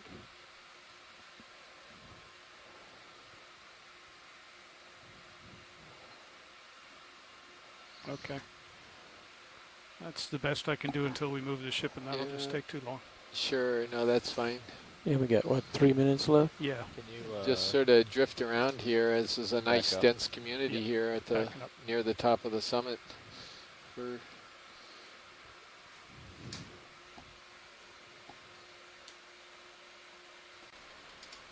don't have a whole lot of time though. I think we have 34 seconds.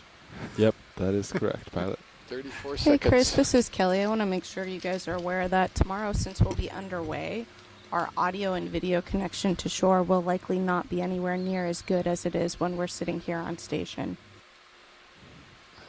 That's a good point. Rolly, let's admire this sponge. So maybe we ought to do the post-dive call maybe as quickly as possible. We're about to leave the bottom, maybe 5 minutes. I'm trying to do the post call right away. Yeah, let me go see if I can find Mimi Lobecker. She's usually monitoring this, and she'll be down here before I can even walk out the door. But just check and see if she can come on down, and we'll go move right into the post dive. And just one moment, I'll be back in a second. Yeah, that's where we collected. So. Okay, how do we get set up for our off bottom? I am facing the ship. So Oh. just remove your half turn and Lovely. head on out. Okay.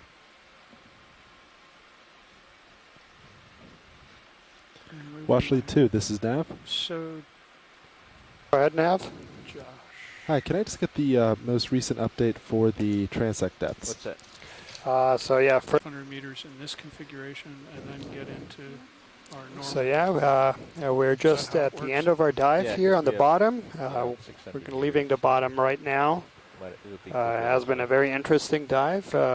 We collected a couple of rock samples, as well as 2 sponge samples and a mushroom coral. This was a ridge northeast of Garnder Pinnacles, just outside the boundaries of the Papahanaumokuakea Marine National Monument. Tomorrow we will be in transit, so for those folks who are interested in following along, our next dive will be this Thursday. We'll be on the bottom approximately at 9:30 Hawaii time. But you can learn more and have more updates on this and upcoming dives at oceanexplore.noaa.gov.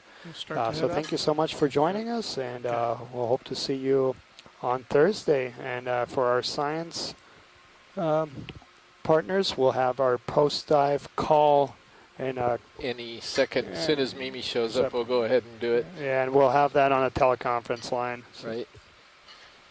But I don't really need it. My eyes will be on the other screen. Okay.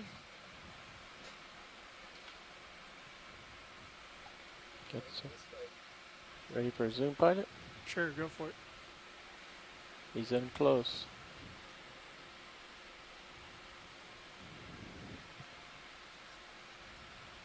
Alright, you're facing me.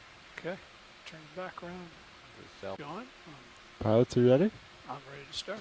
All right, everyone, we are starting the 1,200 meter transect at 2:34:21 UTC. Did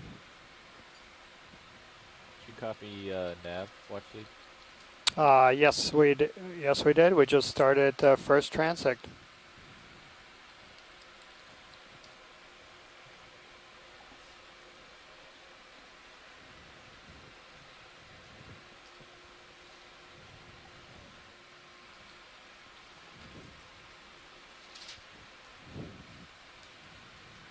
Anything you can do with the flares, Josh? And I'm adjusting that right now.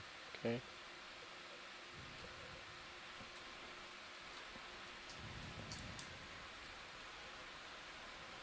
Maybe if we have to, we turn the camera a little bit down. Something coming in on the left, upper left.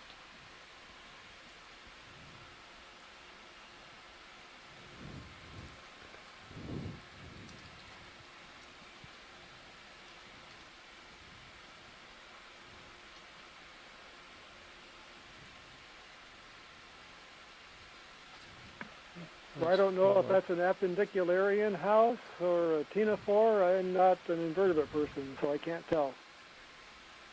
Yeah, I agree. Get this rolling. And that was a Larvasian house.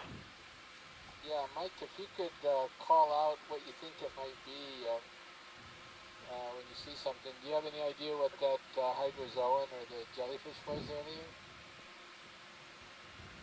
No, but I saw Alan Collins is on the chat. He didn't get a good enough look at it to tell what it was. Okay. How about this? Are we looking at a colonial salp or whoops?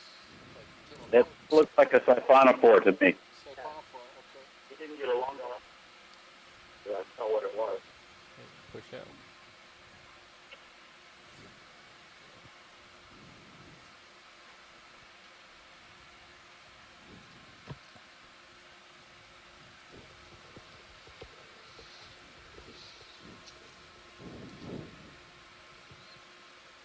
You see the bells up at the one end? Saw something at the one end. I was looking down, right as I think the closest view. Push out more so you have more time if you want. Still at the bottom of my screen. Okay. Yeah, I think that was a Calicophoran siphonophore. Real nice work with the lights, Josh. Maybe Alan can correct me. I think Andy would like some tips. He was asking for them. Yeah, a lot of it's experience and trial and error. Let's see what Is that anything, Rolly? It is something. It is something. If you're watching the chat log, Alan Collins came on and said it was definitely a Calicophoran siphonophore. Yeah, thanks, Mike. We are recording that. And we got a copepod now. Okay. Still good? You timing this, Nav? Okay. Yep. Just making sure. Just for your information, I'm watching the full resolution screen, but it's pretty jumpy. It locks up for a little while and then comes back and then jumps around quite a bit. Yeah, thanks, Mike. We've had that report all day from our shore-based scientists. Yeah, and actually we had some issues all cruise along actually with the satellite dish. It's fine.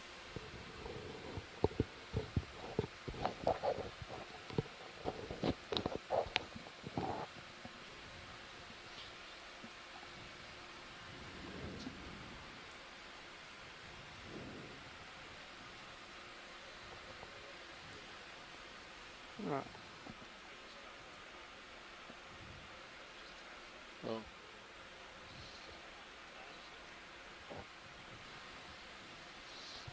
It's just...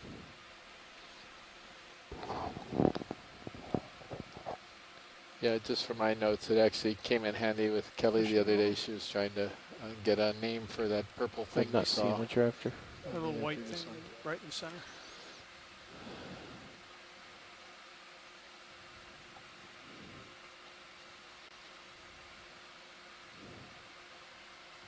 That guy's moving. He's really inside your frame now. Where is he? Focus is almost all the way in. Pull back a little bit. Now this thing swims kind of like a fish, but I can't see what it is. It's so small and out of focus. Yeah, I think that's a Keating now. Right, you're going off the right side of my screen. Do they swim with that undulatory motion, or are they more straight bodied? You can tilt you. If they're trying to get away from something, they wiggle like that. Yeah. Yep. Thanks.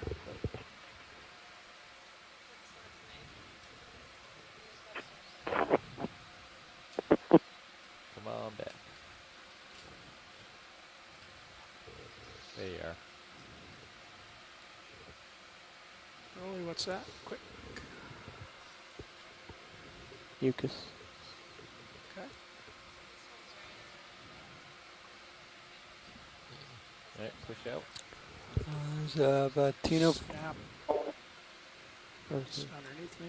Shrimp, I believe.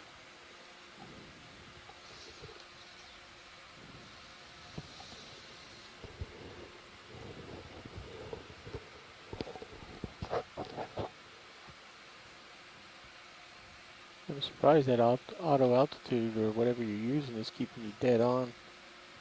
Auto depth.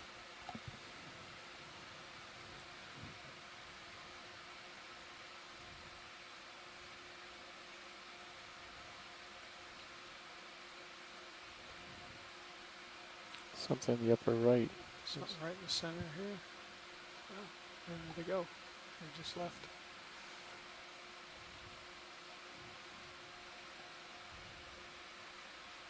How about upper left corner, maybe? Upper left. Something up there. You've got a little leeway to come up. Go Tilt. down, I can adjust. Jeff, if you need to chase There's something. something down below, too. Yep. At the bottom of the screen, just went off. Nicer object went off the bottom. Yeah, so look up and then look down, look up, look down. Can you get just to spotting, waypoint that's 3, all, please? whatever's.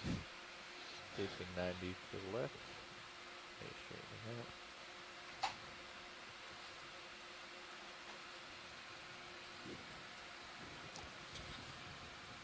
We'll tell you what's out there, Jeff. You just decide which one you want to view. Okay.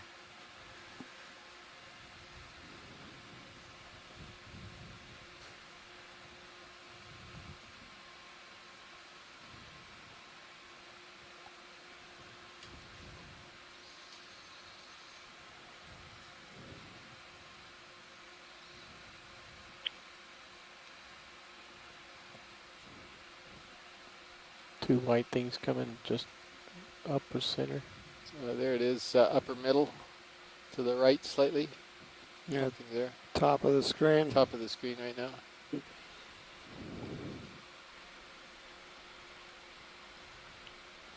there's something off to the left after this one too. Might still catch it.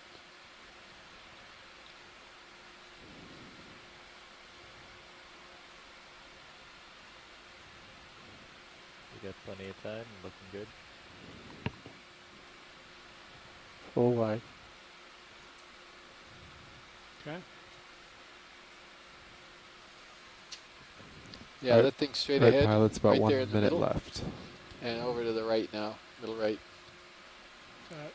That's what I saw earlier. Okay. Roll.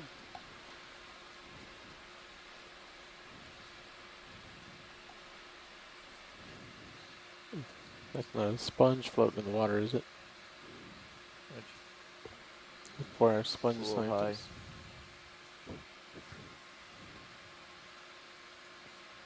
Any camera tilt?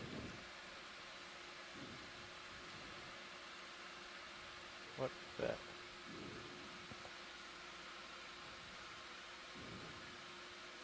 Is that just squid ink? Did we get inked? It looked like it's. Yeah, I think so. No, it's not. It's something else. Max zoom. It looks like it's gelatinous. getting kind of close, isn't it? Max Y, something in the upper left. There's something. That might be the squid up there. There's Or maybe it's more ink. Mucus. Mucus, okay. All right, pilots, we are out of time for the 1,200 meter transect. Okay. Right, come ahead. All right. Everyone, the 1,100 meter transect starts at 2:49:21. What's that silver thing? Started our second transect. Yeah.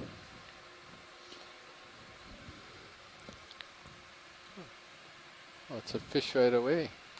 Oops.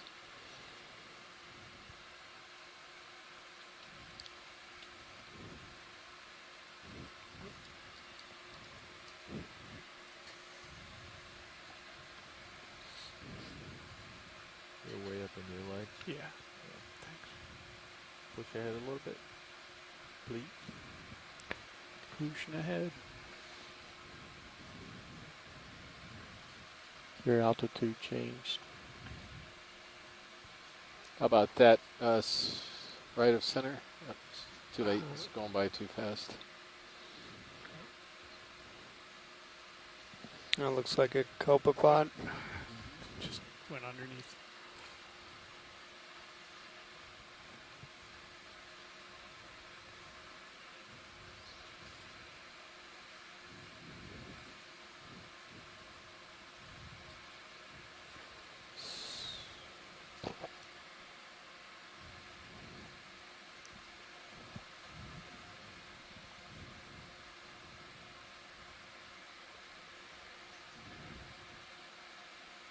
Something coming center. Yep.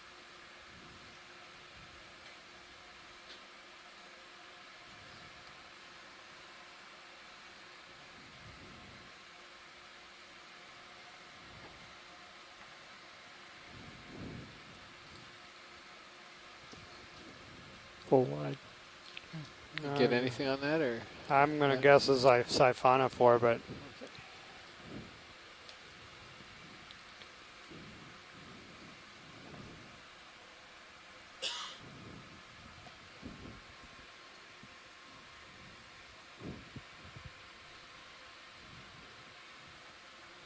Right inside. Got it. it's a Tinophore. Yep.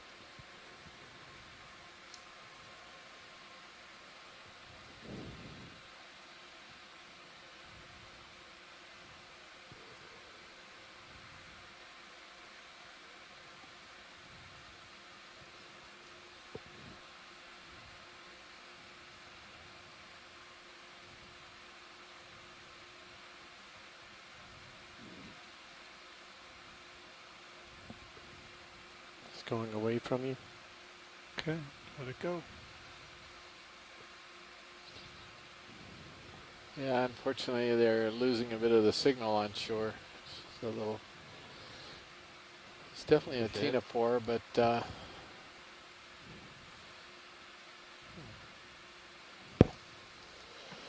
Yeah, I got a freeze frame there for a moment. But yeah, it is definitely a low bait Tinophore.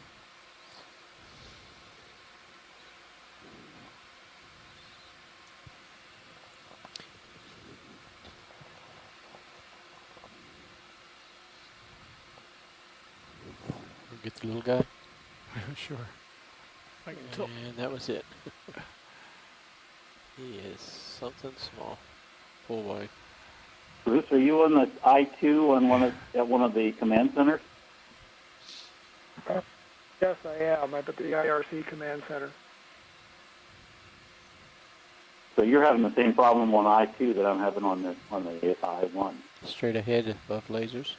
I'm not sure the I2, I1. I'm not sure which we're on, but I think it's a better feed than people get at home. But it's frozen right now, so it's probably a satellite transmission thing with the roll of the ship. Yeah, that's what it sounds like. Going overhead.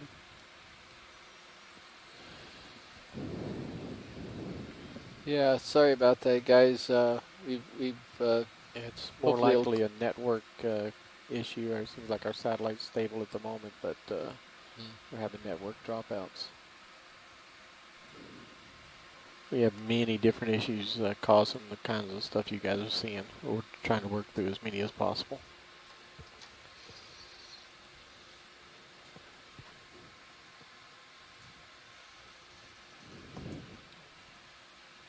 And we just came back up here at IRC.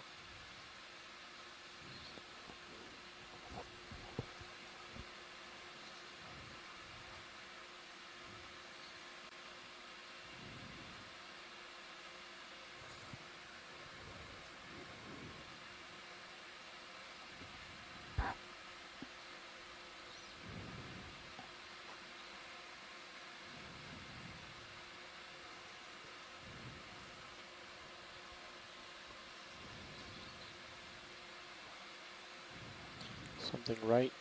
Yep, it's gone away.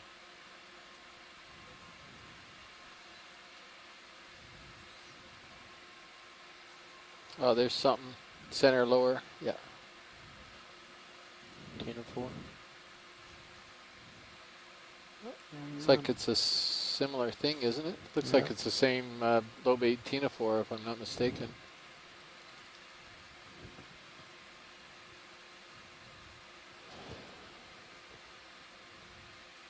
It's coming at you.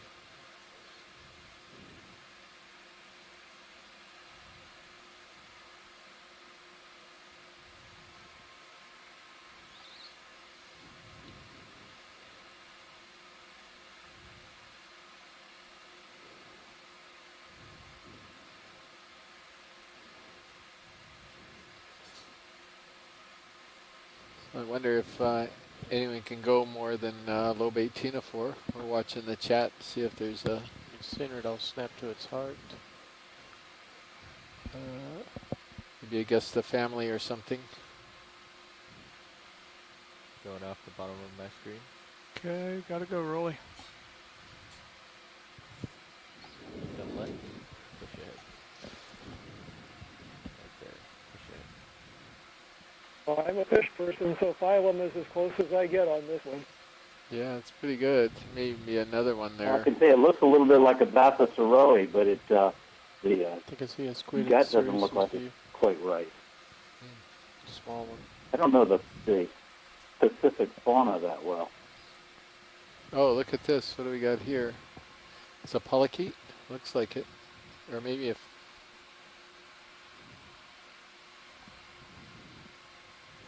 Yeah, it's a polychaete, I think, isn't it? Yeah, it looks like it's segmented worm.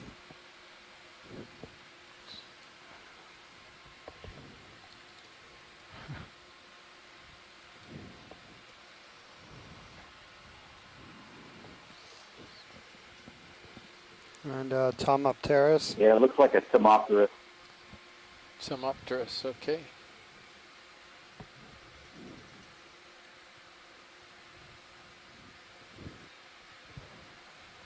Lower left, same creature. Upper right, Tinaphore. Right of What center. do we got here? Yeah. So then Another Tinaphore. yeah, same thing, maybe. It's like it.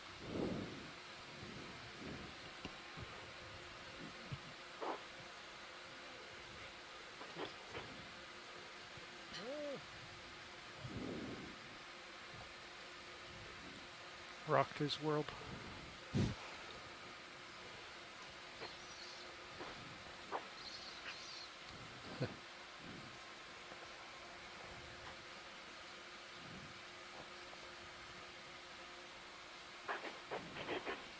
All right, pilots, about 1 minute left.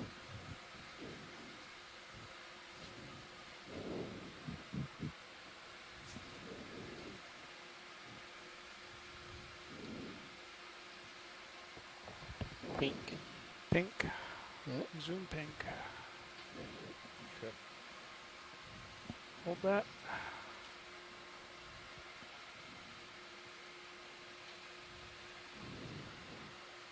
Not gonna be able to get that. Could see it was a swimming shrimp.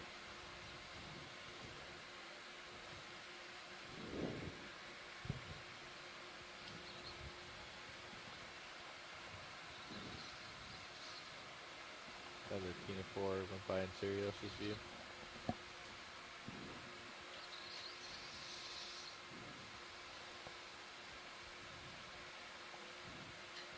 Something right in front of me. Very dark. Another Tina 4 of some different Yeah, type. what is this? Is that a Tina 4 also? But Yes. You can hold this guy. He's a beautiful specimen. it's got Wish I could. It's coming at you. Wish I could. Yeah, it's a side dip it, I think. side dip it. Okay, I see it in the chat.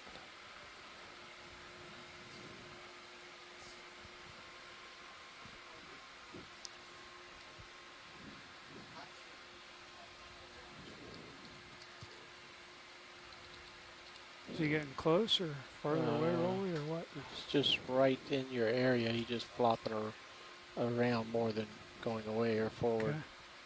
Okay. So, Mike, is that all part of him, or is? Oh yeah, I guess so. He's got his fishing gear out. Yeah, I got it. Okay. Wow.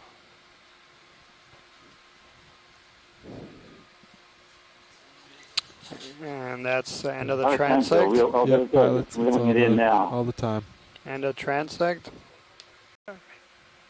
There. Okay, let's start it. Started.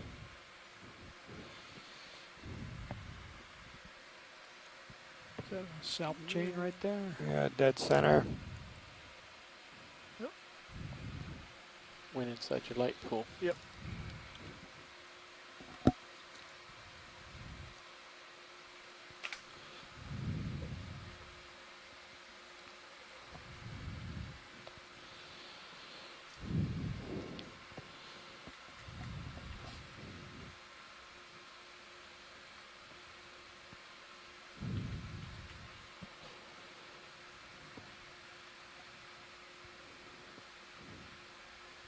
Is there a biological name for swimming dots? Marine snow. No, I don't think snow swims. I think snow is the... Well, snow falls, yeah. There's a dot to the right that's not moving very fast. Oh, yeah. Wiggle.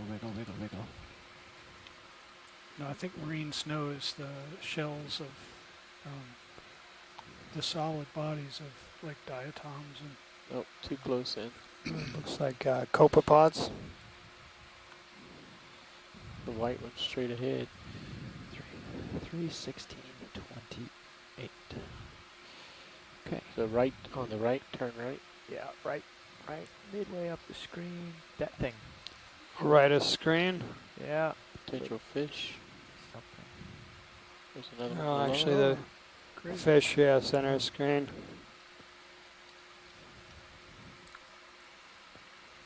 Trying to find a focus on it.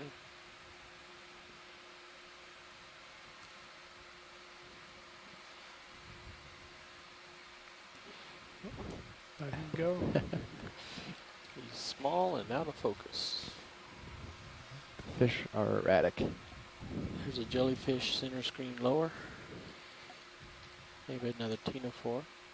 Let's get that. Just There's hit a the right jelly top margin. center. Oh, not that one. Center.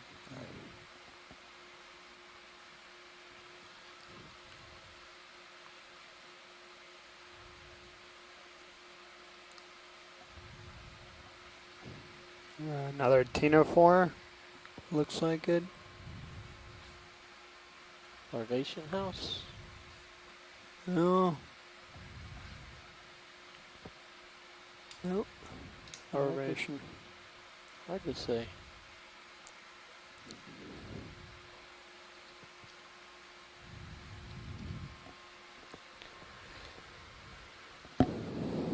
Get another shot at it there, Rolly.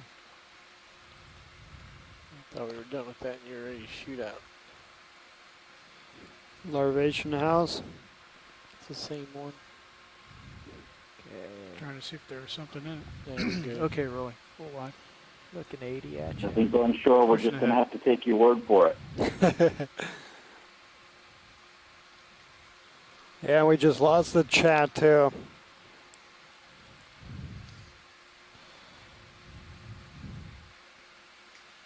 Fish on the left.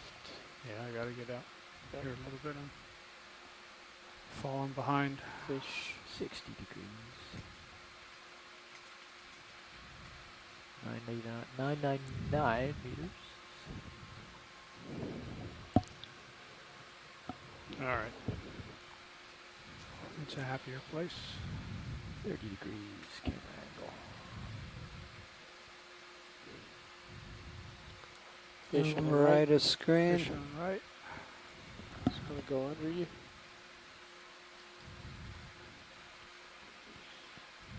Oh, maybe it's another one of those worms.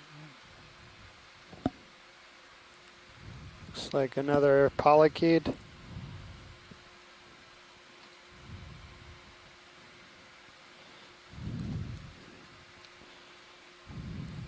Ooh, he's interesting. That's a nice shimmy to it. Oh. He's out of your light. Okay. Full wide.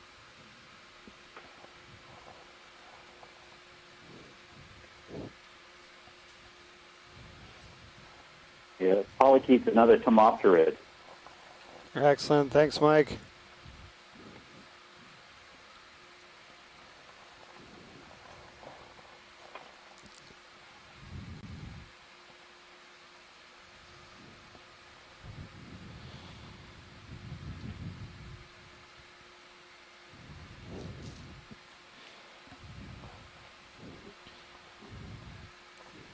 Halfway there. 5 minutes into our transect.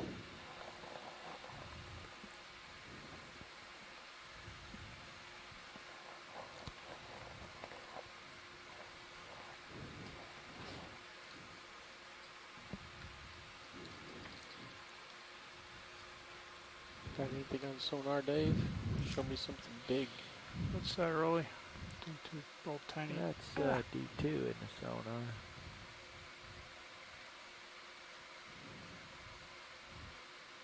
Copepod. Full wide.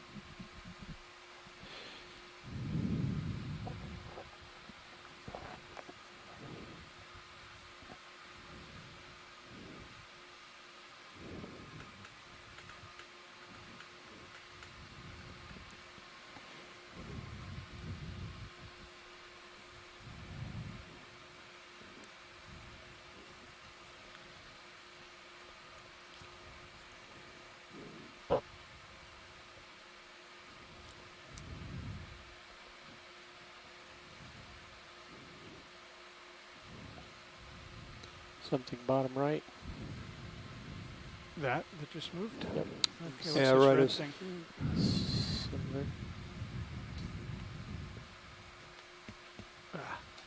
Okay. That was fast is what that was. That was very fast.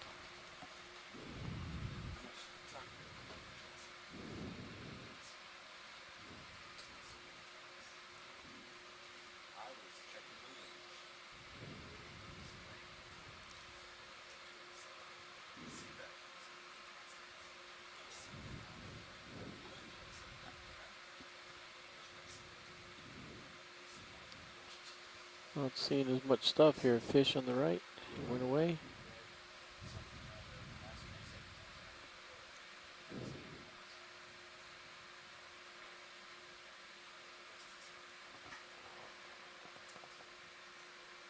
See where the bright white is? Just left of center. What is that? Looks like a spaceship. Yep, but he is alive and just idle. I think it's one of those. Look at how he's rotating. Or is that me? Spin, spin. Center him up quick before he jumps. Yeah, that's a copepod. Yep, he jumped. Full wide. Small little guys. Lasers on? Lasers? Don't know. Something white coming to center screen. Lasers are not on. Stand by.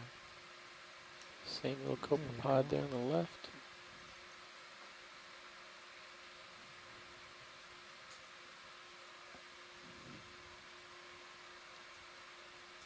To the right of the laser, something swimming slow. With a wiggle.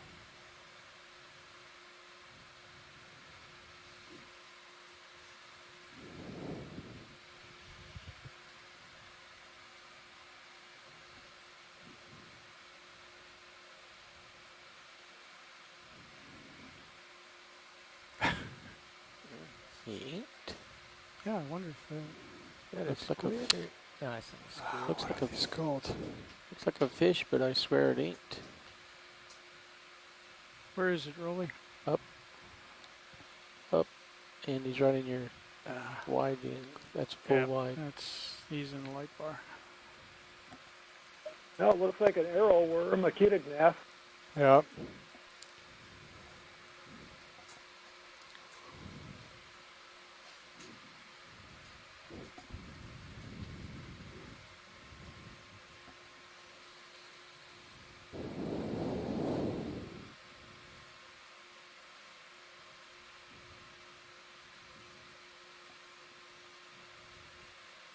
Upper left, jelly. Couple things there. Yeah. Okay, about 30 seconds left. Let's go with the sticky thing. Yep. Looks, that's different.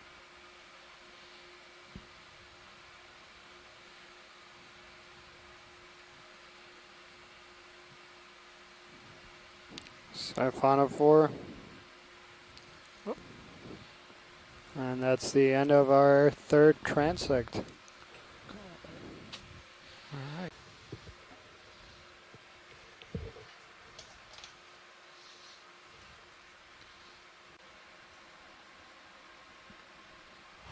That was neat, whatever just went through.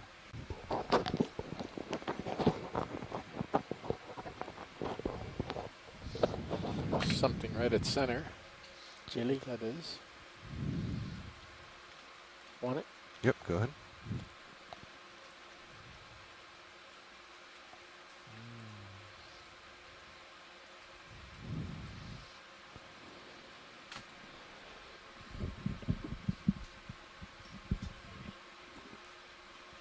Nice.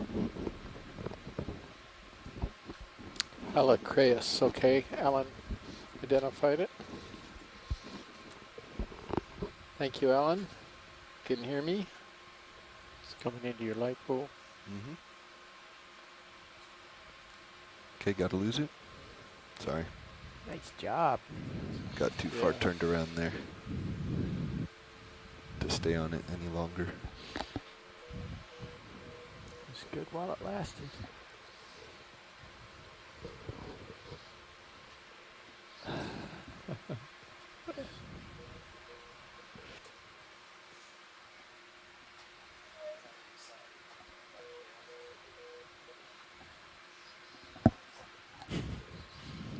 Upper left, white. Hold there. Okay, go ahead.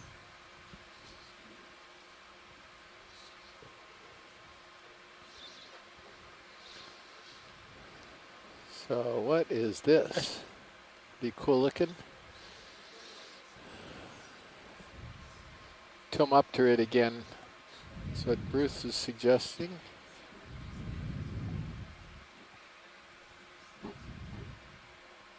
Sorry about that video. Sorry. There's another left of center there. Upper left of center. Something.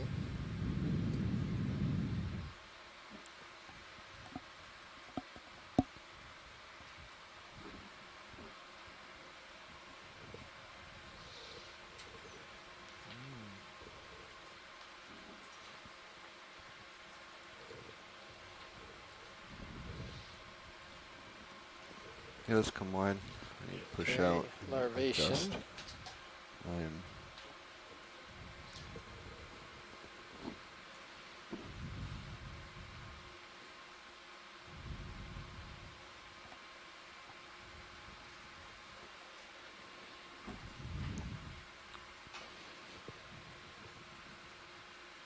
There you go.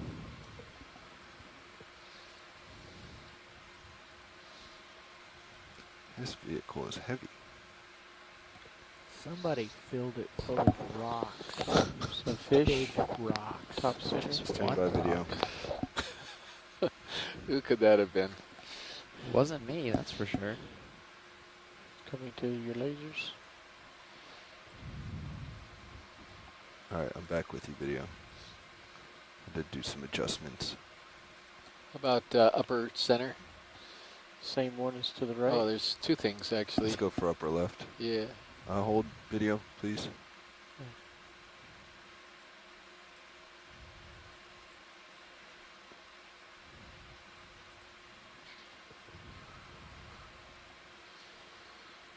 Okay.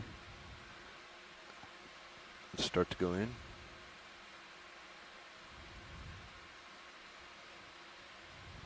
See his little tail switching. It looks like one of those needlefish.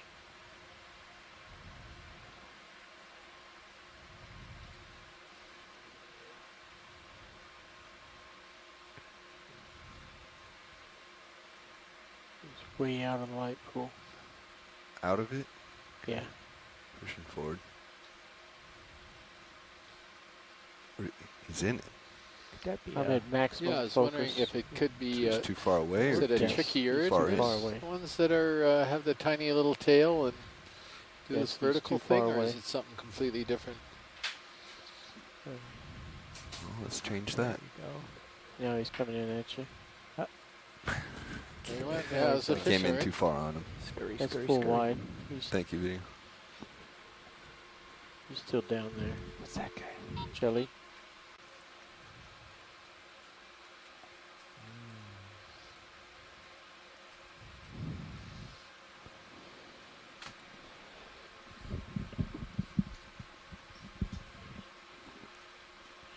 Nice. Alacreus, okay. Alan identified it. Thank you, Alan. Can you hear me? It's coming into your light pool. Mm-hmm. Okay, gotta lose it. Sorry. Nice job. Got too far turned around there to stay on it any longer. So what is this? Be cool looking. Come up to it again. That's what Bruce is suggesting.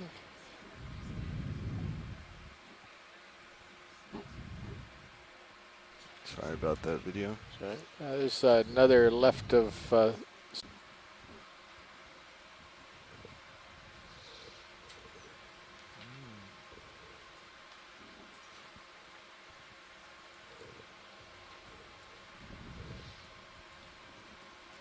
Yeah, let's come wide. I need to push out. larvation.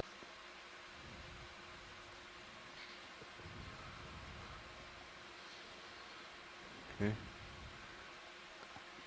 Let's start to go in.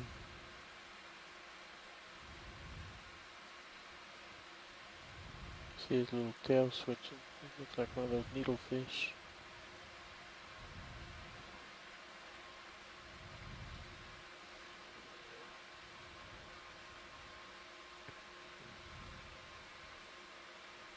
He's way out of the light pool. Out of it? Yeah. Pushing forward. He's in it. I'm at maximum Yeah, I was focus. wondering if it could be. It's too far away. Is Or it a too trickier? far in? far away. Ones that are have the tiny little tail and do Yes, this he's vertical too far thing, or away. is it something completely different? Well, let's change that. Now he's coming in at you. There you went. Yeah, it was a I fish, came in alright. too far on him. That's full wide. Hold on, zoom. Hold.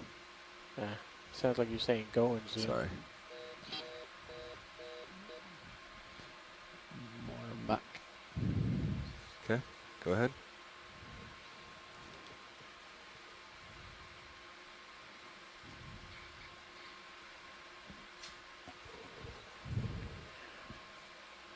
Can't get a focus on him.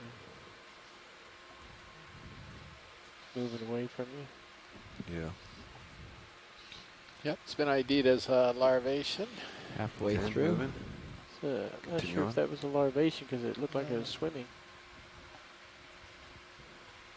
So Bruce is basically saying it could be a anemic theody or one of the barracudinas, the paralipidides, among others. So I guess it's a long, thin fish for now.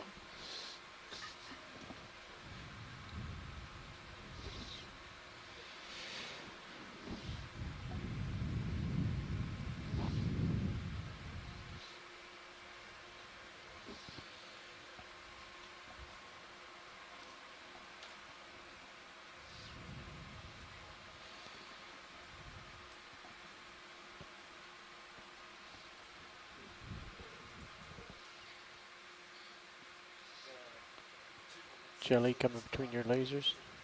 Gelatinous. It's like one of those low bait ctenophores almost, maybe not. Really a larvation house.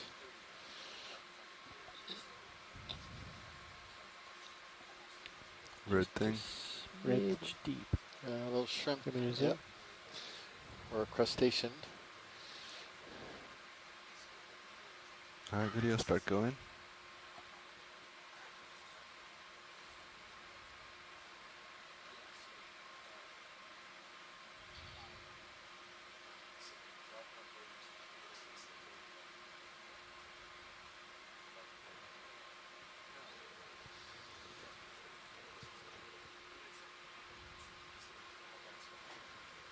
Slowly coming into you. Yep.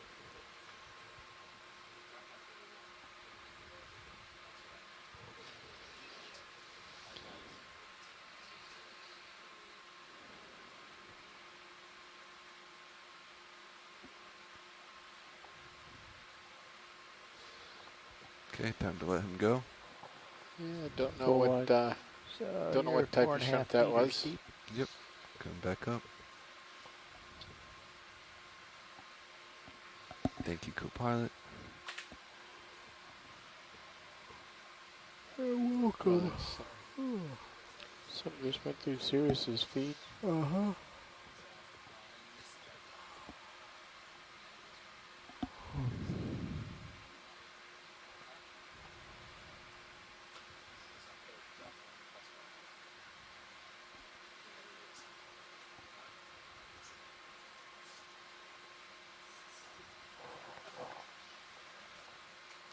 I've got a theory about Sirius's sonar.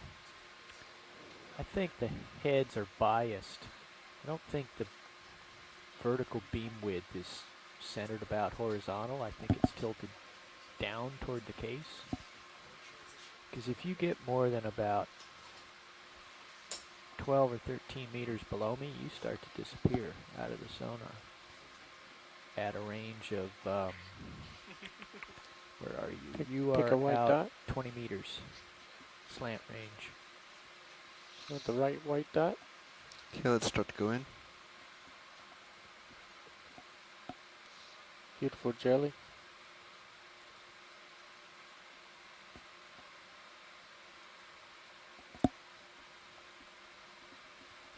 Wow, that's a nice shot.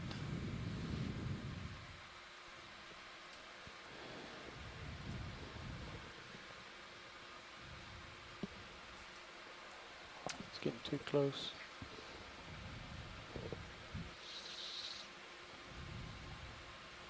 The video froze again for these guys.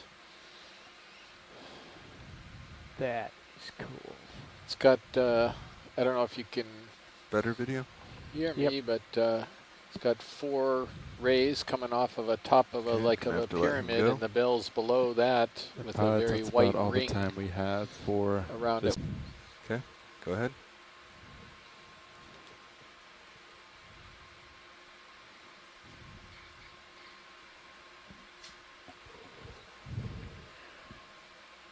Can't get a focus on it. Moving away from you. Yeah. Yep, it's been ID'd as a larvation. Halfway Okay, through. moving. So, I'm not Continue sure on. if that was a larvation. Jelly coming between your lasers. Gelatinous. It's like one of those low bait. Start going.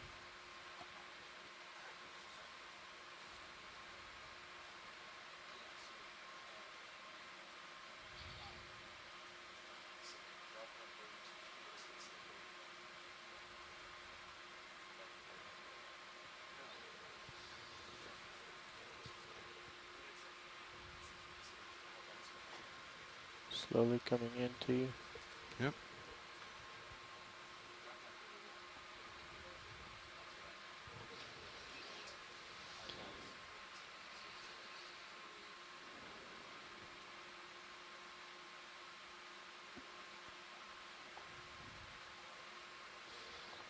Okay, time to let him go.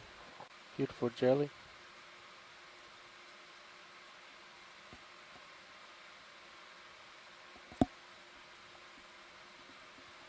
Wow, that's a nice shot.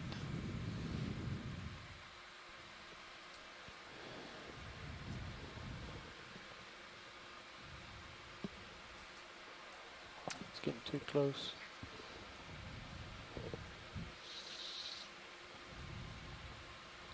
The video froze again for these guys. That is cool. It's got, I don't know if you can Better video? hear me, but it's got 4 rays coming off of a top of a Okay, like gonna of a have to let him pyramid, go. and the bells below that. With Semaphore.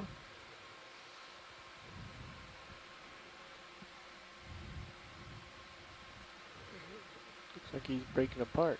Video, let's go in. Bringing you up and over.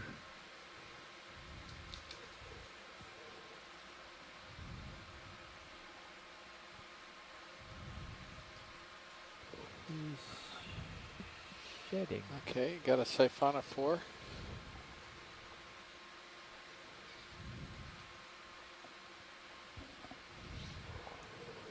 But I'm misbehaving and have to leave him video.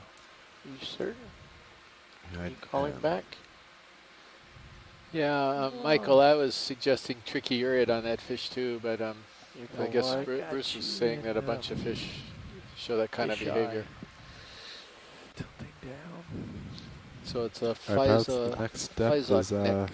Okay. 800 meters, but Okay. Need to cross a little bit harder.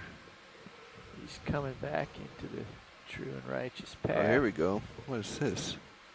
And there it is right there. You got inked. Or Scared mucus. something. Yeah. Okay. Getting out of here, coming down. Can we hold here? Or it's for a finned second? octopus. No, it must be a squid, I guess. Video hold, please. Yeah, just let him fly it in. Yeah. Okay, go ahead, video. Partial, hold there. Is that Dumbo? What is that? All right, you're clear for more. The Pyroteuthis? You're fine. Oh, yes. It's like a cuttlefish. Look at the fins on him. That's what I.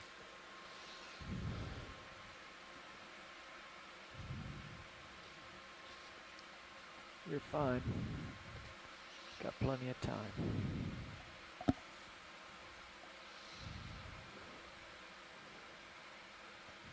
Coming around his side.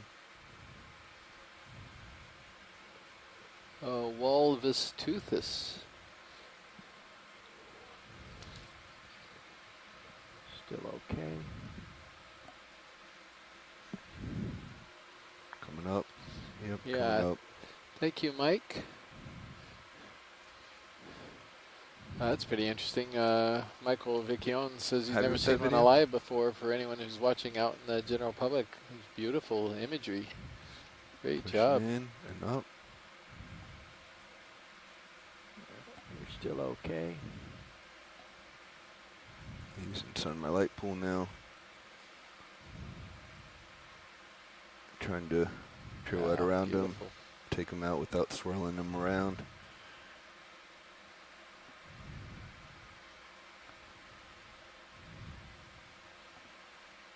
There we go. Should be better on the light.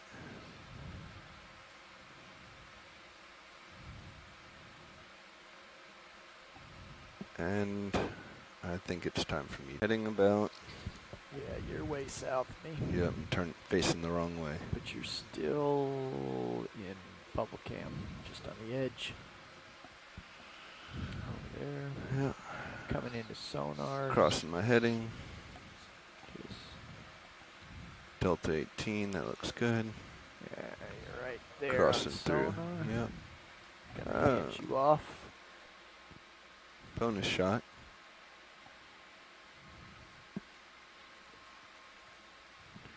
Okay, pushing. Dog, I was running all over on my leash.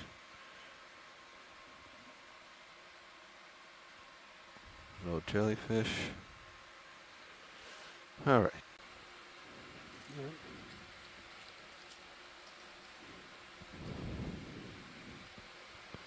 He just appeared.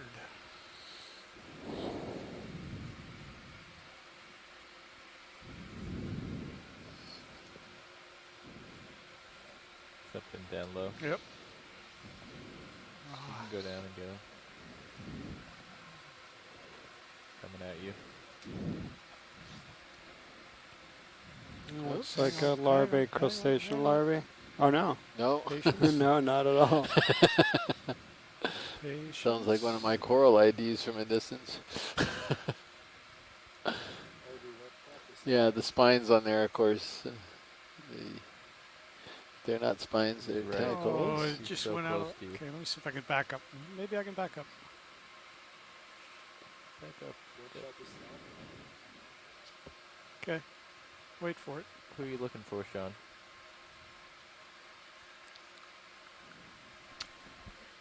I'm sorry, what'd you say, Josh? Who are you trying to get a hold of? I was gonna ask Carl. No, he's Who's just had dinner? too close. It's the lobster tail. I might not hear from him for a while. All right. Delta is 11. Push forward.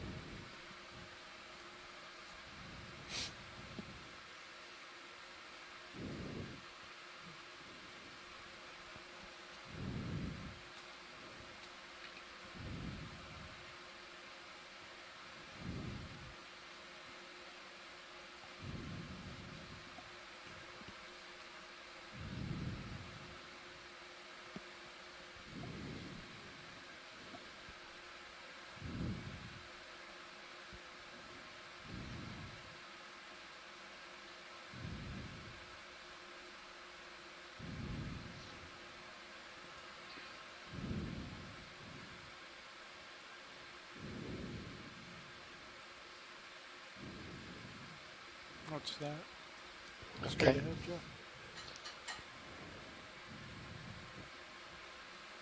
No.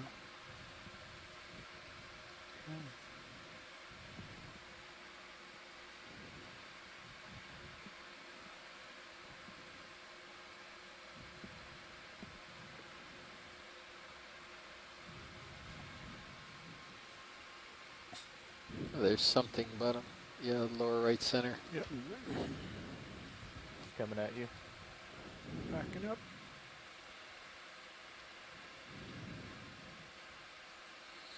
Okay, go ahead, Joe. Marshall, coming up. Oh, let's take that. Yeah.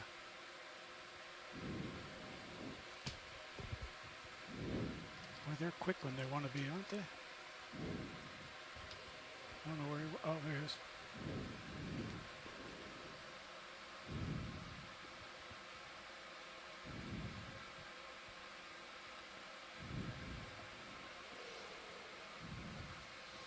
Oh, there's. Yeah. You're going up a. Push ahead.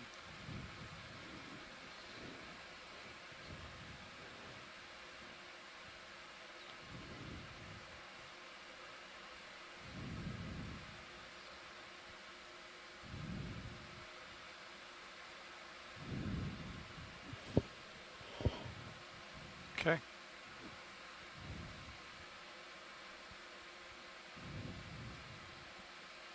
How about stick with that? For a minute I thought it was a squid, but I guess not. No, that's another one of those polychaetes. This one right here? Yeah, I So think it is? so. He's just sitting there? That guy's in your light pool now. Okay.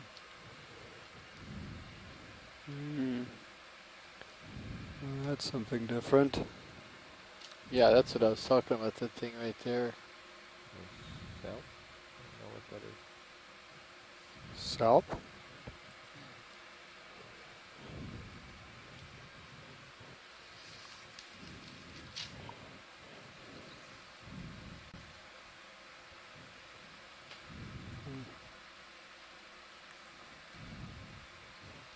Coming up.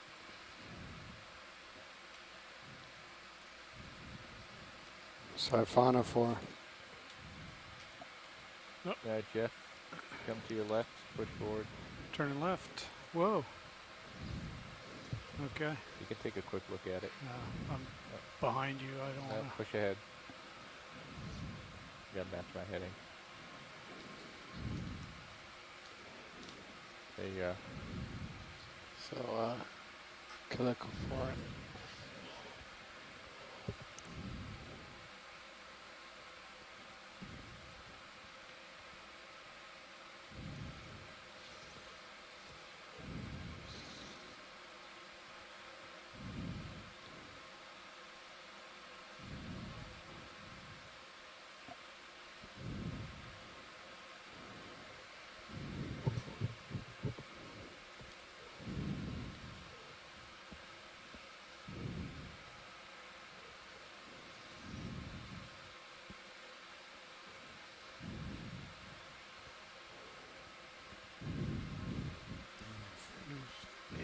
It's going to go right by me.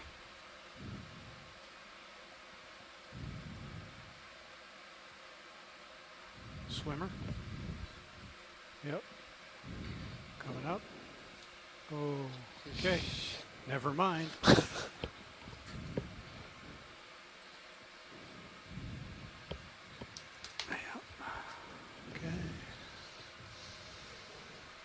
Back in the picture.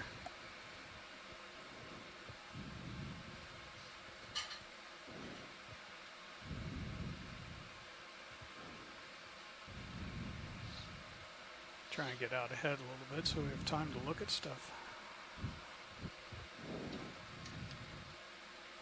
Another shrimp goes by.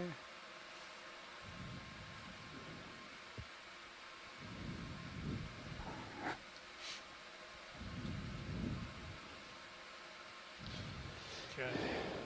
In a galaxy far, far away.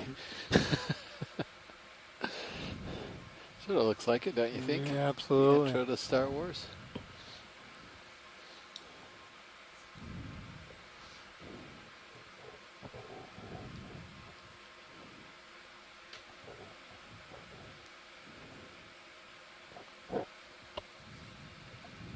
Sure.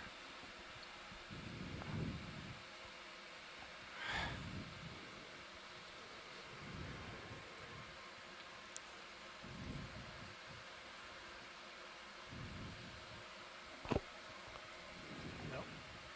Yep. He's gone.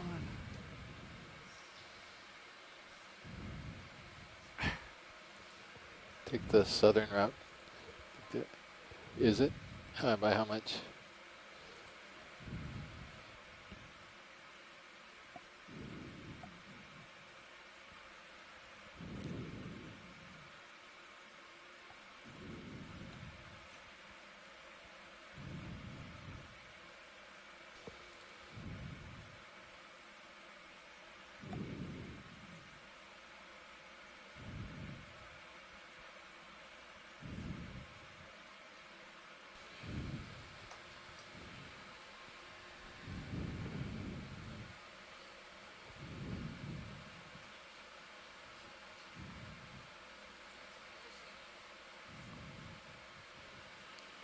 Got 1 more minute remaining on survey.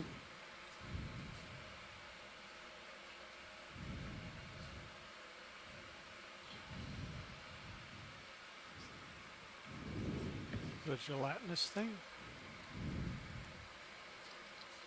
Oh yeah, just got a glow off of something here. Okay, slowing. Looks like a Tino 4. Let's see. Nope. Oh no, yeah. Wait.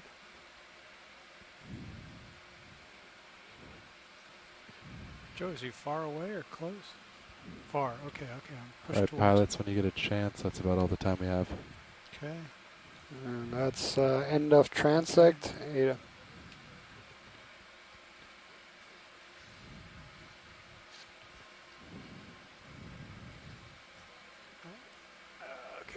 Yeah. But now. Okay.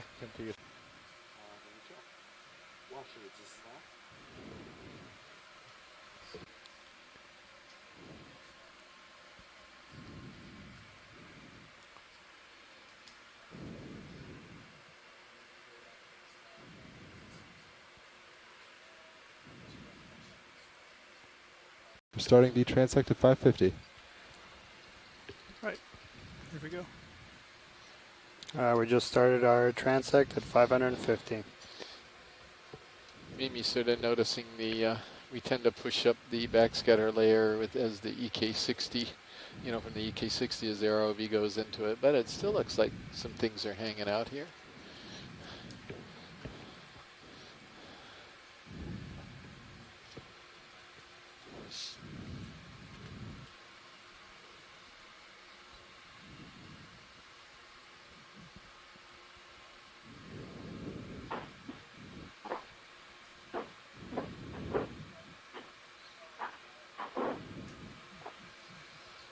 Left of center, maybe?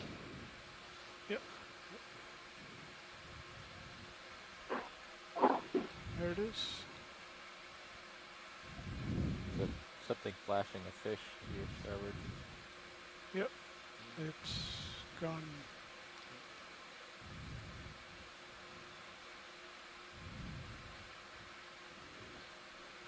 Seems like a higher density of particles, doesn't it?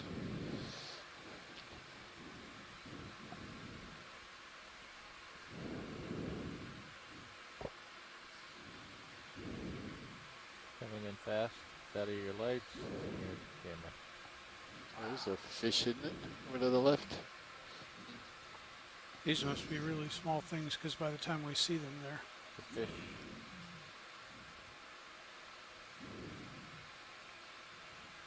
There's a Kirognath too.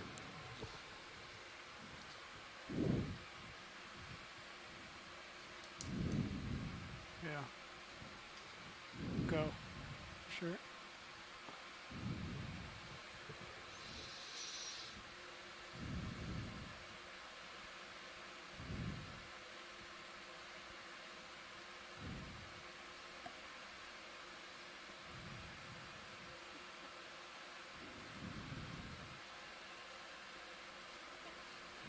Okay, let's go for that. A copepod.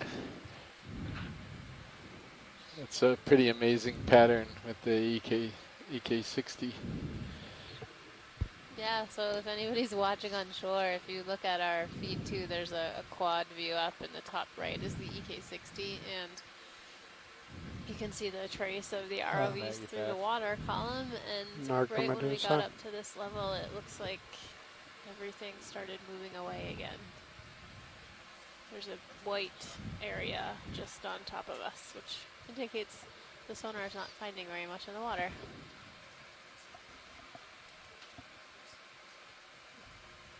Although this is beautiful. Yeah, this is stuff pretty. Away, Mimi? Sol misses. Sol misses, huh?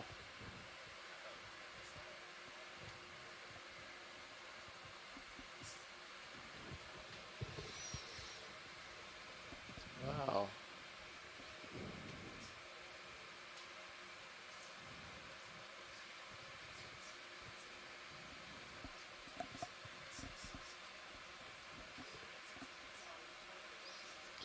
Yeah, he's very nicely behaved, Alan.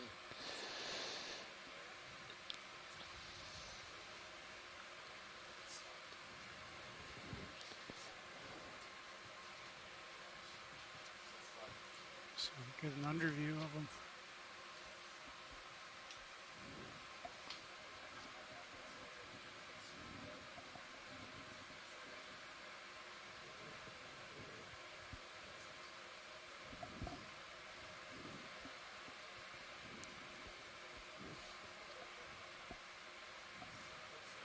Okay.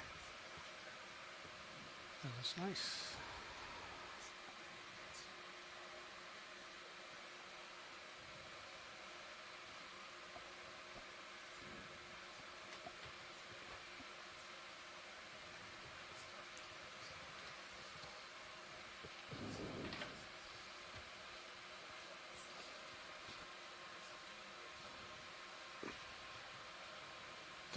The big white dot? Yeah, I see that.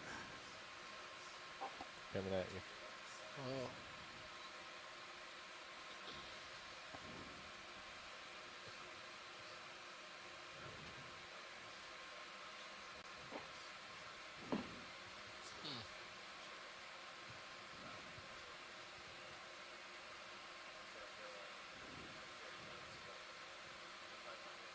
Another one of those soul misses, I guess.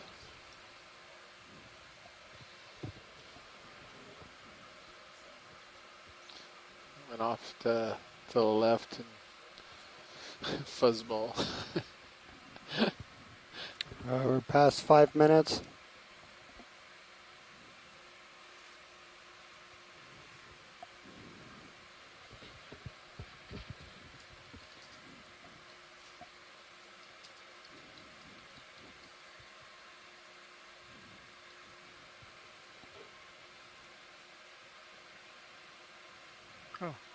Oh, look at that.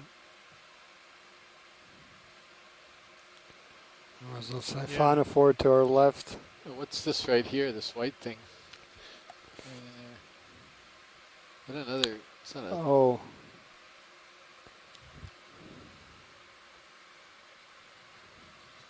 Yep, coming up, coming up, coming up, coming up. Is he too far away? Too close? He's too close. Too close. Backing up, backing up.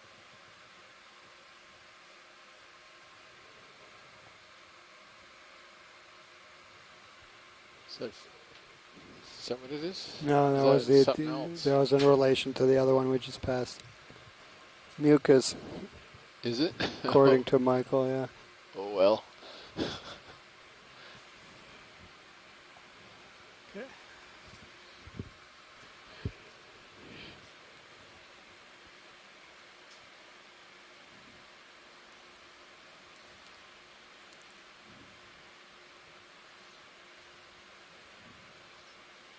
What's this coming straight at us? Yep.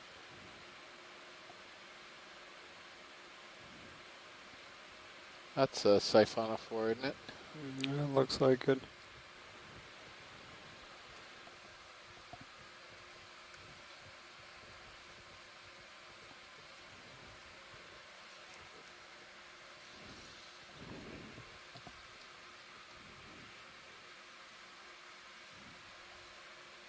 Yeah, just for your information, I've lost the chat now.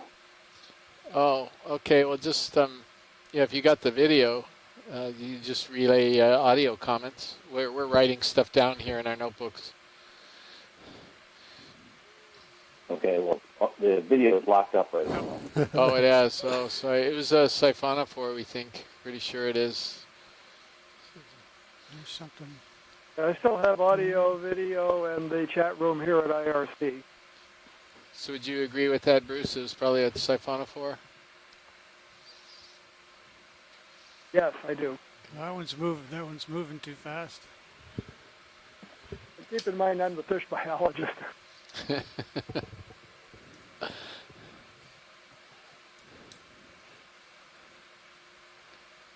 Something that's head down is jumping around there.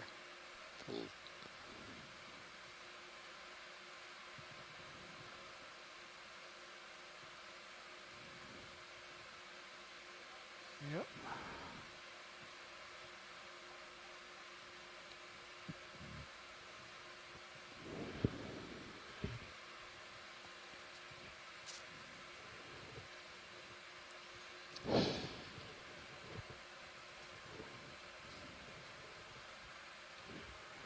That's 9 minutes, 1 minute remaining.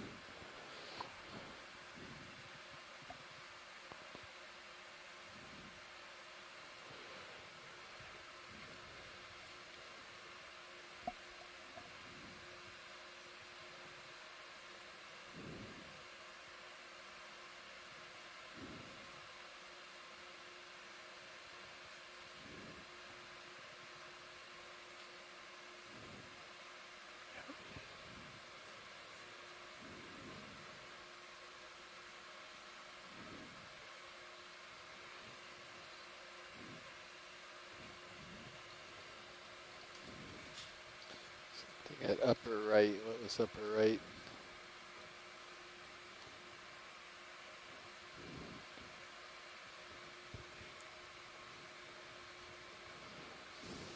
Nick. Okay, that was the siphonophore. And that's 10 minutes. So we just hit 10 minutes. What's that?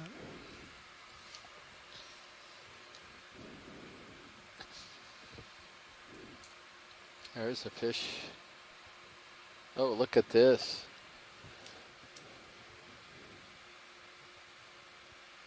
Oh, too Almost. tight.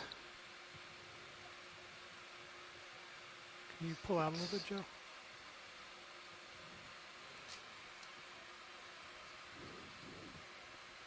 Okeanos still matted. Okay. Oh, yeah, yep.